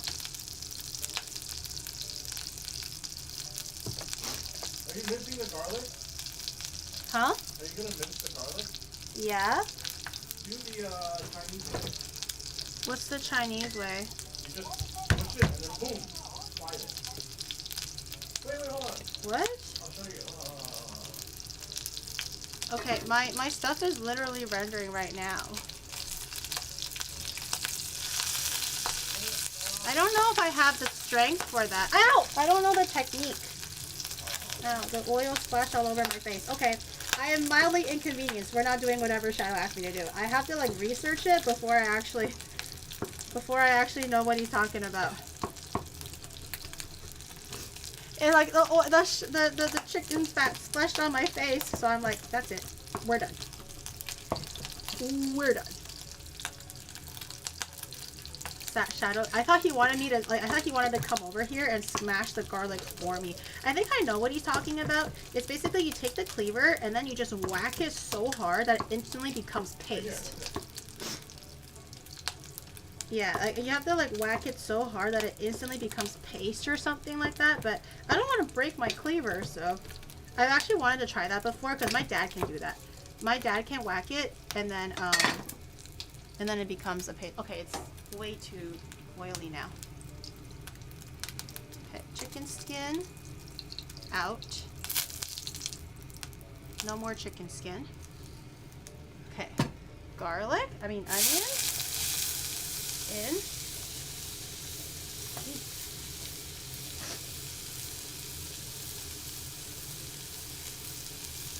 But my dad also has one of those like all-purpose Chinese cleavers.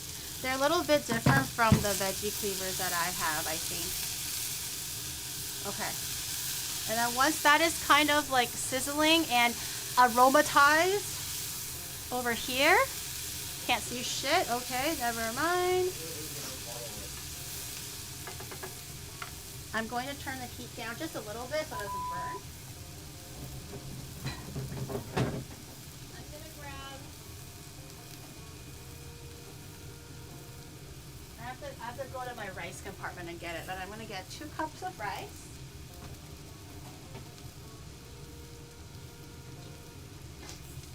Okay. And do a little...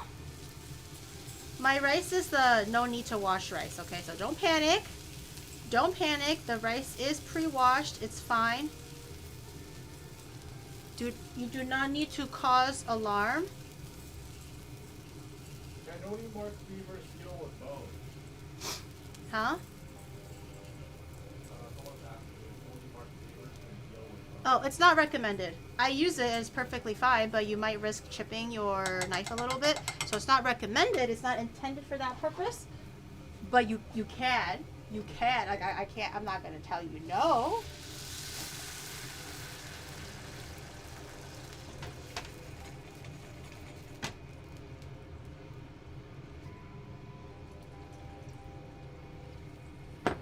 But it's not recommended. Maybe a little bit more. Maybe a little bit more water. Ow! Ow!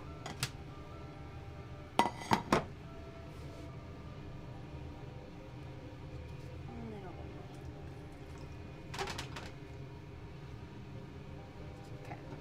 Alright, I want to put it to this side. Cook the rice over there. Everything is burning me now. Okay, rice is on the stove. That was my #1 concern, but once that is on, I think it should be okay. I was just sticking my finger directly in the hot soup. Probably not the best of ideas. I'm gonna wait for the rice to boil. Let me grab a lid for it. Let me grab a lid. I think this one would work beautifully. Can I send this video of Char Kway Teow to Uncle Roger? No, you're just gonna make fun of me. I know it. You're only saying that to make fun of me. Okay, now that the rice is in, I'm a little bit more calm and collected. I was calm and collected the whole time, but I am even more calm and collected now. You ought to be scared of me. If I'm ever this calm and collected, you need to run the other way. Well, now you know how all the food you've cooked over the years feels. You shut up. They're happy to become yummy food that I made. I was believing in you. What did I do wrong? Coward, you try sticking your finger in boiling hot soup, huh? You try. Okay, what else am I missing right now? I need to do the mise en place for the Char Kway Teow. Okay. Let me do a little bit of washing then. Just to clear up some things. Oh man, that chicken was like so tender. I couldn't even pick it, the Hainanese chicken, I couldn't even pick it up with my hands. That's how tender it was. I'm saying for making fun of you for sending you to Uncle Roger. He'll be like, oh, well, this is really unique. Good try, Giri. You know, I think he might be impressed if anything. So, at least I tried. Did you guys try? I don't see any triers. All I see are armchair backseaters that are telling me what to do, but everyone has literally no clue what's going on, okay? I bet a good majority of y'all are literally pulling up some kind of recipe off of Google or YouTube right now and going, oh, Giri, that's wrong. No, why would you do it like that? Giri, come on. Everyone knows you're not supposed to do it this way. Even I know. But you straight up are just looking at Google right now, okay?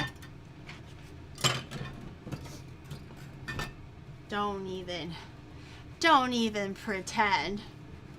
Ma'am, we can't even boil water with it. Then why is everyone telling me how to make Char Kway Teow? If you can't even boil water. Stop being right. I'm sorry. I'm sorry. I should know better. I should know to not be correct. My bad.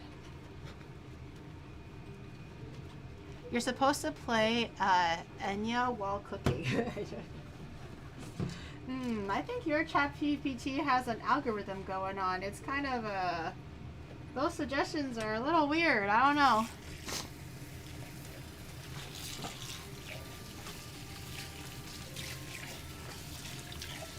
Okay, I need a little bit of time to put all my shit away so it doesn't cook the whole thing. I do need one of these, or maybe two of these for mise en place. Okay. These ones I can put away.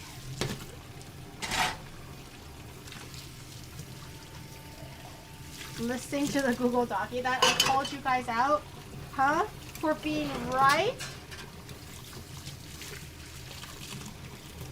Just because you're wrong, I'm the one that's also wrong.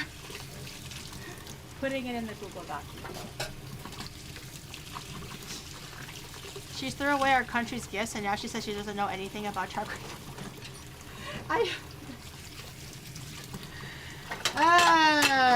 just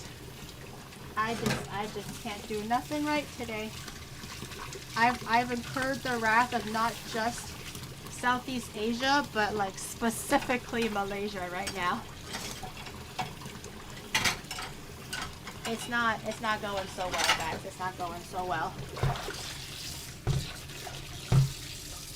Thank you for doing one of our pastries. You're so welcome. See? That's how we handle it, chat. Hey, from this country that you are making food from, even if you butchered it, they didn't say it, they didn't even say that, but even if you butchered it, I still appreciate you doing it, you know? Like, that's how it's, oh.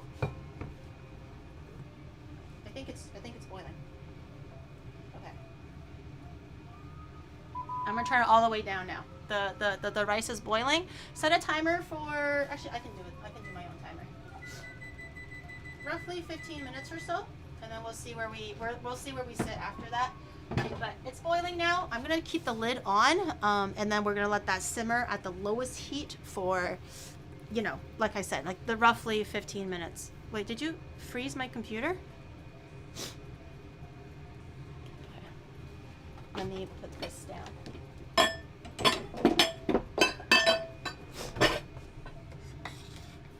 Okay, mise en place. Finally, it is time. Finally, it's time to get our shit together. Man, I don't think I have enough food. I actually didn't know if my mom was gonna come back today or not. So I was intending to make it for 2 people. Now I'm looking at this. I'm like, I don't even know if this is enough for like, I don't even know if this is enough for 4 people. Maybe even 5 if Twinny is coming. I don't know, man. It's not looking good. Make more? Girl, I don't know how I'm gonna procure more ingredient. I don't think we'll need all of the shrimp. I'm gonna just peel like I mean, if there's 4 of us, I'll peel maybe 8, so at least we all have a decent amount of shrimp, question mark? Or I just do 4 if I'm lazy. Actually, Shadow doesn't even eat shrimp. Maybe I can exclude his amount of shrimp, because he's a boo-boo head that doesn't like shrimp. Why not blood? I actually don't know what a blood clam is. I didn't know that I needed it. It didn't say. What's a blood clam? Is it red, or does it spit out something that looks like blood?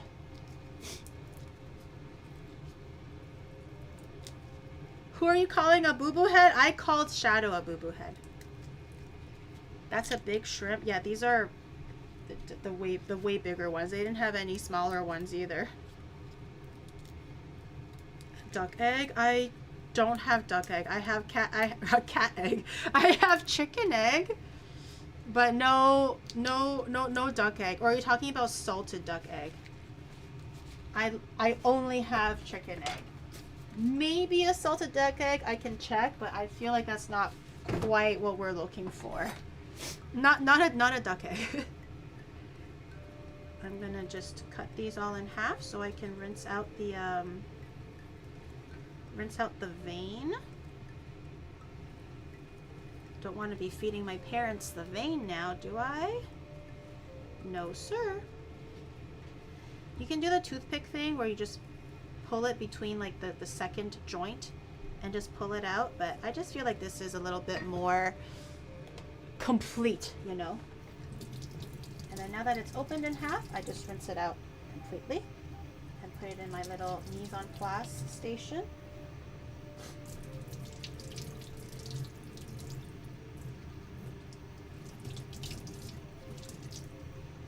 Okay. Haven't had shrimp in forever. Luckily, shrimp is very affordable here. It's not like the cheapest, but it's definitely more affordable than Canada. I think shrimp, like this amount for this size, probably would be $20, and I paid 699 yen or something for this shrimp. So very, very, very, very affordable for shrimp. Just seafood in general, more or less. Okay. Shrimp is done, and I'm gonna, while my cutting board is still dirty, I'm gonna actually do the Chinese sausage, because that's what they told me. No blood clams, I'm sorry, but they did tell me Chinese sausage. So for the amount of noodles that we have, I don't know how many is appropriate. Start to peel. 1, maybe 2. Maybe 2. So I have my Chinese sausage. These are like the cured ones. Lots of chemicals in there. Lots of chemicals. If you are like more into like eating like natural foods and, you know, all that stuff, all about the veganism, gluten-free, natural foods. This is whole foods. This is not it. This is definitely not it. But does it taste amazing? Fuck yeah. It's like salty, a little bit sweet, a lot of fat in there. So we're gonna actually use the fat rendered from the sausage to oil up, so to speak, the Char Kway Teow, instead of using regular vegetable oil. If we need more oil, we can supplement with vegetable oil. But until then, we're just gonna use the pure like fat from the Chinese sausage because there's a lot of it. Don't waste the pork lard that Mother Nature gave you already. Okay, so I have my raw ingredients all in one area. Is Twinny back? Hi, Twinny. Okay, let me wash this now so we can do our raw ingredient. The raw ingredients is literally just chives and maybe the fish cake that's already cooked. That's why I'm gonna chop it up together with the raw ingredients. Just use straight lard. You can't find, there's like something called shortening here in Japan, but I don't know if it's actually animal lard. It could be vegetable shortening. I feel like that's kind of not the same. So I was kind of hesitant to get something like that. Oh god, oh god.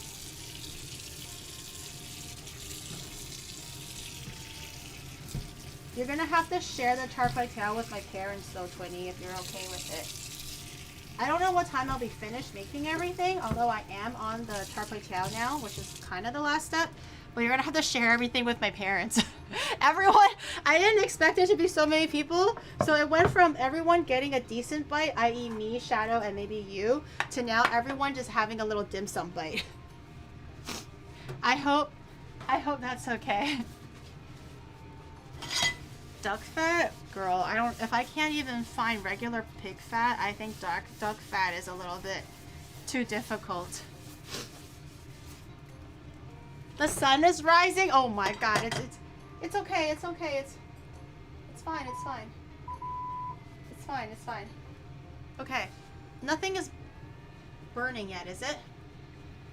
Okay, I think it's okay for now. Okay, we have chikua, not chikawa, chikua, which is a fried fish cake. If you can buy the firmer ones, get that one. Japan, they tend to do a lot softer because they're more into like things like oden and stuff.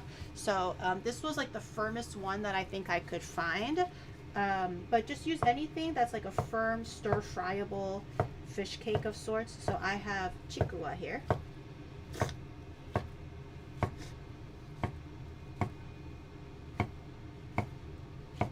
And I should get smaller gloves. These medium gloves are a little bit too much. Okay, put that with all of the meats and stuff.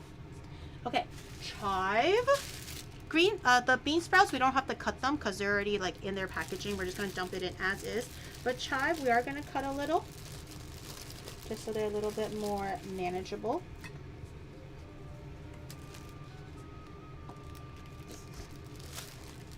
They also wither down quite a bit, so maybe I'll just use the whole thing. I wasn't going to. She's starving her best. I have too many mouths to feed, man. This was supposed to be my dinner because I thought it was just going to be the two of us. And I'm like, okay, well, if 20 wants some, that's no problem. I can definitely offer her some. So now it's 3 people, but now it's like 5 people. I don't even, what about my dinner, guys? What about my dinner? Anyone care about me, the chef? You know? What am I gonna eat?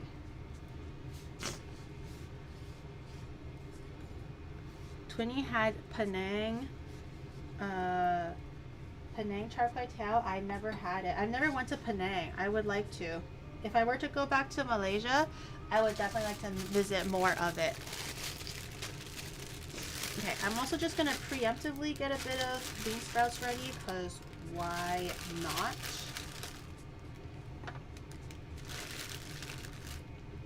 Okay. Okay. Egg, we're gonna just scramble in at the last minute. Okay, let me go put this back. And also let me go blow my nosy and stuff. So this shrimp we'll eat tomorrow for something else. Oh, my meat's back.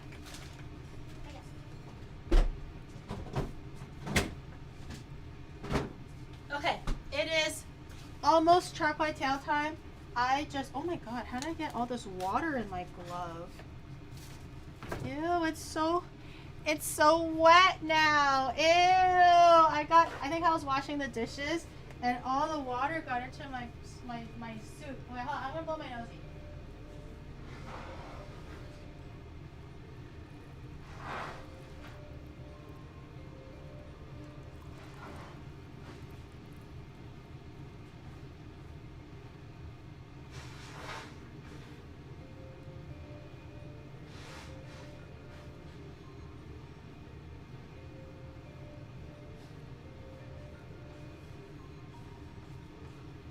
Okay, I have returned. I'm gonna put gloves on, my soggy gloves. Do you see that? Ew!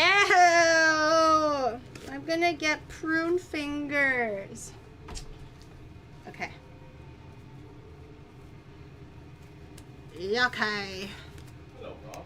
Which Pokemon are we disrespecting today? That was yesterday, Rob. I made a Charizard. There should be clips of it. It turned out really good. He did kind of look like he was in the middle of an orgasm or something like that. Or like he stubbed his toe. It does kind of look like he's missing his legs too. But those are all small details. We don't focus on the small details here at Onimart. We look at the bigger picture. And the bigger picture was definitely a Charizard. So, dare I say, it turned out pretty good. But we're making Char Kway Teow today and Hainan chicken rice. And I already made my baklava. It's just like hanging out right now. Okay, let me put all this away. And I made homemade rice noodles. We'll see if they work out or not. It could turn out to be crap, but we don't know. Okay, I need to make the sauce. I do actually have to make the sauce beforehand because once the Char Kway Teow is like stir fried and everything, we add everything in and then it goes really, really quickly. So what is the sauce for the Char Kway Teow? 2 teaspoons of dark soy sauce. 2 teaspoons. Eh? Oh, yeah. Okay. We're gonna get the sauce ready. She paralyzed him? No, I didn't. I just cut his legs off. It's not my fault he didn't want to stand up straight. Okay, 2 teaspoons. Ooh. Okay. 2 teaspoons of dark soy sauce. 2 tablespoons of soy sauce. Is it closing? Okay. 2 tablespoons of soy sauce. Oh. Wait, that's all I have? No, I didn't realize I don't have enough soy sauce. Okay, I have Maggi sauce. I know it's not the same, but shit, I totally forgot I ran out of soy sauce. Okay, of Maggi sauce now, but 2 tablespoons of soy sauce in general. 1 tablespoon of fish sauce. Okay. 1 tablespoon of fish sauce. So many different sauces. 1 tablespoon. That's a lot. That's salty. Okay. That's a big old squeeze of fish sauce. 1 teaspoon of shrimp paste.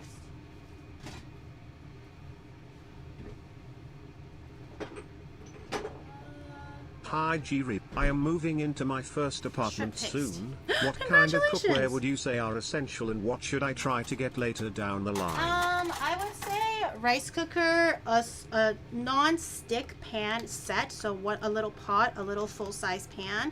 Non-stick preferably if you're not very familiar with cooking. Definitely get those. Something like a what is it called? Air fryer or microwave. Obviously that'll also come in handy a lot. And just like a basic knife, Onimart.gg. For a basic knife of some sort, I recommend a chef's knife if you are not very familiar with cooking, but one of my cleavers will serve you really well if you are a little bit more familiar with it. That's pretty much it. You just need one large saute pan, non-stick, one non-stick like saucepan, right? And then an air fryer and microwave, something like that. And a bowl, yes, obviously eat out of a bowl. You can go to onimart.gg for that. And if you have to measure things, if you're into baking or just cooking in general, onimart.gg also has a measuring cup. And if you need an apron, you can also go to onimart.gg and get your own apron so your clothes don't get dirty. And if you need a little helper to help you give you cheers along the way, you can also grab your little plushy onion to have you beside you when you're cooking. Crazy. Onimart.gg has all of that? Yes, it has all of that. You can go. I'm sorry to take your honest question into a corporate show, but those are also my honest answers. Like, one pot, one pan, rice cooker, air fryer, microwave. Yeah, like bowls, spoons, the basic stuff. I would say those are good. 1 tablespoon of oil. Oh, so not ketchup mayonnaise. Did I make a mistake? Oh, I thought there was ketchup mayonnaise involved. Oyster sauce.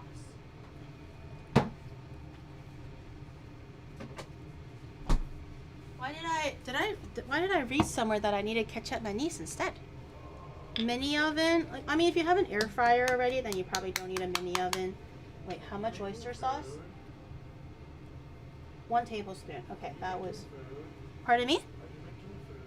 What does it look like I'm doing? No, I'm not making food. Shadow.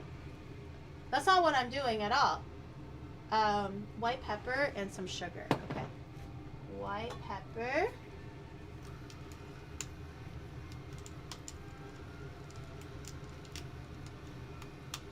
Okay.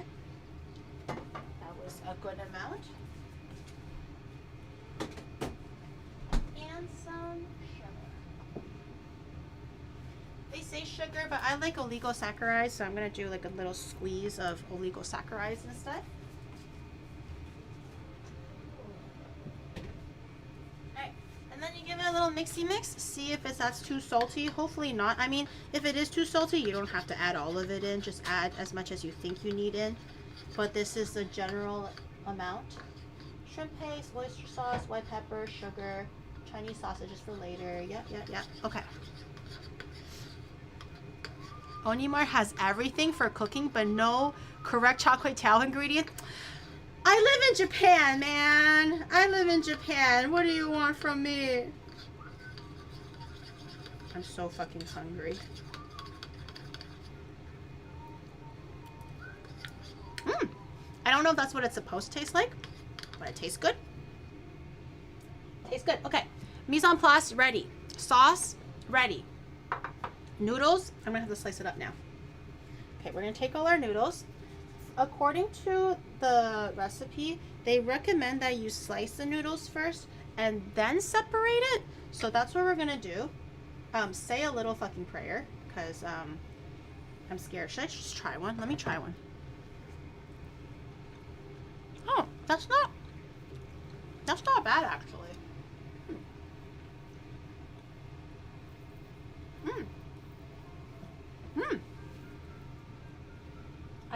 I don't know how like correct it is, but that tastes not bad. Okay, I'm gonna cut them into thick-ish strips.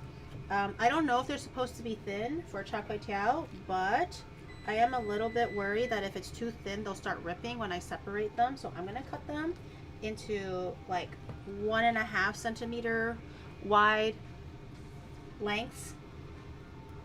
They're like bouncy. They have a nice bouncy mouthfeel to it.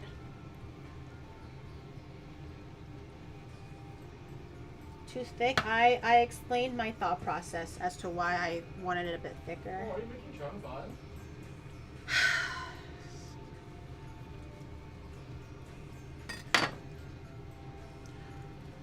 You know what? From now on, whatever he asks, I just say yes. Whatever he ever asks of me from now on, the answer is yes. I am too lazy to answer this guy in earnest. Is it not trying fun, guys? Okay, it does Looks look like it fun. is separating quite a bit.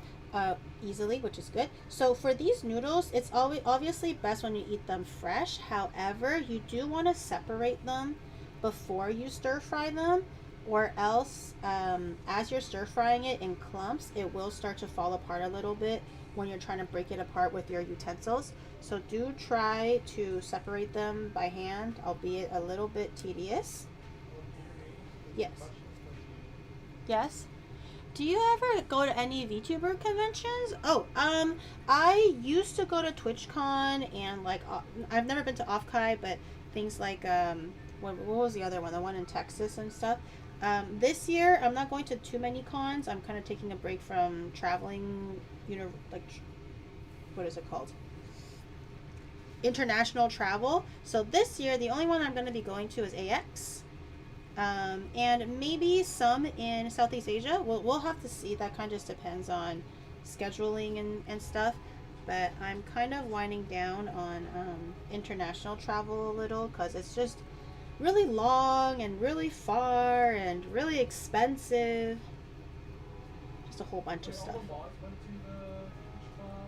Coming to Southeast Asia. Not welcome? Wait, what did you say? Did the mods what?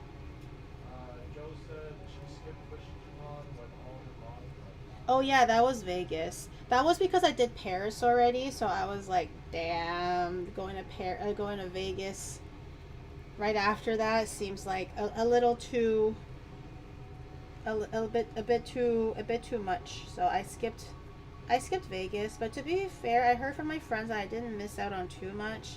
It was a little bit sad to miss out on all my mods and stuff to meet them, but dude, I'm pretty sure if I go like, hey mods, I'm here, I'm gonna get fucking ghosted, okay? Everyone's gonna be like, don't go, don't visit. Don't tell her that we're here. Don't tell her that we exist. If she can't see us, she won't know that we're here. What is XGG? I don't want to know. I'm scared to find out. These noodles are super bouncy, but they are waning on my patience a little bit.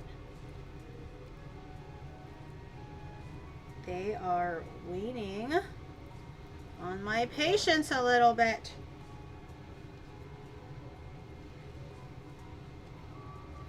Take forever to separate.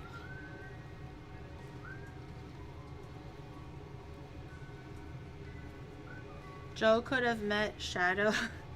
Oh, right, Shadow. I forgot that I always had a freaking +1 that I didn't want. Freaking Shadow. Don't worry, it'll be equally disappointing. You're not missing out on much, dude. Can you slice again in the middle?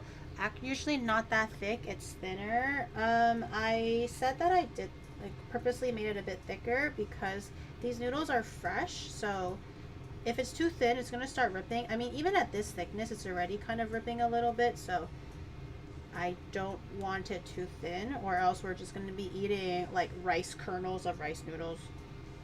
So no, the answer is I shan't do that.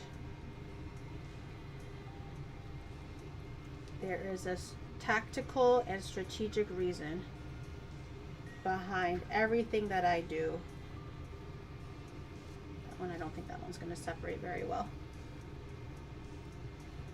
We're going to be here for the next 30 minutes just separating noodles. It's going to be worth it, guys. Copium. It's going to be so worth it. Family means nobody gets left behind unless it's you. It's not that thick. No, I refuse to cut it more. It's gonna be too hard to peel. It's already stretching like this. If I cut it like thinner, it's gonna start ripping like crazy. If the noodles were a bit thicker, I think I would have considered it, but this is my first time making it, so it's a little bit too thin. Not too thin, but a little bit. See, it's already, if it any thinner, it's gonna start ripping like crazy. Ohana, I have not watched Lilo and Stitch yet. Too bad I don't know what Ohana means. That's not gonna work on me. No, sir. Stitch wants MILFs tomorrow. Who the hell is... Are you guys Stitch? No. Whatever Stitch wants, Stitch doesn't get. Stitch does whatever the family wants. Okay, remember, nobody gets left behind, so if you don't follow and keep up the speed, you're gonna get left behind. You don't want to be Stitch now, do you? Haven't you seen Lilo and Stitch? I've seen Bibs and Bobs, but I've never seen the full movie yet. Like, I know the Ohana means family. I know that part because it's so famous. But I've actually never sat down to watch the whole movie for Lilo and Stitch. Like, I'm talking about the original. Let alone the remake, but... I just remember that there's aliens. and that's it. I know it's a good movie. I just never... I don't know. I just never had the chance to come across it and watch it, I suppose. Not sure why I didn't end up watching it.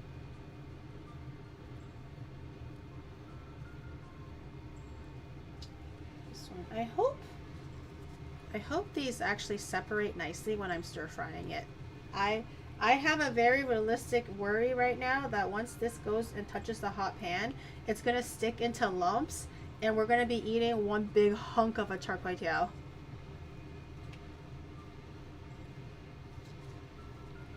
I will almost... I don't want to bet on my own demise, but I sense it. My culinary senses are tingling. Come on, separate. Okay, there we go. Bitch! Okay, you want to play that way? You want to play that way? Stay one big lump. See if I care. See if I care. Stay one big... Stick... Yeah. Okay. Hello? Wait, it turned off? No fucking way. Wait, it turned off? Why did the stove turn off? What about my rice? Holy shit, it turned off? I was going like, oh, it's kind of quiet over here. Why is there no sounds coming out? It turned off. Okay, I don't know if it's been 20 minutes yet, but I'm going to do a little test. Grab a little spoon. Okay, rice looks good so far. Nothing smells burnt. It's fluffy. Wait, it's actually not too bad, chat. Okay, I'm gonna turn this off for now.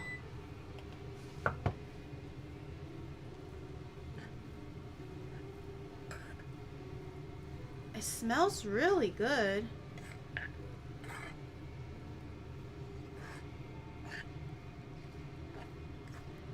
I kind of want to eat it now, but I know I shouldn't. Let me try a little bit. There's no salt in it. Mmm. Mmm. That's really nice. Mmm. That's a really nice rice. Mmm. I think it's because I didn't use jasmine rice. It's like the Japanese rice, so it's a little bit more like mochi, more sticky. I think that's why it looks a bit wet. It's like a slightly, but not too bad. Is this on? Okay. While the pan is still cold, I'm gonna put the sausages in. Cold pan will always render fats out a little bit better. But then it just gets on a fat angle later.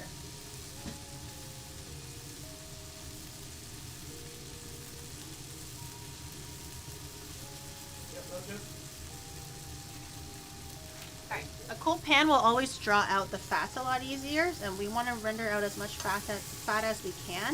If it looks like it's not... Yeah. What? You're the one that passed it to me. When the delivery guy came, what are you talking about? This guy pays attention to nothing, bro. Everything just passes his head instantly. it doesn't look like a lot of the fat is coming out. I'm gonna give it a little bit more help, and I'll put a little bit more oil in. It needs to be a lot more oily than this. Just a little bit more. And then we're gonna stir fry the fish cakes, the shrimp, everything. I'm gonna wait for this to fully cook first. Let me see. Chinese sausage, the shrimp, fish cake, yeah, shaoxing wine, and then we add in the veggies, the rice noodles, eggs. Okay, eggs at the very, very end. We're gonna crank the heat up in a little bit. Hopefully we're gonna get some wok hei. I'm not super sure because it's not a wok. This is just a pan. But right now it's at medium heat. I'm gonna crack it up to high heat once we add in all the veggies and stuff. But I'm just kind of waiting for like these caramelized pieces, just a bit more fat to render out, a little bit more cooking. It's definitely not a healthy meal, okay? Don't be counting your carbs at this point.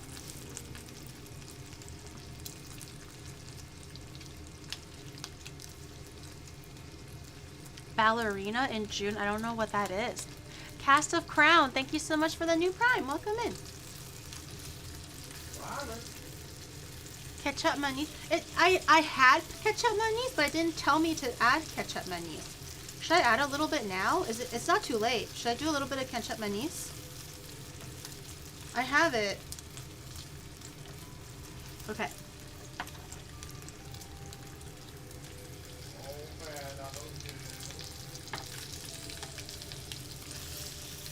No? Wait, wait, now it's bad? Someone was like, no ketchup mayonnaise, and I go like, I have it, I can add it, and now everyone's like, no, don't do that.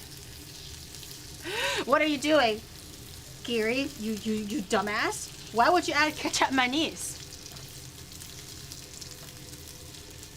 Don't you have the socks mix? Yeah, I have it, but someone said to use ketchup mayonnaise, so I thought I could maybe add it into the socks mix. I'm not sure what part of it needs to be. Okay, I'm gonna turn the heat up now. It's not high enough. We need fire and more fire. We need the sizzle. Let it sizzle. Okay, I'm gonna let that sit a little bit actually. Do you have a line? Because this could be a banger pad thai. I'm not making a pad thai. I'm trying to make Char Kway Teow, not a pad thai.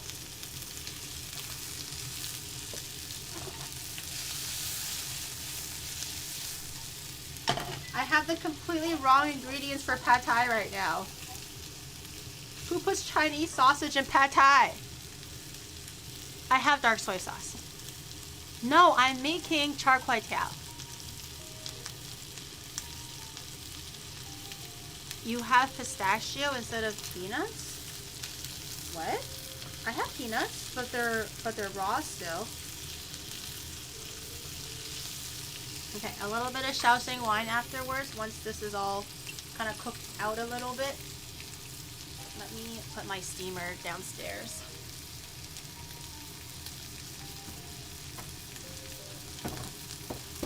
Okay. Alright, now I have more space. Good, good.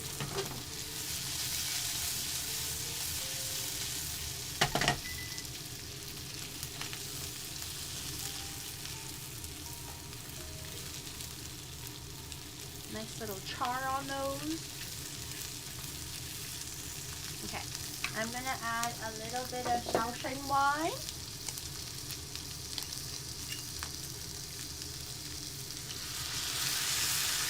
Just a little drizzle of it on the side of the pan so it leaks down into the middle. A little bit of stir.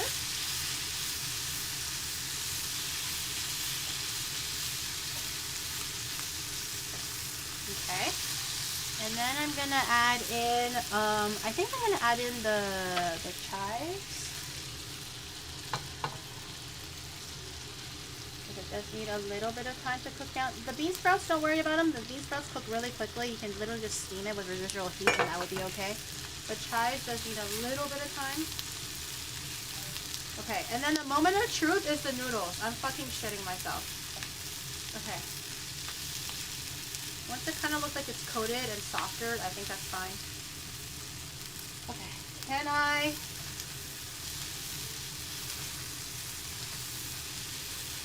do the noodles? Alright, noodles going in. I've already pre-separated everything. Stir it quickly. Stir it quickly.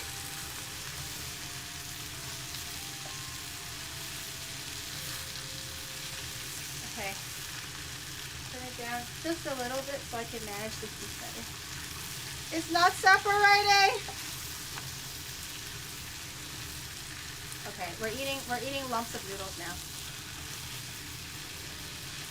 Okay, it's slowly separating.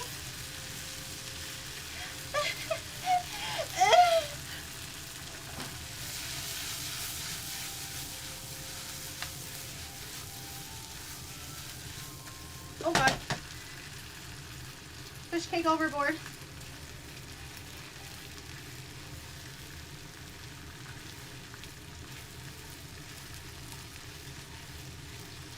Fish cake overboard! Hold on. I have to go pick it up and throw it away.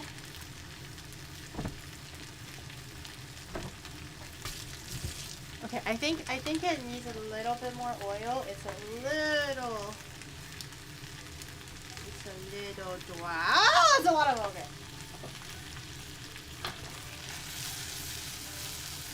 A little lubrication is needed.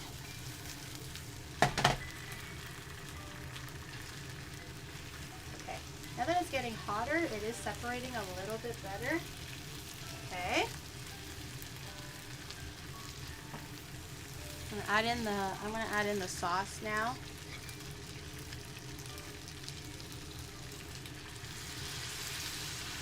I'm gonna do half of it because I don't actually know how much I need.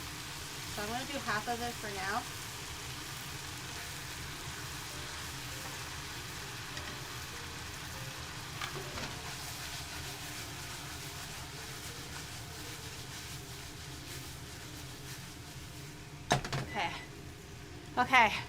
Okay.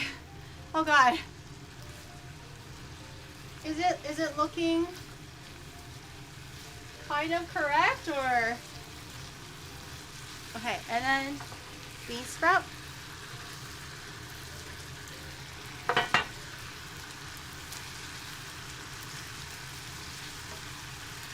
Did I do it?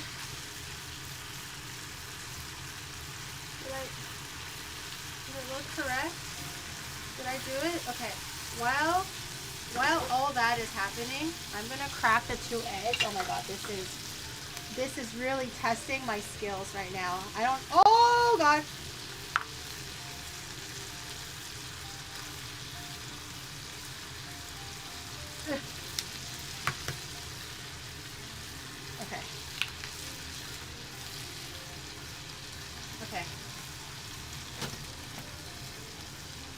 Okay. Oh god. No!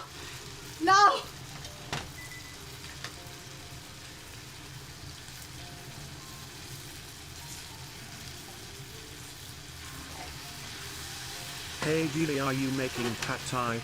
That looks like pad thai. No, I'm not making a pad thai, bitch.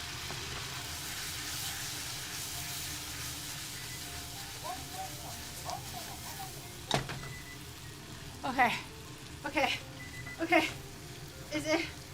Did I do the thing? Did I do it?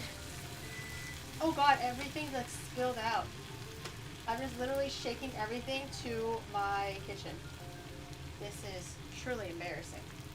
Truly. Okay. I think I am quote unquote done. Quote unquote done. Okay. Let me have the sauce on the side in case anybody deems it not salty enough.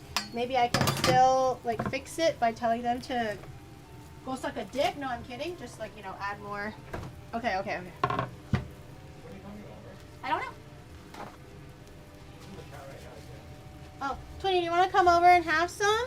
I don't know if you'll have enough time.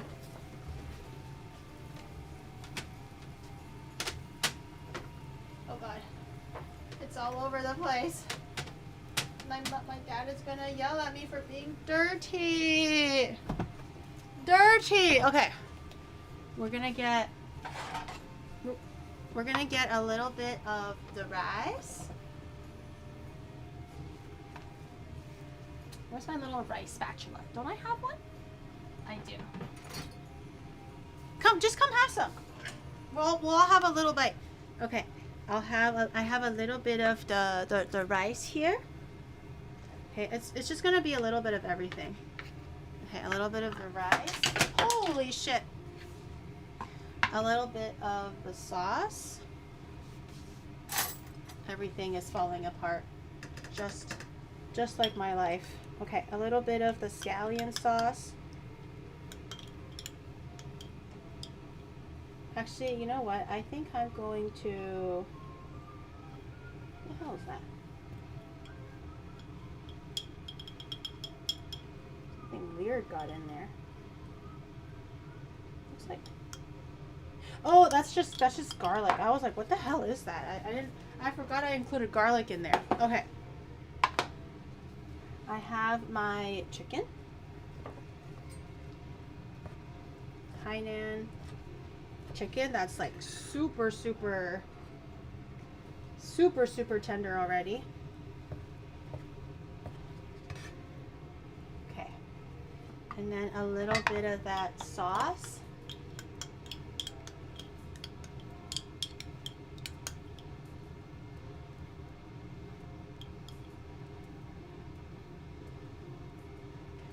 Yes.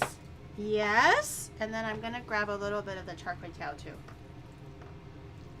Not the most classic of platings, but she'll do. A shrimp, a fish cake, some sausage. Okay. What do we think, gentlemen? Let me move this to the side for a second.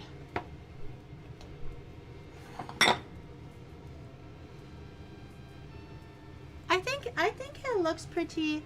I think it looks pretty good. I don't think it looks that bad at all. Directly to the chiki if you want as well, Giri, for the chicken. I'm gonna try a little bit of everything first, just to see what we're working with here. I have my chicken thigh.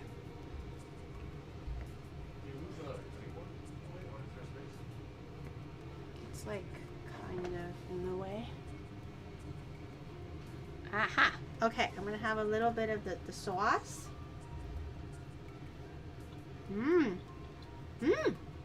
That chicken, so good. I'm gonna get a spoon. Oh.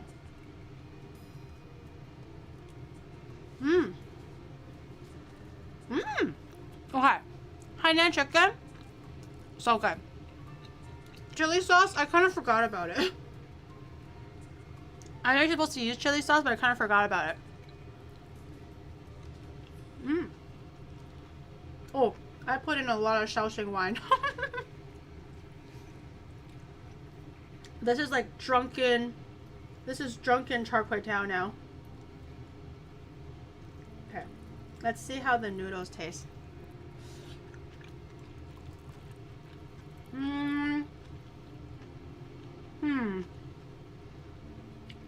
Noodles too soft. Everything else tastes good. I mean, it's just veggies and stuff, but I think the noodles. I don't know if I should keep it in the fridge a little bit longer so that it kind of hardens a little bit, or if I made it wrong.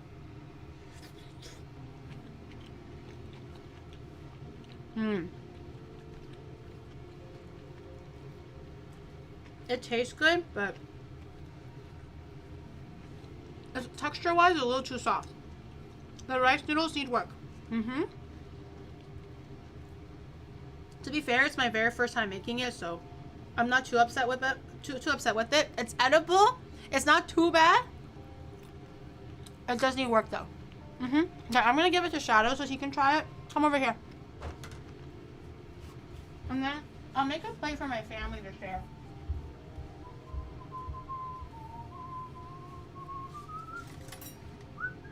I'm running out of utensils. I don't know where the hell my utensils went, but I'm gonna make one for my dad.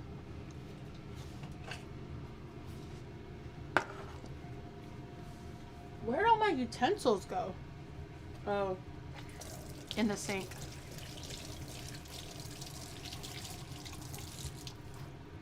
He's having it. He's having it. I think the flavor of the Char Kway Teow is good. It's just the noodle. That's like, which is literally the whole thing. The noodle could have been better, but everything else was really good, actually. I'm gonna make a bowl for my dada. Alright, here you go. Not bad? Yep. Okay. That's, I'll take not bad. He's pretty picky, so not bad is not bad. Okay, let me make another plate for my mom. Not bad. Yeah, I will accept not bad. I will give my parents a bigger piece to try.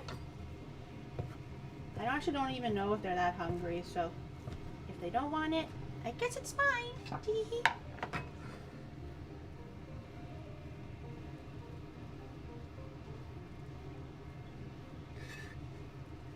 Okay, a little bit of that scallion oil.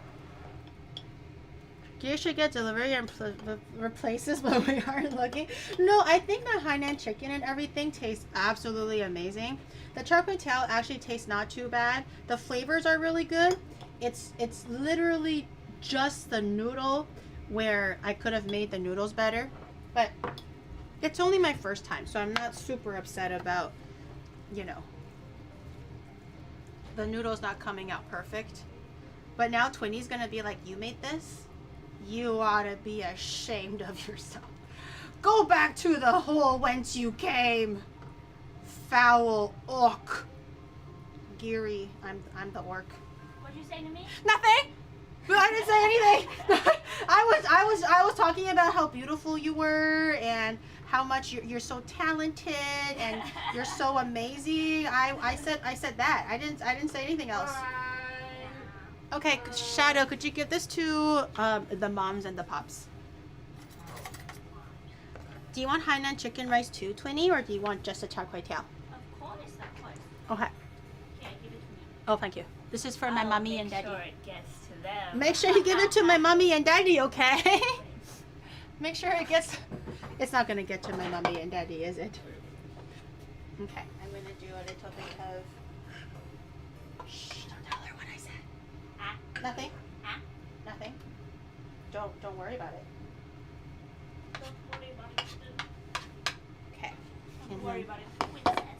Don't worry about what I said. You just worry about enjoying that Char Kway Teow that I so expertly made.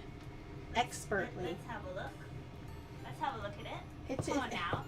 It's Let's have a look at no, it. but you just wait. You just wait. I don't think you're ready yet. You have to wait, Twinnie. You have to wait. You got all the authentic ingredients, right? Oh, 100%. Yeah. Oh, 100%. You don't even have to doubt. This is Giri we're talking It tastes about. just like how they make it in Malaysia. Yeah, dude. When you go to the hawker stall. Yeah, exactly. Yeah. Exactly. And the guy fries it up. Yeah, I'm that guy. Just like that. Yeah, I'm like, dude, don't worry. I'm already sweating from my pits like the uncle at the hawker stall. So like, it's already like it's already half authentic from just like the sweat that's like dripping into it. Okay, you want some shrimp? Oh yeah, you like shrimp. I give you shrimp. And then some Chinese sausage. Okay, I don't know if this is too much for you before a stream, but go crazy, girly pop. Go crazy. My tummy kinda hurts. Girl. Okay, finish what you can. Here. Alright. And chopstick. Feeding. I gotta feed a whole village here. I'm gonna grab a little bit more. Don't be fooled, boss. Why would you She assume made it smells pad thai bad? instead of Char Kway Teow. She's like, oh, it smells edible. Oh, it doesn't smell like shit. It doesn't smell like shit, Gary. I didn't know it was gonna smell like Char Kway Teow. And I'm like, wow. I'm so glad that it doesn't smell like shit to you. Okay, have it. I will preface though, I made the noodles from scratch, and I will admit, I think the noodles need a lot more work. Where are the noodles? Okay, I didn't realize I was feeding 5 people, so I thought I was making enough for 2. I didn't think I was making enough for a whole village, so I did give you some noodle. I see the shrimp. No, yeah. The sausage. No, you'll just enjoy the shrimp, 20. Enjoy the shrimp and just tell me how good it is. Oh, it's supposed to be the fish cake. Why is there chikwa in it? It's supposed to be the fish cake. The recipe said to add fish cake. So I was like, yes, sir. So I added fish cake. I didn't put chikwa in it. Well, they didn't have like the other stir fryable fish cake, so I did chikua instead because that was the only thing that was like kind of hard. All the ingredients except for noodle. Wait, just this is the noodle. There is. You just have to look for Is this it. the noodle, Gary? Yeah. That's the noodle. But it's okay. I do want to the way the face that she made when she was like, "Gary, is this the noodle?" And I go like, "Yeah," and she goes like, "Ugh." No, the face was like, "Ugh." I was chewing something. Yeah. What were you chewing? You were chewing your insults that are about to come out of your damn mouth. Okay. I want to say, to be fair, the noodles were homemade. They do need work. I feel like it's kind of lacking in texture. But I think flavor. I never had a Char Kway Teow, so I think flavors taste good to me. But I wouldn't know. I think the noodle clumped up. Yes. So it's more like Just tell me like it's shit, 20. Just tell me it's like shit. like a loaf of noodle. Yeah. But how's the flavor? How are the finer nuances of everything? Is it good? Do you taste the hard work that I put into it? Most importantly, like everything else. The flavor is not bad. Okay. But I think there's too much of the salty soy sauce, not enough of the sweet one. Oh, okay. That's fair. Okay. I'll keep that in mind. Not enough sugar. Or not, maybe I should just use ketchup manise instead. Not enough sugar. Okay. Yeah. Good notes. Char Kway Teow actually has a lot of sweet and fatty taste in it. Okay. I don't actually know what it tastes like, so this is good notes. Okay, write this down, Chad. Write this down. It needs to be sweet and oily, not salty. It's basically like stir-fried fat. God damn. Really? Stir-fried Really? fat and sugar. Oh, I was like, oh, that's enough oil, guys. That's enough oil. We gotta keep it lean. We gotta keep it trim. And Twinny is like, more lard. Okay, I see why everybody was like, where's the lard? I see it now. I thought it was just mostly for flavor, but if it's literally for the fat component of it, then I understand why you would want that. Well, it's for the flavor, but the more the better, right? Okay. Not So, good for my cholesterol though. oh no, hell no. You're gonna get, you're gonna have a flare up tomorrow or something like that. Where's my chopstick? Okay, I watch this. Any other comments on everything else? Oh, the baklava. I forgot about that. You should try the baklava too. Have you had it? You've had it before, right? Baklava? Yeah. I made some. We can try it too. Yummy. Do you want to take some home or do you hate me? I'll take some home. Okay, good. But, I was ready to write a Google Docie. I think the Char Kway Teow is not bad for a first try. Okay, I'll take that. Because I should really just actually try to taste what I'm making and actually know what I'm supposed to make it taste like. Not lasagna. It's not. Well, I guess it kind of is. This is my baklava. I'll eat this in a second. But this is my baklava right there. Very nice. I'll grab a little plate for my mama and dada. The chicken rice does taste like chicken rice though. Okay, that's good. I did use like the stock that I made the thing with, so that's. I like having chicken rice with also the thick soy sauce on it. This thick is it ketchup mayonnaise? I Yeah, typically I just think like it so. with the scallion oil, but I didn't know about the 好吃吗 Daddy? 好吃吗？不要说名字，不要说名字。My dad only knows Twinny as Twin the Tails, so no full names, please. No full names, please. I don't want to be here. Fucking doxing twin the tails. Oh, 还有 baklava, Daddy. 你尝不尝？好了。 Can you imagine, like, they come in, first thing they say is like, oh, hi, Samantha. And Wait, Daddy. hi, Samantha 1 and 2. Full name, last name.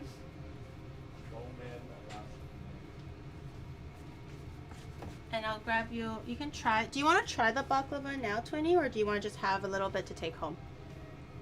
I'll try now. Okay, I'll give you a little bite. Why, you don't want to see my reaction? No. Why would you even say that? Why would you even for a second doubt my intentions? Okay. Oh, it's so thick.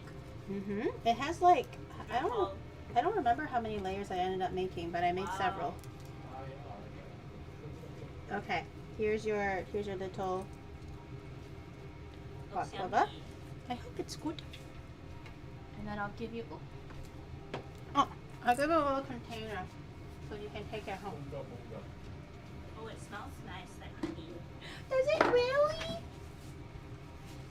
It makes me so happy when Twinnie gives me compliments. Can I get a baklava? No. Fine. I guess I can give you one. It smells like honey and pasty. I hope so. I hope it tastes good. Okay, I'm gonna give Shadow a piece of the baklavas. Oh. My dad being fed at like midnight. This is like too much for his old blood. Oh, yours kind of fell apart a little bit. Sorry. Here, come get it. Come get yours. Or could you pass this to him, please? This kind of fell apart slightly. I'll give you like 2 or 3 pieces worth, Twinnie. Is that okay? Or do you want way more? You don't usually eat that much, so. Okay. It's not bad. It's not bad, really? The one that I'm used to, I don't know what it is. It's like a bit thicker and chewier. Chewier? Okay. Yeah, it's harder. Okay. Like this. Maybe- Okay, sorry. Maybe because the syrup in it is like hardened a little bit or something. Like. I mean, I did make it today. Normally, you're supposed to eat it the day after. Oh, So it has time to kind of, Set. rest and set. Yeah. That one is yours. maybe it's soft because it's fresh. Yeah, it's a bit too, fresh. Oh, ow. Oh, you cut you blew up your nails? Well, I was trying to remove the gel from my nails. Oh, did you peel your skin off? Your nail No, off? it's Oh. fine. Oh. And she has like her whole nail bandaged, so I jumped to the conclusion that she just ripped her whole nail off. I was like, what? It's actually fine under there. I just didn't want to rip it more. Oh, okay. Prevent you from picking. How do you pronounce baklava? Baklava. Okay, so what are the ratings? Shadow, you can go first. What are the ratings for the savory food first? Rice is good. Uh-huh. Feels cold. It's supposed to be cold. I don't like cold chicken. I don't like you. Okay. It's supposed to be cold. The noodles are a little soft. Uh-huh. They're meant to be soft. The rice is like a 9 out of 10. Okay. The chicken is like a 5 out of 10. Okay. You said 9 out of 10 like it was disappointing. I know. He's like, only 9 out of 10. I didn't Fuck you, double Gary. check. And I'm like, God damn it. Okay, and then? The green onion sauce is like probably like an 8.5 out of 10. Okay, yeah, we're nitpicking now. Mm-hmm. The lapchern is like a 10 out of 10. The lapchar The specifically. noodle is like a 6 out of 10. Yeah, he never really eats Hainan chicken rice, to be fair. So I don't think he actually knows that it's supposed to be cold. Okay, what do you think, Hainan Twinnie? Chicken rice. Mm-hmm. What's your overall score? So for the Hainan chicken rice, my score is like. Well, the chicken itself is actually really nice and smooth. Okay, right? yep. So like 7.5 out of 10. Okay. Yeah. Maybe just because the rice is not flavored enough. Okay. Yeah. And Mhm. it could use some sauce. Mm-hmm. Mm-hmm. The doesn't have the strong chicken flavor. So more MSG or more chicken lard. bouillon. More More lard. Okay, more lard. Sorry, I did chicken fat to be fair, but more lard. Okay, and then. Chicken lard. And the Char Kway Teow is like a 6 out of 10. Okay. It's a bit salty. And the noodles are not really. But the right kind, like too They're soft. not the right. Like they're not the thin noodles. Yeah, everyone was together, so they're like big globes. Yeah, everyone was telling me to cut it thinner. In Chat's defense, but because it was fresh and I was ripping it sheet by sheet, if it was any thinner, it'll just turn into like rice grains. Yeah, but they did say thinner. But if the noodles are soft, that's actually good. Okay. Okay. But yeah, it's like approaching Char Kway Teow. Okay. So not quite there, but the essence is there. It's almost there. Okay. Yeah. Baklava, I would say like also 7.5 out of 10, maybe 8 out of 10. Okay. Yeah. So nothing was 10 out of 10. So I'm just gonna go kill myself now. Goodbye. I like it with more pistachio. Goodbye. So Oh, okay. Yeah. Okay. So you know what? That's all the more If reason it I'm gonna had- kill if it in had more Minecraft. pistachio in it, it would be like 9 out of 10. Well, pistachio is also like expensive. So they usually do it where it's like half. So I did half pistachio, half walnut. But, I could do full walnut, but then I would go broke. but it's like an Arab sweet, right? Yeah, or So, like- Middle Eastern. I don't know anymore. So like in the Middle East, they have expensive tastes, right? Luxury. you know? True. That's why you should go heavy on the pistachio. Okay, and then I'll do gold flakes and everything too. Yeah. Yeah. You never go full walnut. The Never. finest honey And full of pistachio. Straight from the bosoms of a mother bee and whatever else. Okay, so yeah, I'm gonna just fire up Minecraft, guys. It's time to push me off that No, cliff. you It's time. did really good. You did really good. Yay! It only took like 5 hours. Yeah! I did. Honestly, I thought it was pretty good. I already gave my review. I think the chicken was good. The sauce is bomb. The rice is good. I think if it was jasmine rice, it would have been better. I used Japanese rice, so it's a little bit more of a starchy, mochi texture. So I think that could also be amended and made better. Noodles, obviously, you know how I thought. I didn't make it as best as I could. But flavor-wise, it's good. I will make note that it should be sweeter and fattier. Everything fattier. Everything more lard. That's the takeaway message today. A little more ginger in the chicken rice. I don't like ginger, so I did ginger, but I purposely left some out because I don't really like the ginger The flavor. stronger flavor is nice. I just don't prefer ginger. Average was 6.9 out of 10. Actually, you know what? I'll give you an extra point for the chicken rice because now that I taste it again, I taste more of the flavor. Okay. Because I had it after the chocolate cow, which is stronger. Right. Yeah. So the Okay. flavor is actually stronger than I thought. She's coming back. She's seeing the light. My parents, I think my parents are like, please stop feeding us. I want to go to bed now. It's 1 a.m. I think my dad said it was good. I'm pretty sure he's gonna say roughly the same thing. He's never had a Char Kway Teow, so I'm pretty sure he's gonna be like, oh, that's good. Noodles too soft. Baklava, I think he'll like it. It's maybe a bit too sweet for him, but they're old people, you know. I think overall, I can tell. I know what my parents' tastes are, so they're gonna say noodles too soft, but all the flavors are good.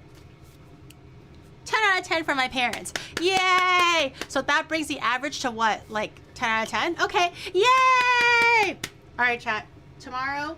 Char Kway Teow should be quite soft, actually. Really? Yeah. So it could just be It's the. not supposed to be like al dente, you know? So it's just the clumpingness. Yeah, the clumping. Pudding Witch, thank you for the 29 months. Okay, chat. I had a lot of fun. Thank you for hanging out and watching me make a whole slew of random things. But tomorrow we have to go shopping for our super epic adventure, Walkie's adventure. I have to go buy a few things for the actual Walkie's thon or whatever we want to call it. So. So we're gonna have to go grab a few things, and then obviously I do want to go grab a birthday present for my dad for his upcoming birthday. Yeah, so lots to do tomorrow. Lots of things on the agenda that we're gonna fill out. I'm gonna need everyone's opinion on like a manly man birthday gift. We'll figure it out when we get there. But that'll be for tomorrow. Oh yeah, he'll. Oh, this is the manliest of all things, the Chikawa. Pardon me? Sure. We can roll the promo tape one more time so everyone knows what we're talking about while I eat my Char Kway Teow. Are you ready for epic walkies adventure? 6 days of just you, me, and the pavement beneath our feet as we walk from Tokyo to Hakone, and obviously tons of sightseeing stopping by places like Kamakura and Enoshima. Also, with some new surprises and additions for our trip. So pack your sunscreen and walking shoes because we set off on my birthday, I'm gonna go back June 9th at 12 noon JST. I'll see you guys there. On my birthday! Yay! So we have lots of things to prep for all that. You already saw a few sneak peeks of everything that might happen for the walkie-thon. But tomorrow, Epic walkies. the epic walkie-thon, the epic walkies adventure, tip to tip. Well, it's gonna be like section to section, not really tip to tip. But yeah, tomorrow we're gonna do shopping. So start usual time, roughly 12 noon JST, and then we'll go do our errands, go walk around, go on our bikies. Okay, I'll see you guys tomorrow, everyone, for IRL stream. Thank you for eating my and my noodles. I'll see you guys tomorrow. Go grab your sunscreen and biking shorts, all the usual stuff. Make sure you grab it. Happy annual 21st birthday. 21 3/4, chat. Thank you for the take on pad thai and chili-less chicken. I like it with just honestly, even if they give me the chili sauce and I like spicy food, for Hainanese chicken, I don't usually eat it. I just eat the scallion oil. I don't use the chili sauce either. Yeah, I know, right? I kind of just like it without it. Oh, I like it when they have the soup on the side. Yeah. I didn't have enough soup left over.